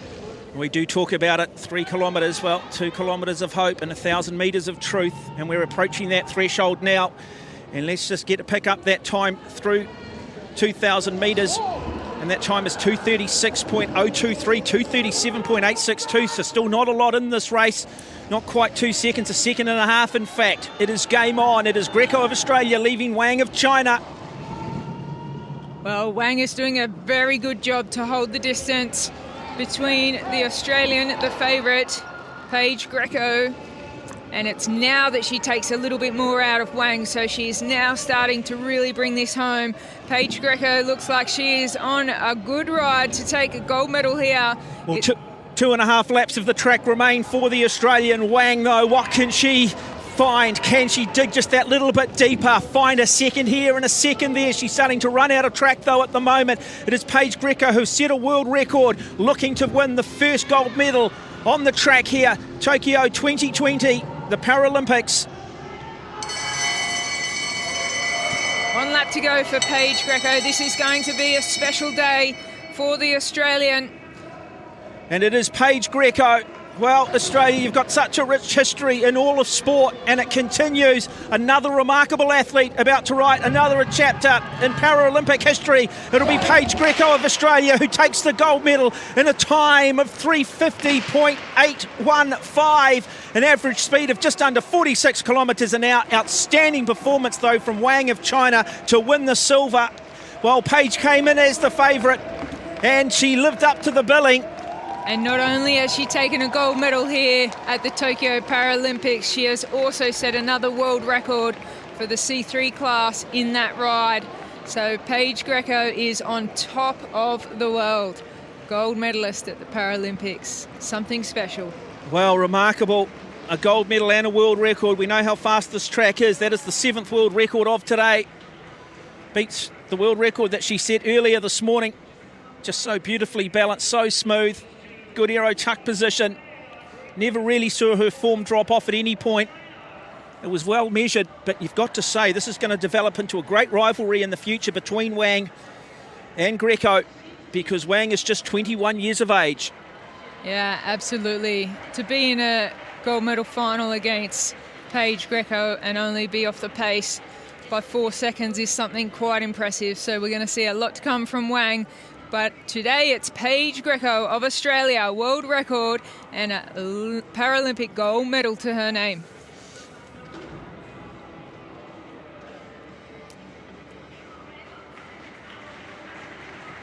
And now we have the bronze and gold medal rides for the women's C4 3000 individual pursuit. Features two more Australians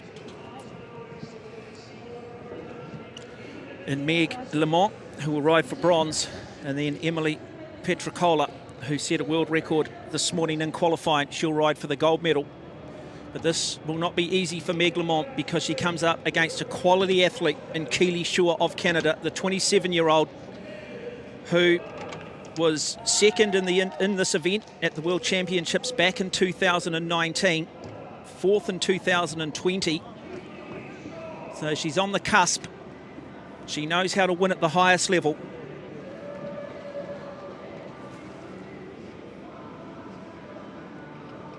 Her opponent will be the Australian Meg Lamont. There is Keely Shaw, coached by Sebastian Travers. As we look at the 31-year-old out of Adelaide, South Australia. She is second in this event at the 2020 World Championships in Milton, Ontario. Her hobbies include spending time with friends and family, like so many of these athletes. This is going to come down to, again, recovery. Tough ride this morning. Pretty much an individual time trial to secure one of the top 4 fastest times. And now it is a simple race against your opponent. Set for a start, the bronze medal of the women's C4 3000 metres individual pursuit.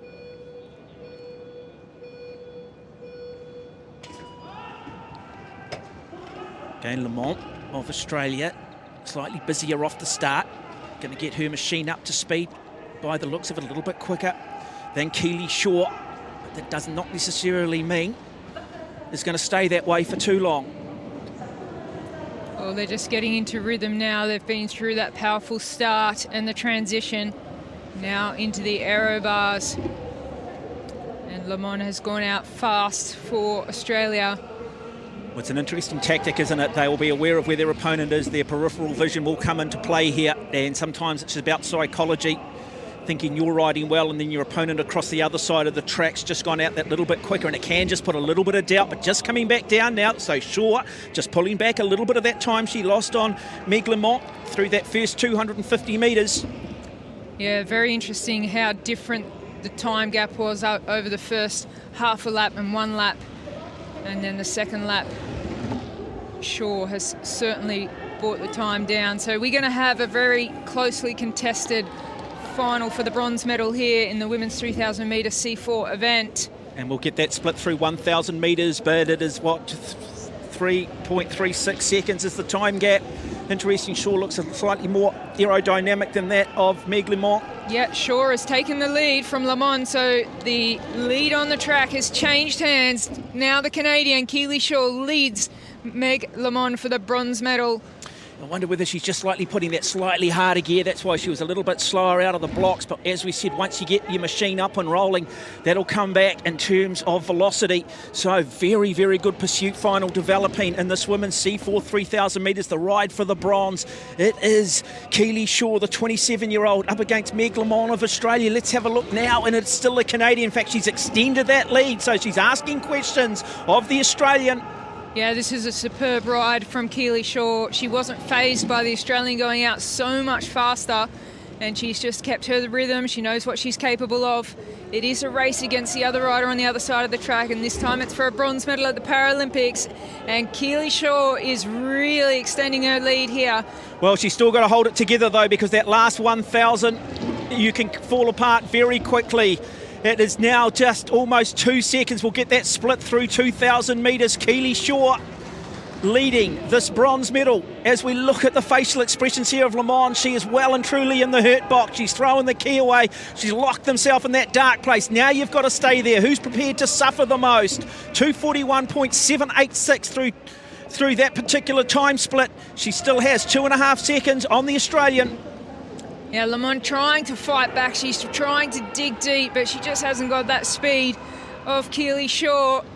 And the finish line's getting closer and closer for this bronze medal. Well, you look at Shaw, her form looks good. We're not seeing a lot of upper body movement. We're not really starting to see those legs tend to sort of sprain or almost sort of walking on duck feet. So her form is good. She's going to have to try and just maintain it now. Concentration so important. Now we start to see some upper body movement. Both of them are in a world of hurt. There we see Le Mans now. She's just holding that distance behind Keely Shaw, but 1 lap to go. It looks like the bronze medal is going to go to Keely Shaw from Canada with a superbly strong second half of the race. Well, this will be a wonderful performance for her to pick up this bronze medal. You saw her talking to her coach prior to it. I've got this. Well, does she have it? She will come down. We will wait for it. And it will be bronze to Canada, narrowly over Australia. Well, I've got to say, Meg Le Mans, she fought back in that last 500 metres, didn't she? But Keely Shaw, perfectly executed race. She was aggressive through that first 2,000 metres and she hung tough, and it is a bronze to Canada. Yeah, she's in the hurt box right now. She will have realised that she has the bronze medal, but she cannot find the energy to celebrate. It is one of the most painful disciplines of cycling, the 3,000 metre individual pursuit. Both got off to a good start. So on a slightly smaller gear, the Australian, she was up in the first couple of laps, and then Keely Shaw just brought it back and she continued her dominance in the last 2 kilometres of this women's individual 3,000 metre pursuit, category C4. Well, you've got to say, though, big future for Meg Le Mans. And Keely Shaw. I mean, we've seen competitors at the Paralympics competing at 60 years of age. A lot of the cyclists still well and truly into their 40s, early 50s. So this rivalry will continue as long as desire is there. So that is a wonderful demonstration of pursuit racing. What makes the sport so exciting? And then we've got the gold medal ride coming, which features Emily Petricola of Australia, who set a world record in qualifying this morning up against Sean Morelli of the United States, defending Paralympic champion in this event. Yeah, this will be a great race. And Emily Petricola from Australia, she had 3 seconds over Sean Morelli in the qualifying, but it's all about having to back up and keep your composure. Petricola definitely came in as the favourite, and it's this woman that could steal the victory. Sean Morelli of the USA. Well, she's got a mountain to conquer if she is to beat Petricola in what we saw this morning, but we've talked about it. This is recovery. Now, both athletes bring plenty of experience. Morelli is 45 years of age. Petricola is 41. So this is not youthful exuberance against experience. They've got years and years of training, supplementary work in them. This is the gold medal ride in the women's C4 3,000 metres individual pursuit. Australia versus the United States. Well, a bit of a wobble at the start there for Morelli. She just put the pressure on the pedals just a fraction of a second too early, which has caused her a little bit of a wobble. But Petricola, she goes out very smooth. Well, Petricola immediately onto the aero bars, really through the first 125 metres. Often you don't see the athletes sit down on their bikes really until the 250 metre mark, but it is Sean Morelli of the United States with the slightest of leads at the moment. But both athletes are into their work now. Both athletes are at their sort of top end speed they're trying to maintain throughout this 12 laps. Well, Morelli's gone out super fast, and it looks like Petricola's already brought back some of that time. Fascinating individual pursuit. And there we go. Petricola now fighting. We'll get that split through the 1,000 metre mark.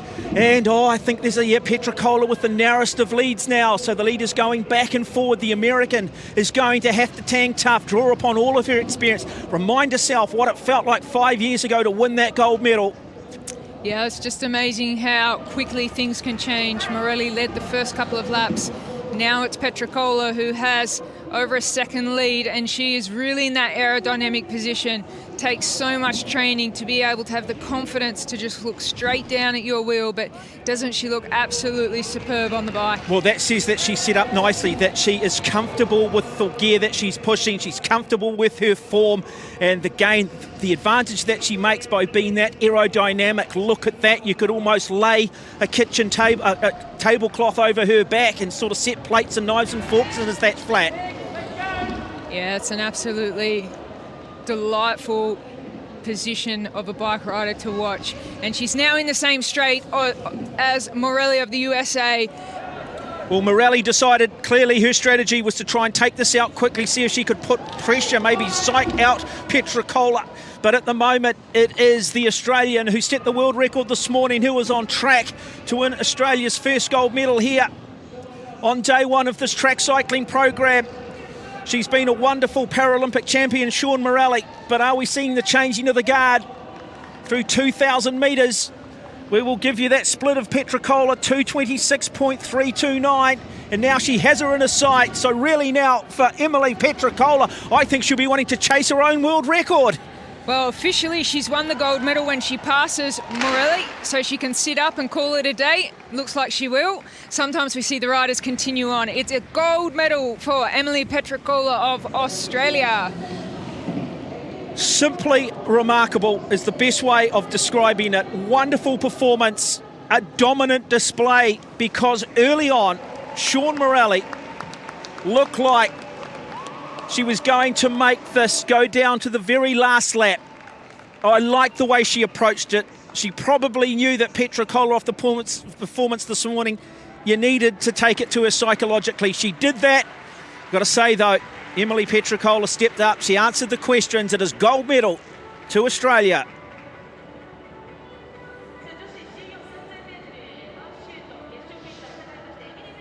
Well, here we see them out of the start gates. Very powerful, both riders. And it was Morelli that got the strongest start over the first couple of laps. And she would have been out chasing Petricola, trying to play a little bit of mental games, but Petricola stayed very, very relaxed. And we see the pass here, and that's when the gun goes off in a final. If you pass an athlete, that is the end of the race and the gold medal to Emily Petricola. Well, 2 finals and 2 gold medals to Australia. Emily Petricola in a dominant display. She won't beat the world record that she set this morning because of what we've just explained to you, but you get a sense that those times are going to come down. So we will have the medal ceremonies shortly for the women's C1 to C3 individual pursuit, and the women's C4 3,000 individual pursuit. And so Paige Greco and Emily Petricola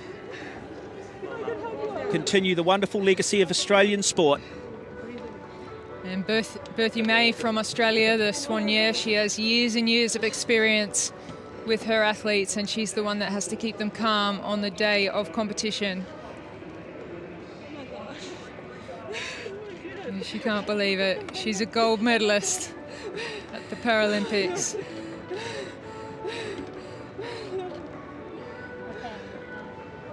Keep you on the bike again.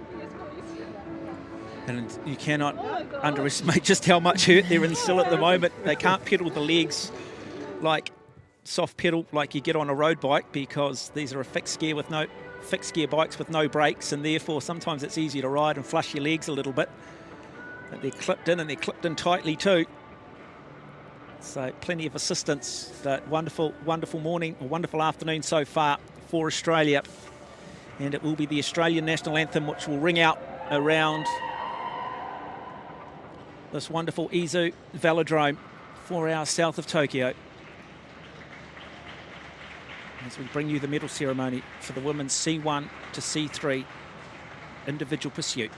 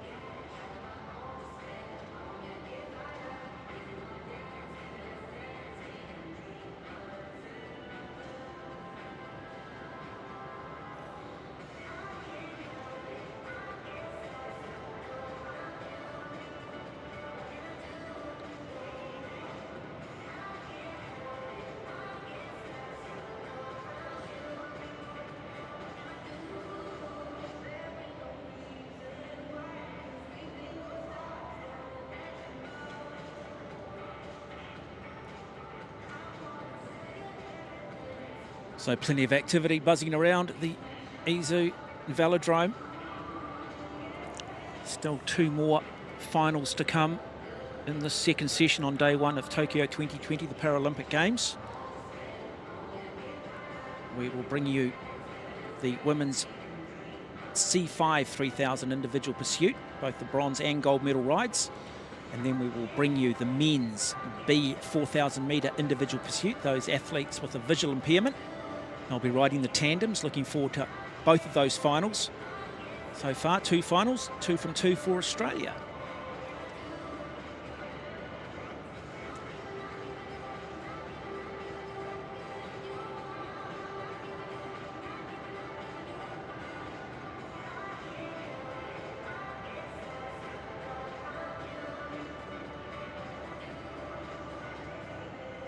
I've already seen 6 world records go on the track. In fact, 7 world records today.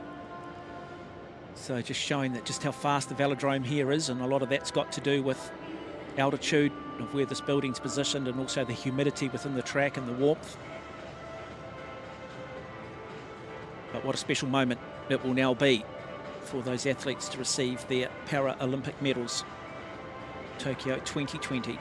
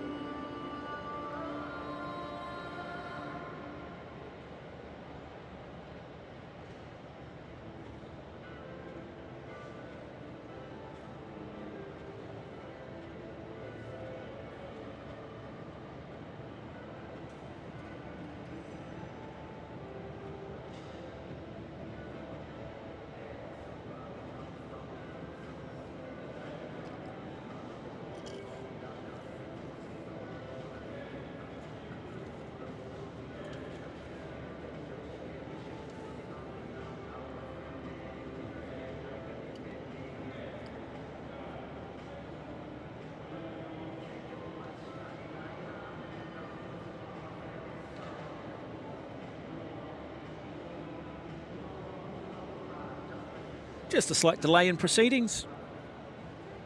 I hope you are enjoying the coverage.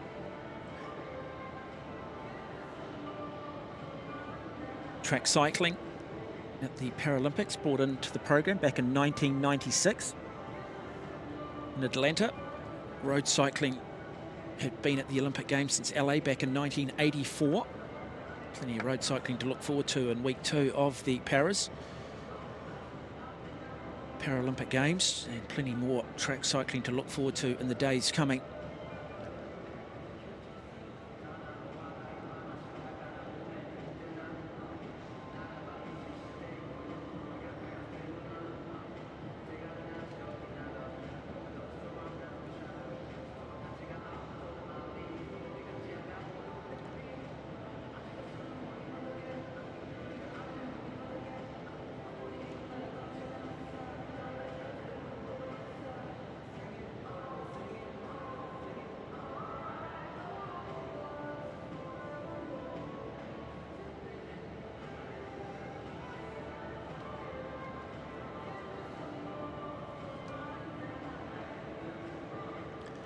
So just giving you some background too on paracycling track in Japan, the host nation. It was first introduced in 1990 in the wake of the able-bodied UCI Track and Road Cycling World Championships held in the Gunma Prefecture.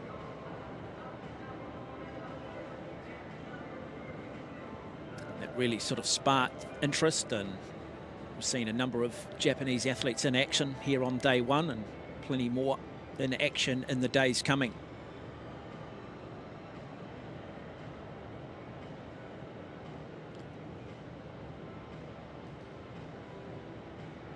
Going back to those championships staged in 1990, it was a pair of high school student athletes, Inamura Narihiro and Saito Toshinobu. They won a silver medal in the men's tandem sprint, which was an official event. The teenagers' achievements inspired a young man by the name of Kikuchi Toyoaki, and it was him who later played a central role in establishing the Japan Cycling Association for disabled athletes, a private cycling organisation, and he became its first president. And ever since 1993, that organisation has hosted the Japan Paralympic Games. As we now bring you the medal presentation for the women's C1 to C3 3,000 metre individual pursuit. 女子 C1、C2、C3、3000メートルパーシュートの表彰式を行います。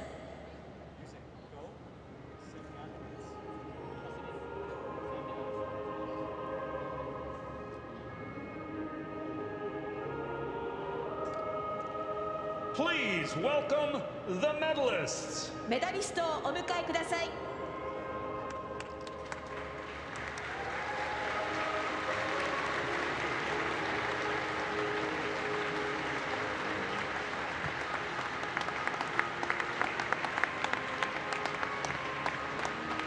Tears already in the eye of Denise Schindler, the bronze medal winner.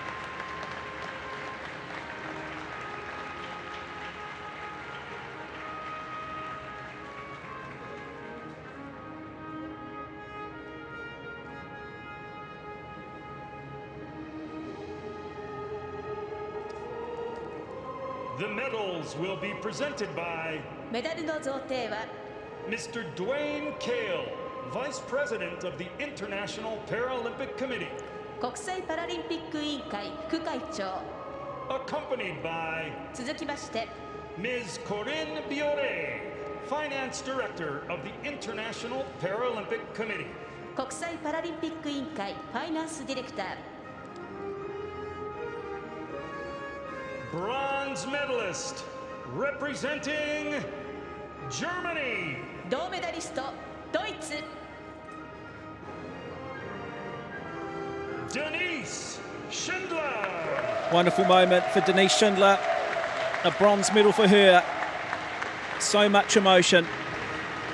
Such innovation to what she brought to the way she set herself up on her bike. And from this moment on, she will forever be a Paralympic bronze medalist.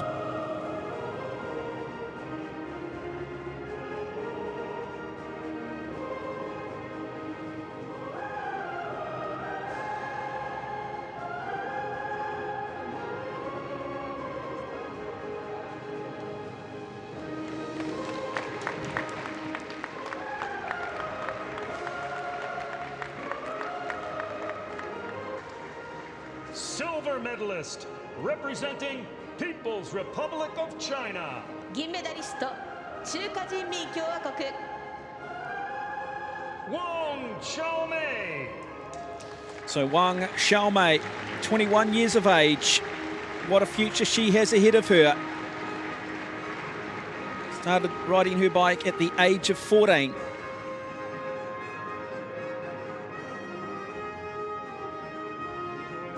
And now an Olympic Games, a Paralympic Games silver medal to add to her already growing resume.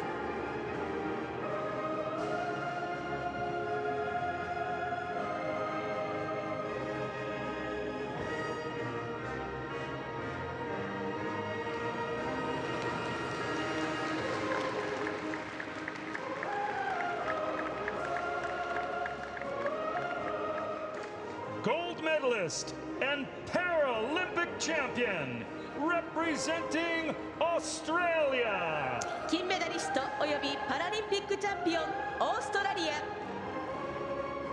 Paige Greco. So Paige Greco from the Port Adelaide Cycling Club. She resides in Adelaide. A simple philosophy that drives her. You don't know what you're capable of until you're in the moment. Well, today she wins a Paralympic gold medal and sets a world record.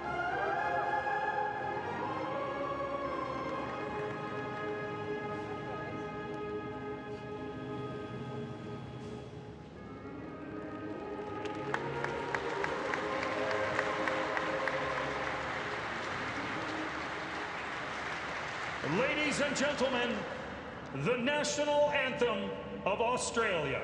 皆様、オーストラリア国歌の演奏です。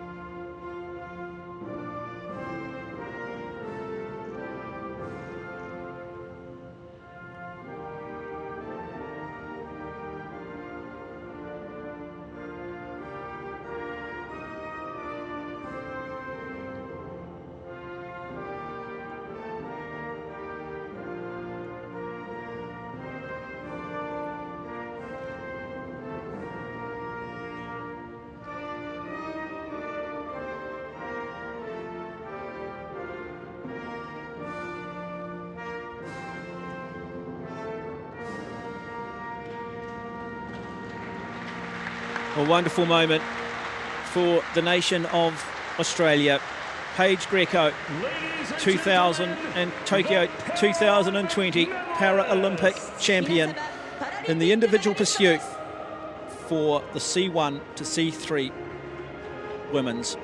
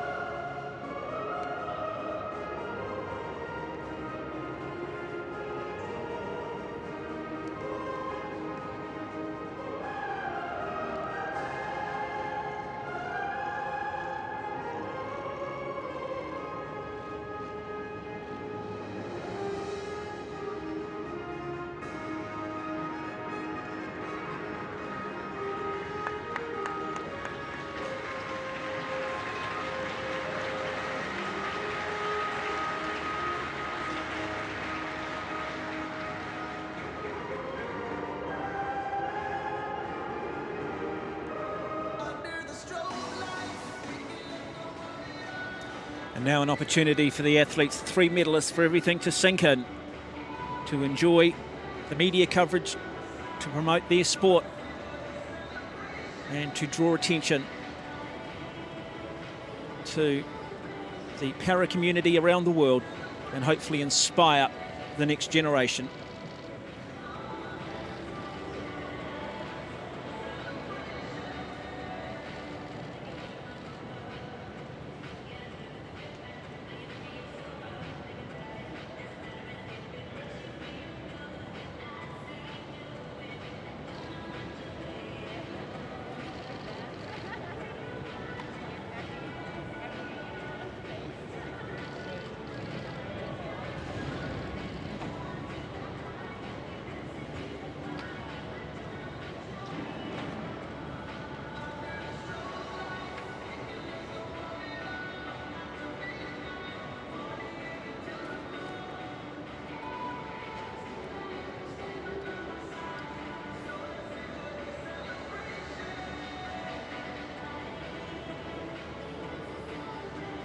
And now the bronze and gold medal ride-offs in the women's C5 3,000 metre individual pursuit.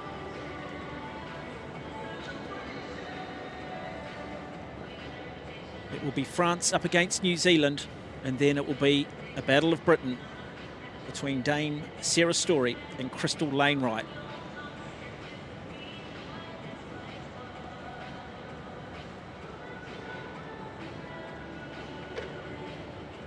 First up, though, it'll be Maria Patouillet, 33-year-old out of France, up against the 28-year-old out of New Zealand, Nicole Murray. Next up on the track, women's C5 3,000 meter individual pursuit, bronze medal. There is Nicole Murray, coached by Stuart McDonald and Damien Wiseman. Trained 6 days a week as we look at the very impressive Marie Patuye, 33 years of age, who looked so impressive in qualifying this morning. She's been a silver medalist in the Omnium on the track at 2020 World Championships. And she has won silver previously in the 500 metre time trial. For the New Zealander, well, she was second at the World Championships in this event in 2018. The bronze medal ride in the women's C5 3,000 metres individual pursuit is underway. New Zealand versus France. Well, both riders have got off to a great start, very powerful. No incidents there out of the starting gate. Well, we saw Murray this morning. She tends to push a slightly bigger gear. Too late. Very smooth, very balanced, very high cadence bike rider. Looks really nicely set up on the bike at the moment. Boy, nothing in that, is there? 0.078 of a second. So 12 laps of the track to determine who wins the bronze medal, who has recovered the most from this morning's session. Still very close indeed, as the Patuye just takes a little bit of a lead over the New Zealander Nicole Murray. Beautifully balanced. Look at that, smooth pedal cadence, not a lot of movement. But you've got to be smart, but that gap still just extends, 0.68 of a second. Murray just needs to be patient. She'll have a plan here. They would have made some subtle adjustments from what they did this morning. It might even be an adjustment in terms of the gear that they do decide to push for this final. Yeah, very important to keep looking at the coaches on the inside of the track to get an indication of where you are in comparison to your own schedule and also the rider across the other side of the track. So that time just coming down a little bit. So Murray still in the contest, 0.6 of a second, the gap between her and Marie Patuye, the 33-year-old out of France. Yeah, Nicole Murray from New Zealand really fighting back now, trying to get on equal terms with Patuye. And she is just starting to come back. So she's edging her way closer and closer to the front of this bike race. That gap now just maybe staying the same at 0.43. So very good pursuit. Final for the bronze medal underway. Yeah, looks like Patuye has it in control at the moment, but anything can happen. Okay, so still less than half a second in it though, and we're starting to get to that critical threshold, that last 1,000 metres. So easy to go out too hard and then just fall apart. Let's get that split as they come through the 2,000 metre mark. Expect this to still be within a second, half a second to a second. It is Patuye, but here comes Murray of New Zealand now. So great race, slight extension in that lead from Patuye.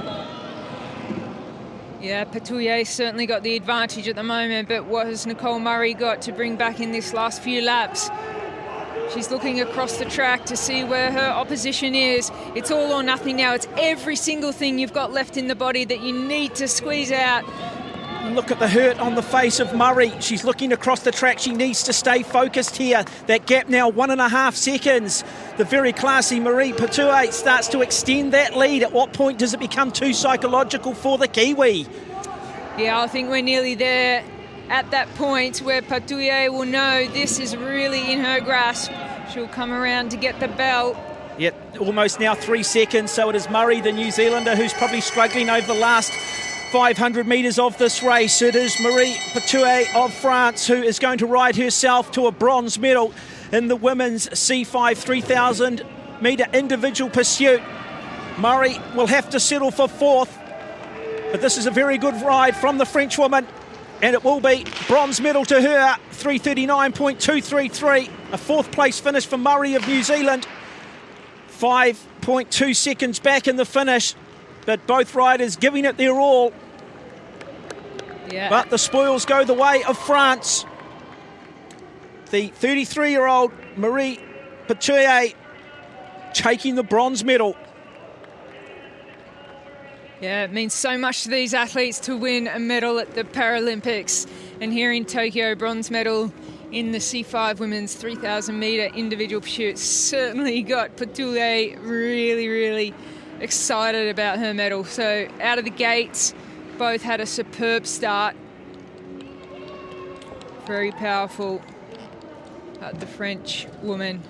Marie Patouillet, she was dominant throughout.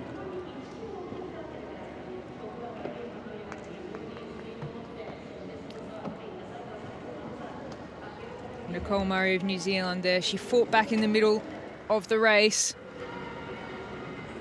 but the bronze medal goes to Marie Patouillet of France. A salute to the crowd.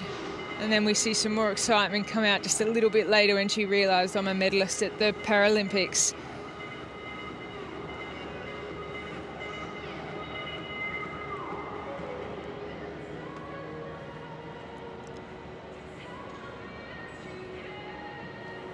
And how common has that theme been? The emotion of winning a medal at the highest level in their chosen sport. Combined with the absolute fatigue, trying to get the oxygen in. Some riders unable to stand up due to the lactic acid in their legs after such a ride.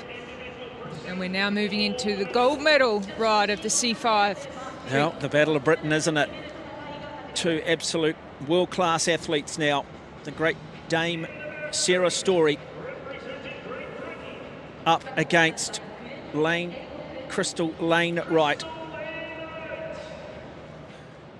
35 years of age. Won a silver medal in this event in 2016 in Rio.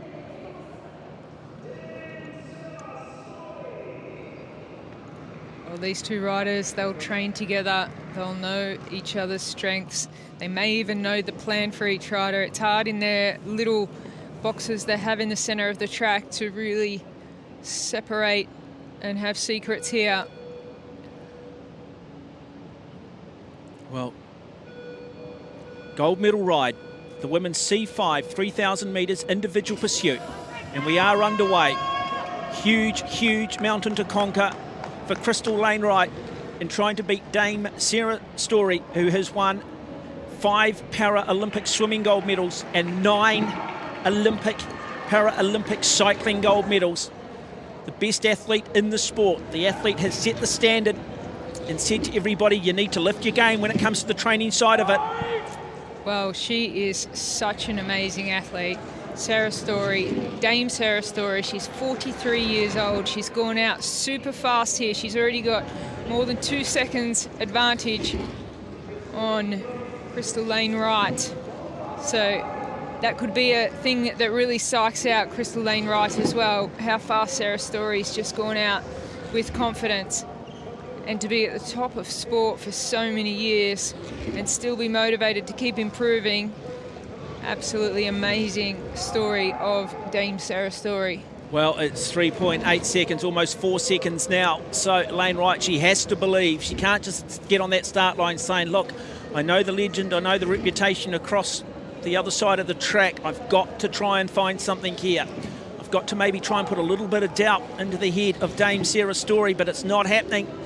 And the great Storey is in complete control, and I wonder whether this will go the full distance. If in fact we hear the gun, because she's not too far away from getting into the same straight as her fellow countrywoman. So Dame Sarah Storey in control of this women's pursuit final over her fellow countrywoman Crystal Lane Wright, and it's not going to go the distance. You can just see how much Sarah Storey is so much better than the next best person in the world. This is an impressive ride by Dame Sarah Storey. She'll take the catch and she'll take the gold medal here at the Tokyo Paralympics. And remarkable, another gold medal to add to her tally for Dame Sarah Storey. Well, for Crystal Lane Wright, all you can do is go away from this to try and figure out how you can bridge that gap, because that was a dominant display, and maybe the difference in this final was Dame Sarah Storey, the recovery from this morning's session to the final, maybe not so much the case for Crystal Lane Wright. Yeah, Dame Sarah Storey would certainly have the experience, and not just physically but emotionally as well. Being a favourite coming into an event, she will race in the road events as well, so it's not over for Dame Sarah Storey. She could take more gold medals here in Tokyo. What a phenomenal ride. There's the pass, the gun goes off, and another gold medal goes to Dame Sarah Story.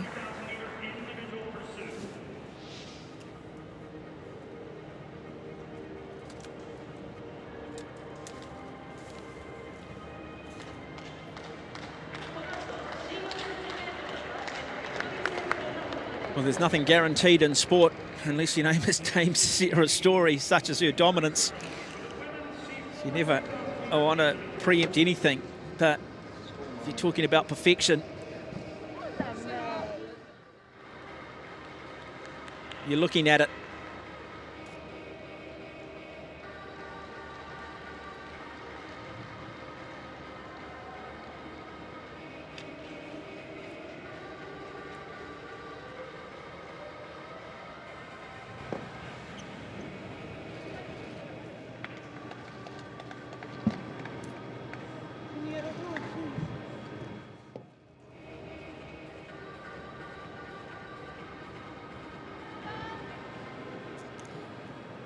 There we go. She was looking for a flag.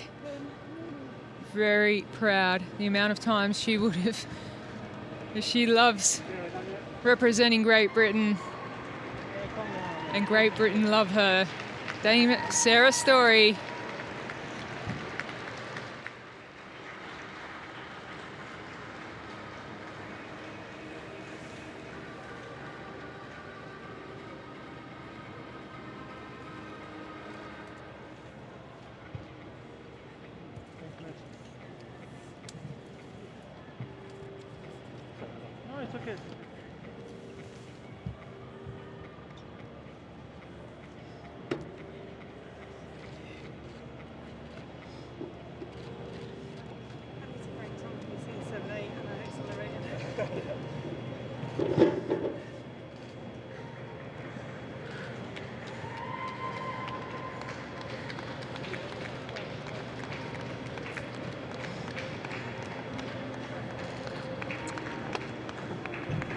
Oh, wonderful emotion, isn't it?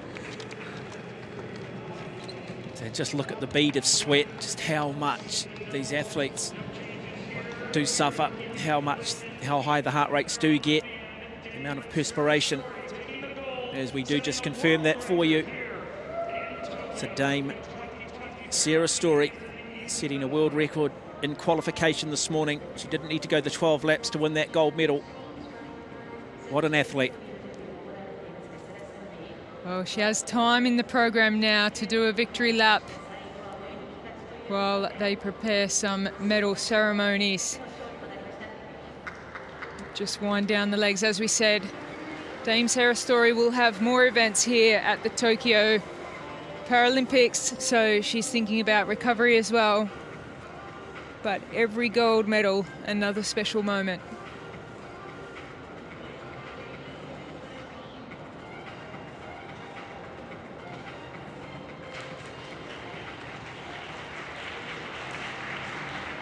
We will have you the medal ceremony for the women's C4 3,000 individual pursuit for you shortly. And then we'll bring you the finals of the men's B 4,000 individual pursuit for those male athletes with a visual impairment. They'll be on the tandems. They'll have a pilot at the front of them. And that should be exciting racing.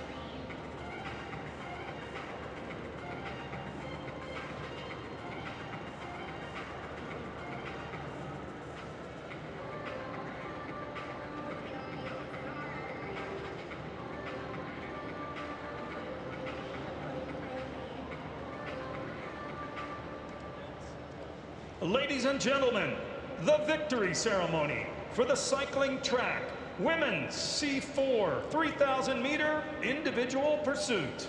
皆様、ただいまより自転車競技トラック女子 C4 3000メートルパーシュートの表彰式を行います。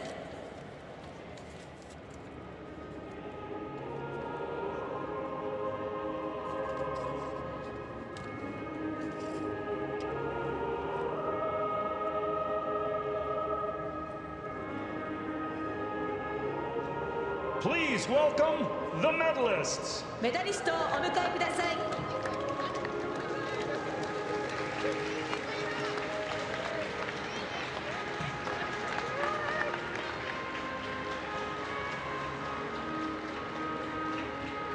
And so the athletes coming out for the medal presentation for the women's C4 3000 metres individual pursuit.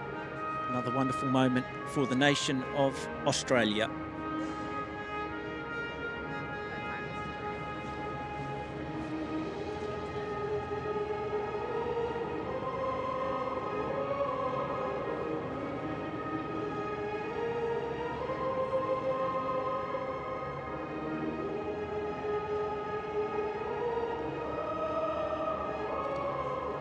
The medals will be presented by メダルの贈呈は Mrs. Rita Fondriel, Governing Board Member of the International Paralympic Committee, 国際パラリンピック委員会理事。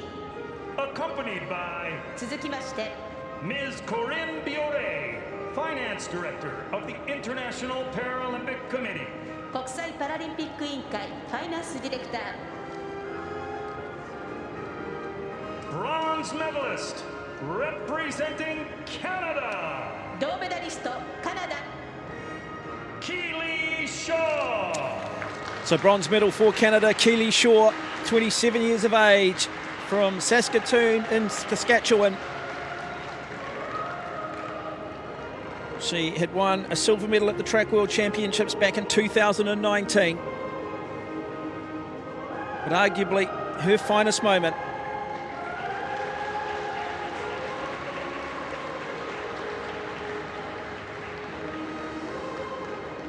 Silver medalist, representing United States of America, 銀メダリストアメリカ合衆国 Sean Morelli.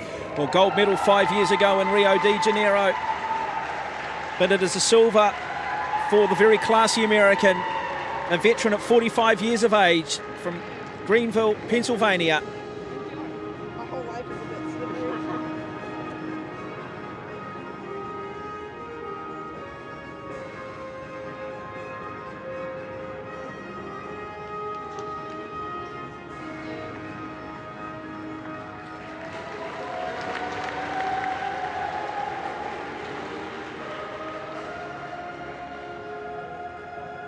Gold medalist and Paralympic champion, representing Australia, 金メダリストおよびパラリンピックチャンピオンオーストラリア Emily Petricola.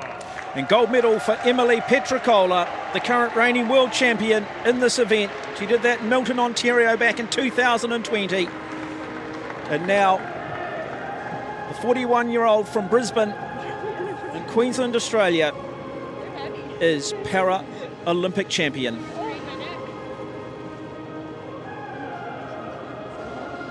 And for the second time this afternoon, the Australian national anthem will ring aloud through the Izu Velodrome. Ladies and gentlemen, the national anthem of Australia. 皆様オーストラリア国歌の演奏です。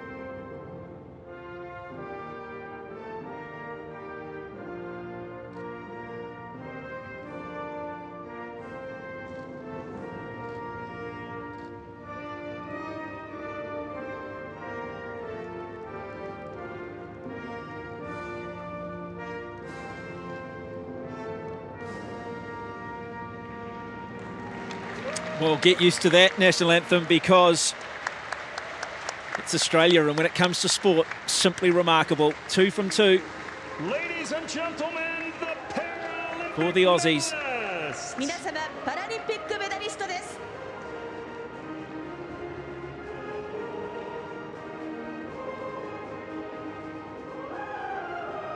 World record 2.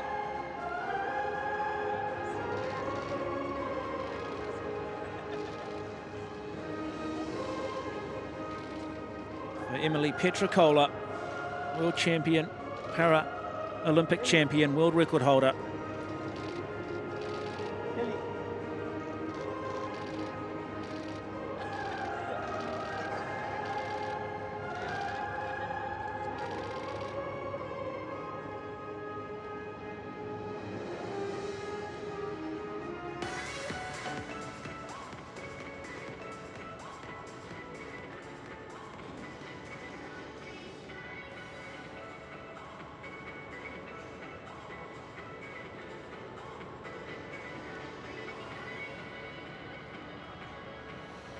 Well, next up on the track, it will be the men's B 4,000 metre individual pursuit finals. The bronze medal race, followed by the gold medal race, as our medalists take their emotion and their friendship to the world via the international media that are here at the Izu Velodrome, Tokyo 2020, day 1 of the Paralympics.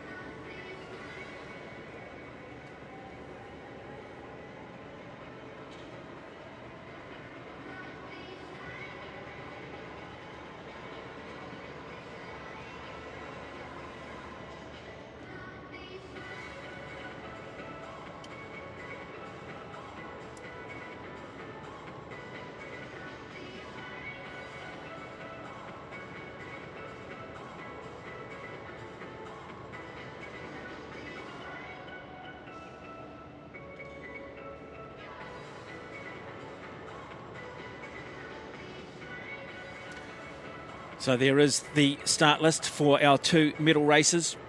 Marcin Polak taking on Alexandra Luferaz of France. And then Stephen Bate coming up against Tristan Bangma, who set a world record this morning in qualifying. So these athletes with a severe visual impairment, they will have a pilot on the front. For Marcin Polak, it will be Mikel Radoz. For Tristan Bangma of the Netherlands, in fact for Alexandra Luveris, it will be Corentin Amenientol.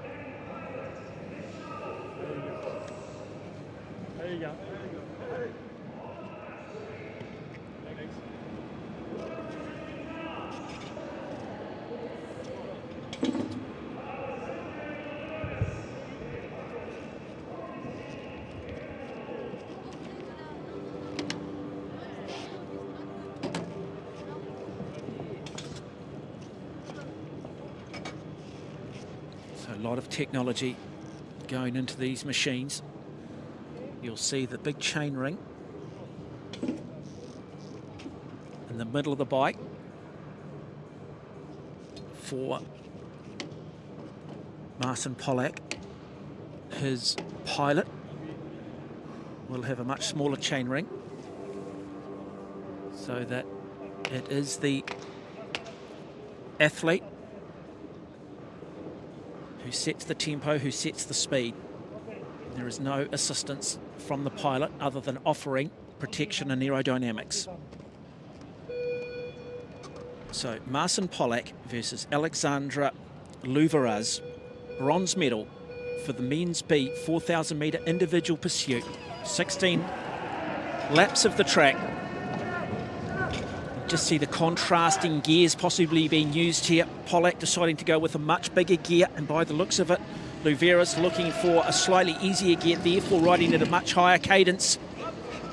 A lot of power used by the Polish rider of Polak to get out of the starting gate, and they're actually a little bit further behind, and that's what we'd expect with a little bit bigger gear. But once they get on top of that, they may be able to pull back Louveras from France. So the French riders, Louveras is in front. You can see that very aerodynamic position. He rests his head on the back of his pilot. So fascinating bronze medal pursuit underway. And it is Poland who have the narrowest of leads over Louveras of France. But so much of this race ahead. 16 laps of the track, 4,000 metres. So easy through the first 1,000 metres to get excited, to have that adrenaline hit, to pick you up, only to find it bring you down at that key third 1,000 metres. Louveras of France now in the lead. It's a close race between Louveras and Polak.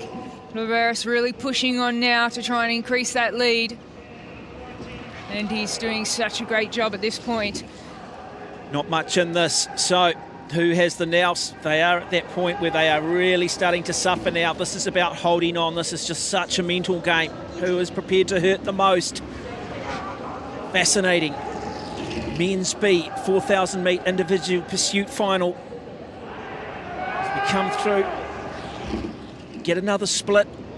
So it is still the Frenchman, Louveras, who has just under a second lead over Marcin Polak, but we saw in the qualifying this morning, Polak very good over the second half of this race. Yeah, Louveras will be aware of that. He's only 21 years of age, but Polak may be able to bring this back. They've ridden a bigger gear, but they're actually losing time at the moment. So looking good for France and the bronze medal for Louveras as we are getting to past the 2 kilometre mark now in the second part of the race. Well, there's no plan B here. They are committed, and so it is the French who are now out to almost a second lead. Louveras over Marcin Polak of Poland, but they get to that critical threshold. We talk about the 4,000 metres individual pursuit, 3,000 metres of hope and 1,000 metres of truth. We're about to approach that threshold. Now, who can hang tough here? Who is sticking to their plan? Is their plan the right one? Well, Louveras still got a handy lead on Polak, but anything can happen. Like you say, they've now passed the 3,000 metre mark, 1K to go, 4 laps, coming up to 3 laps to go. Louveras still in the lead, but it is going to be a very close race for this bronze medal between Polak from Poland and Louveras. Well, interesting, isn't it? You just look at Louveras here. He's now really resting his head on the back of his pilot, Corentin Eminalt, and that is about fatigue as much as anything now. Just trying to hang on, trying to concentrate. Well, looks like they've got this one. They're so close to the finish now. But that time is coming down. 0.2 of a second taken back out of Louveras by Polak of Poland. And now more time coming back down. So hang on here. This could be one of the great races with a lap to go. Can Louveras hang on? Polak starting to make his move. Who's going to take this bronze medal? We've got 125 metres left of this race, and it's down to less than 0.2 of a second. This could be Polak who takes it on the line from Poland. Who wins it? Who wins it? And it goes the way of Marcin Polak of Poland. What a performance! Well, he's won the bronze medal here at the Tokyo Paralympics in the last 100 metres. The Frenchman of Louveras, he held the lead all the way through this 4,000 metre pursuit until the last quarter of a lap. And there's the celebrations. They are very happy. So bronze medal goes to Polak of Poland in a sensational finish. That is extraordinary. What a performance from Pollock. We talked about the fact that he's very strong over the second half. He did that again. He was very measured this morning. But, oh, you talk about small percentages. You can see off the mark here how big their gear is that they're pushing. Poland took them a long time to get on top of it and get it wound up, but they certainly brought it home in the last 100 or 200 metres. So we are talking 407.850 versus 408.126. So 0.3 of a second there or thereabouts separating third from fourth. The difference between a bronze medal and maybe having to wait 3 more years to make that adjustment. Yeah, and to bring back half a second in one lap, it's quite an impressive thing. And people don't think aerodynamics is that important. Well, that's a great example of why it is so important. Try not to get too much upper body movement at all at any point in this pursuit. One of the great races for the bronze medal. And we've still got the gold medal ride to come. I love watching tandem racing. It is so exciting. So much power goes through that bike. They have to reinforce all of the carbon, make sure the bikes are strong enough for the athletes. They're incredible machines, these tandem bikes as well. You see how big that chainring is.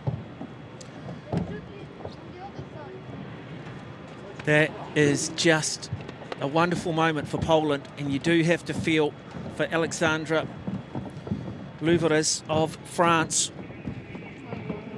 Well, he's only 21, so a big career ahead of him while Poland celebrate their bronze medal. We now move into the gold medal ride. Yep, the last final on day one here of Tokyo 2020, the Paralympic Games. Tristan Bangma, who set a world record in qualifying, up against Stephen Bate, the defending Paralympic champion from Rio.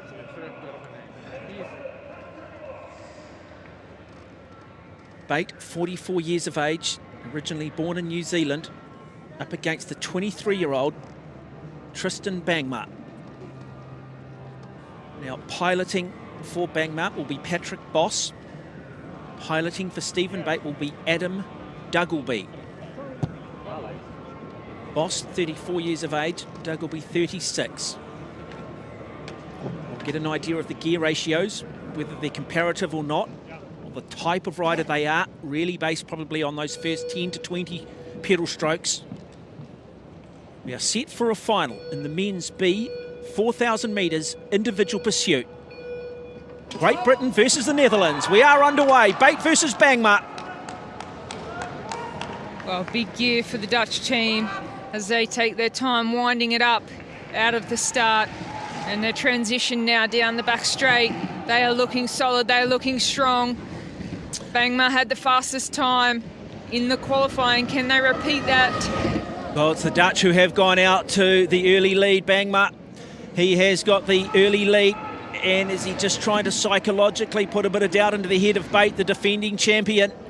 Can the young Dutch rider back up from his world record performance this morning? So far looking so good, comfortably in the front too. 1.36 seconds the lead. Yeah, huge lead at the start of this race. What can the team from Great Britain do? What has Bate got in the legs?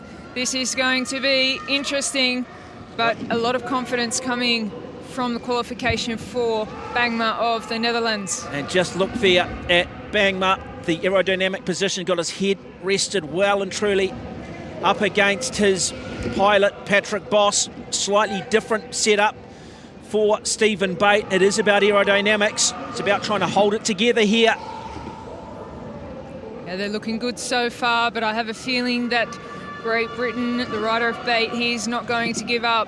1.572 seconds, but we saw in the bronze medal just how easy it is to bring back that sort of time in the last 1,000 metres. So, fascinating gold medal race underway.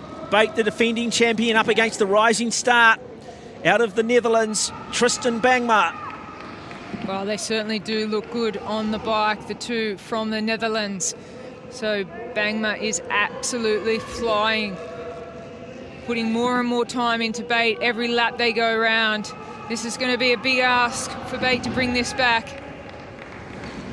Well, Bangma, he won the time trial, the kilo, back in Rio in Brazil, so we know he's got plenty of power, but this is 4,000 metres. It's 4 times the distance, so it's about strength endurance, not just speed endurance here.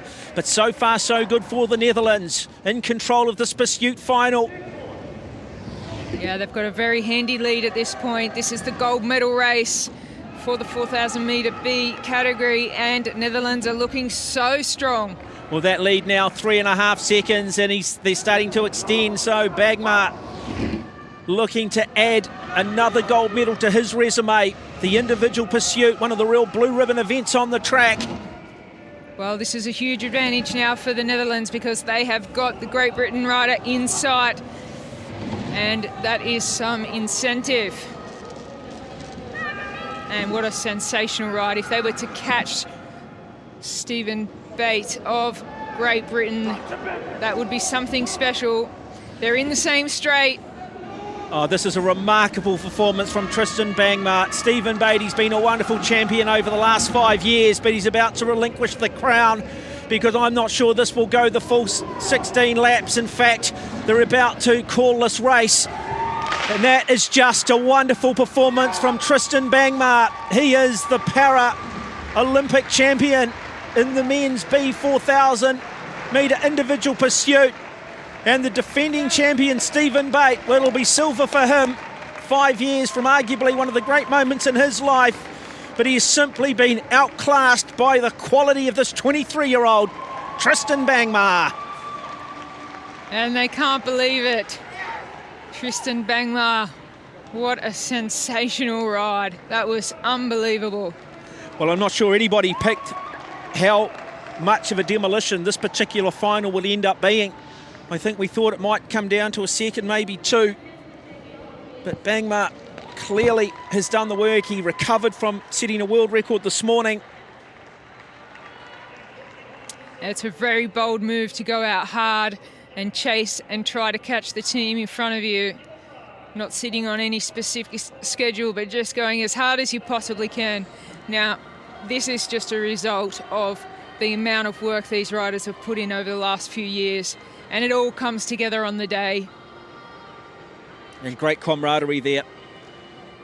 And they know Great Britain, they've been just simply outclassed, and that's all you can do. Shake the hand of your opponent and go, you were just simply too good for me today.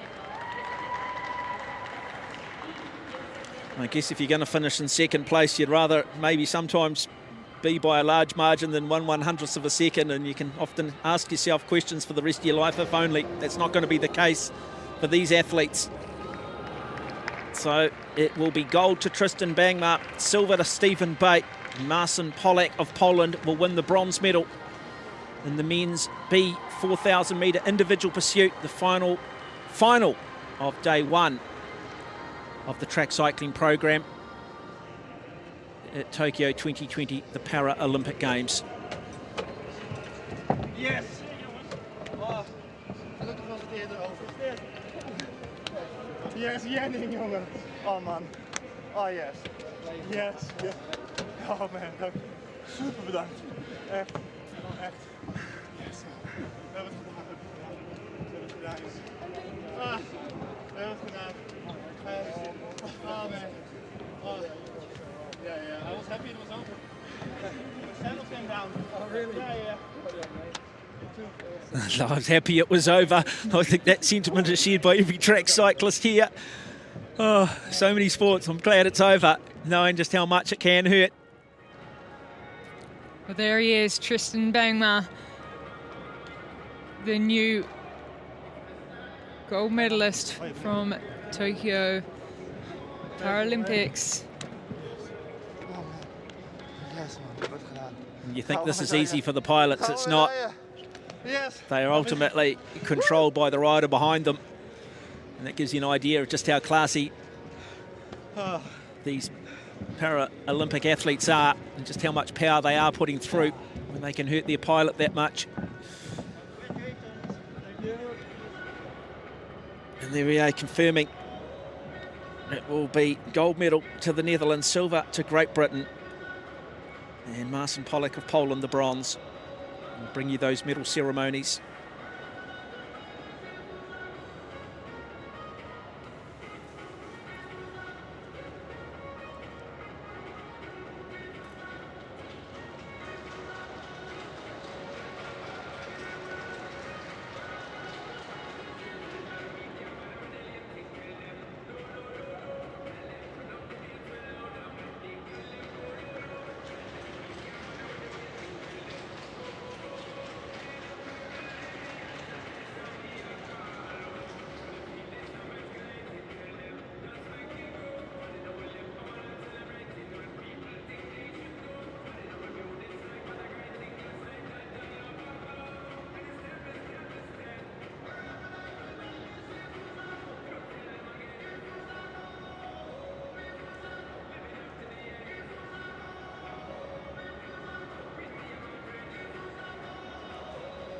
So medal ceremonies still to come here on day one of the track cycling program, Tokyo 2020, the Paralympic Games.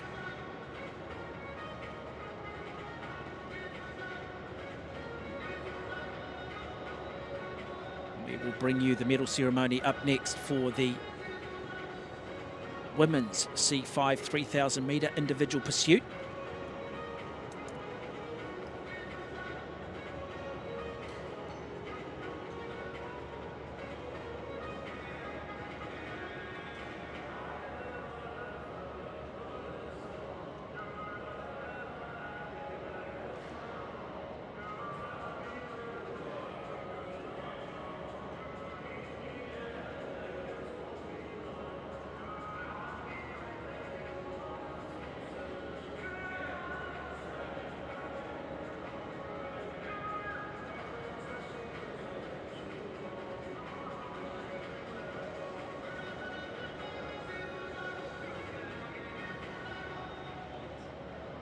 Ladies and gentlemen, the victory ceremony for the cycling track, women's C5 3,000 meter individual pursuit.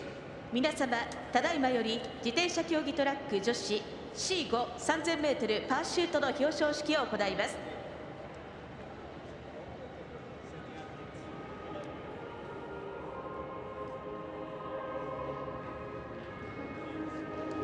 Please welcome the medalists. メダリストをお迎えください。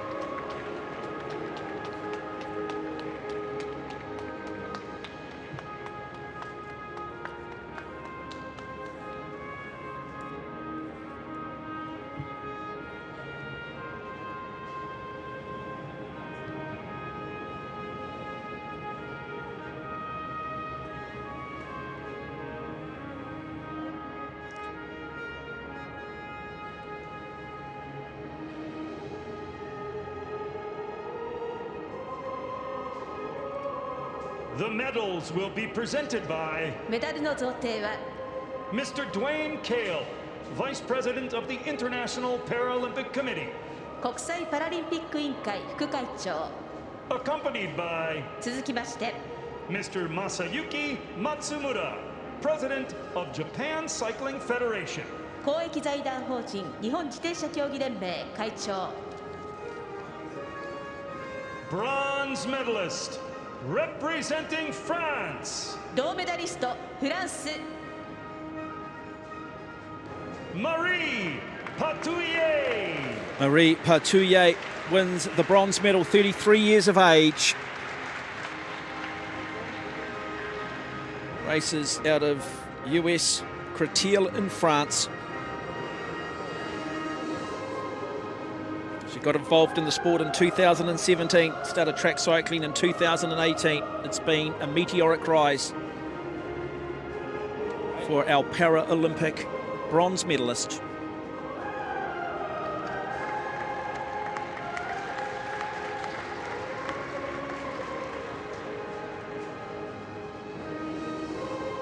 Silver medalist, representing Great Britain, 銀メダリスト英国 Crystal Lane Wright.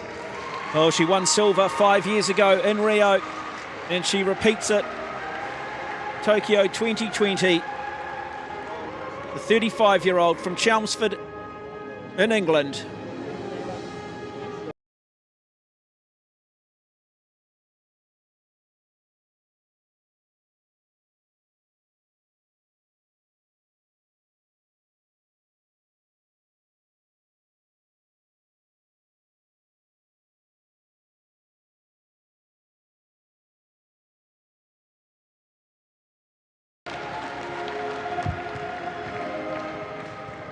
Gold medalist and Paralympic champion, representing Great Britain, 金メダリストおよびパラリンピックチャンピオン英国 Sarah Story. And your gold medalist, the great Dame Sarah Story, her 10th Paralympic Games gold medal, to go with the 13 World Championship gold medal she's won on the track, and the 10 World Championship, Para Road World Championship gold medals she's won. Simply remarkable.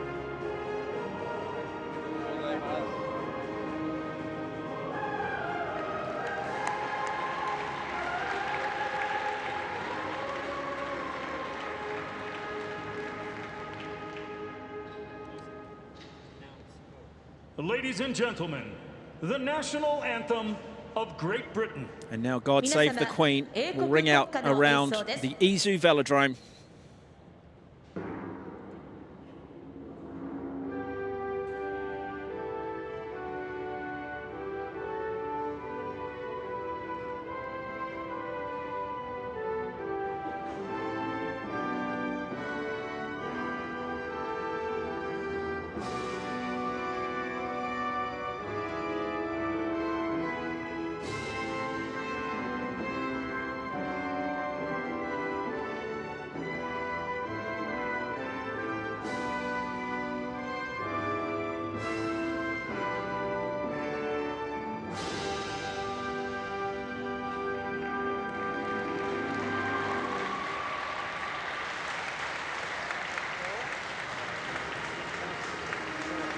Ladies and gentlemen, the Paralympic medalists. 皆様、パラリンピックメダリストです。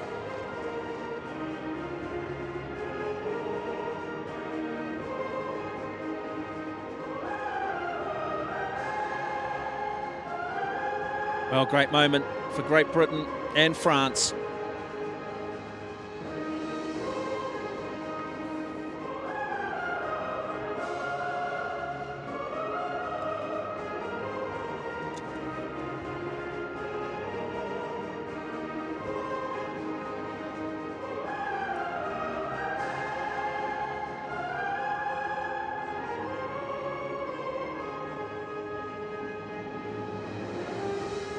Gold medal number 10 for Dame Sarah Storey in the sport of cycling.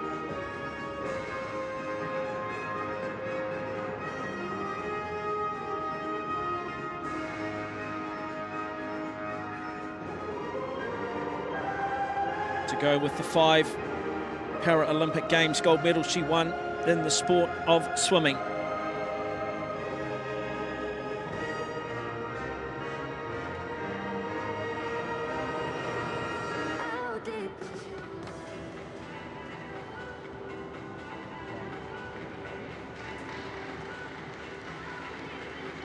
And one more medal ceremony to come, and that is for the men's individual pursuit, the men's B 4,000 metre individual pursuit. It'll be a very, very special moment for the Netherlands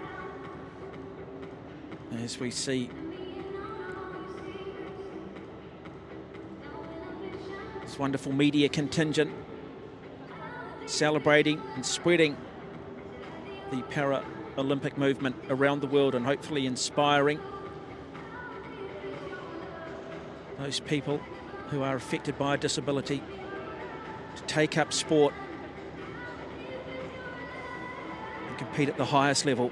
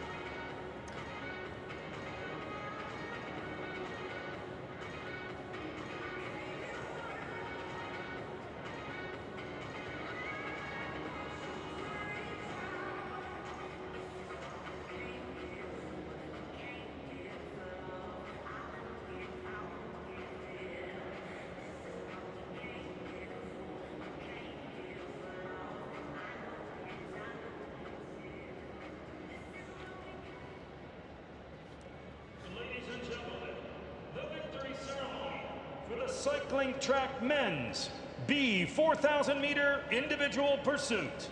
皆様、ただいまより自転車競技トラック男子 B4000 メートルパーシュートの表彰式を行います。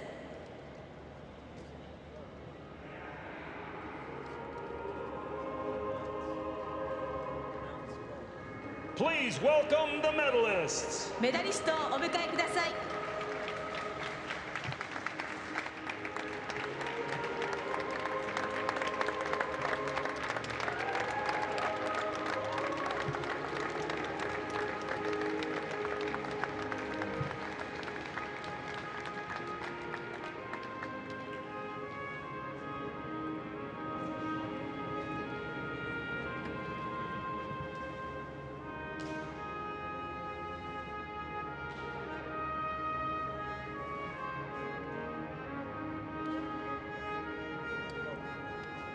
The medals will be presented by メダルの贈呈は Mrs. Rita Van Triel, governing board member of the International Paralympic Committee, 国際パラリンピック委員会理事。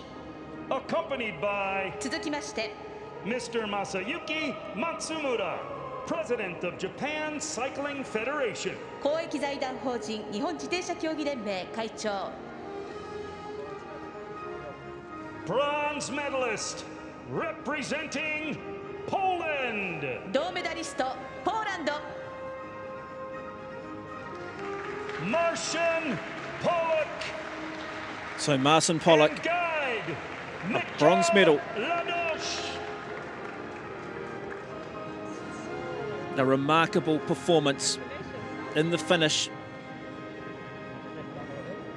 to grab that bronze medal in the last 100 metres over Alexander Louveras. Mikel Ladoz, his pilot, alongside of him.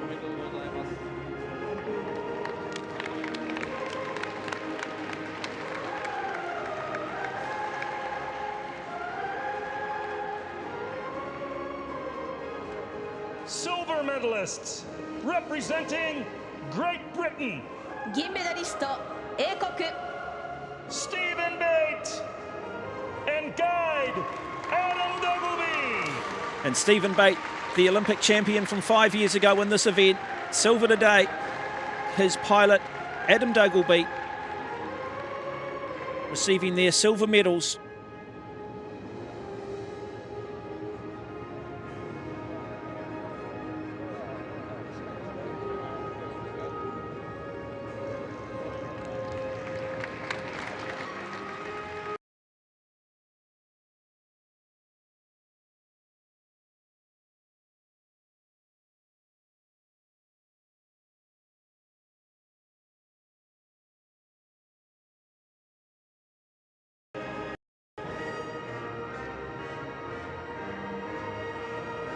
Gold medalists and Paralympic champions representing Netherlands, 金メダリストおよびパラリンピックチャンピオンオランダ Tristan Bangma. And your And guide gold medalists, Patrick Boss. Tristan Bangma and Patrick Boss. Bangma, 23 years of age, as pilot Boss, 34. Set a world record this morning in qualifying. And thoroughly deserved.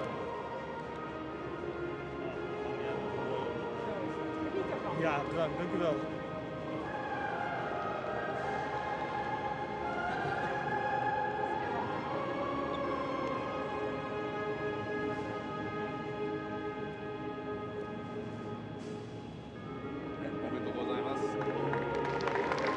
A wonderful moment for the Netherlands, Great Britain and Poland. And now the Dutch national anthem will play out around the Ladies and Izu gentlemen, Velodrome. The national anthem of Netherlands. 皆様オランダ国歌の演奏です。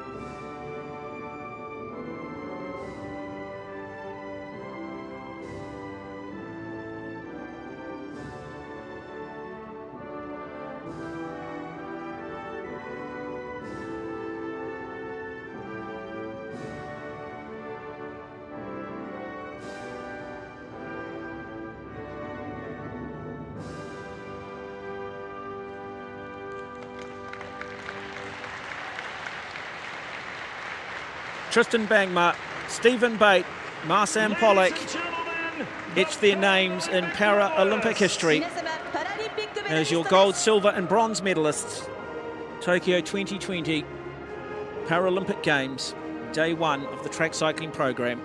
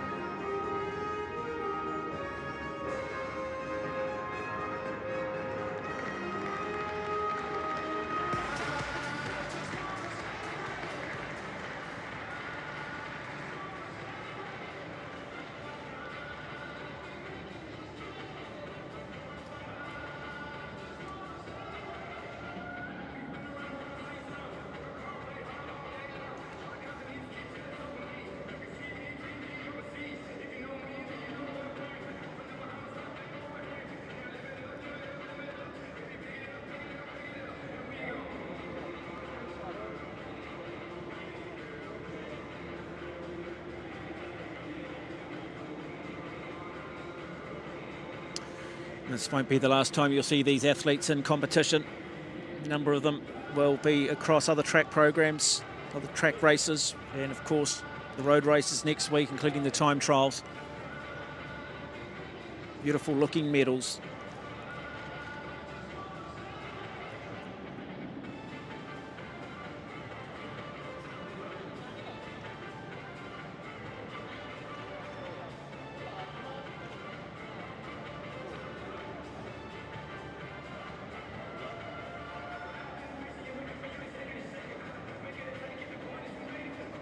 So 4 finals, Australia taking 2 gold medals, Great Britain 1 and the Netherlands the other.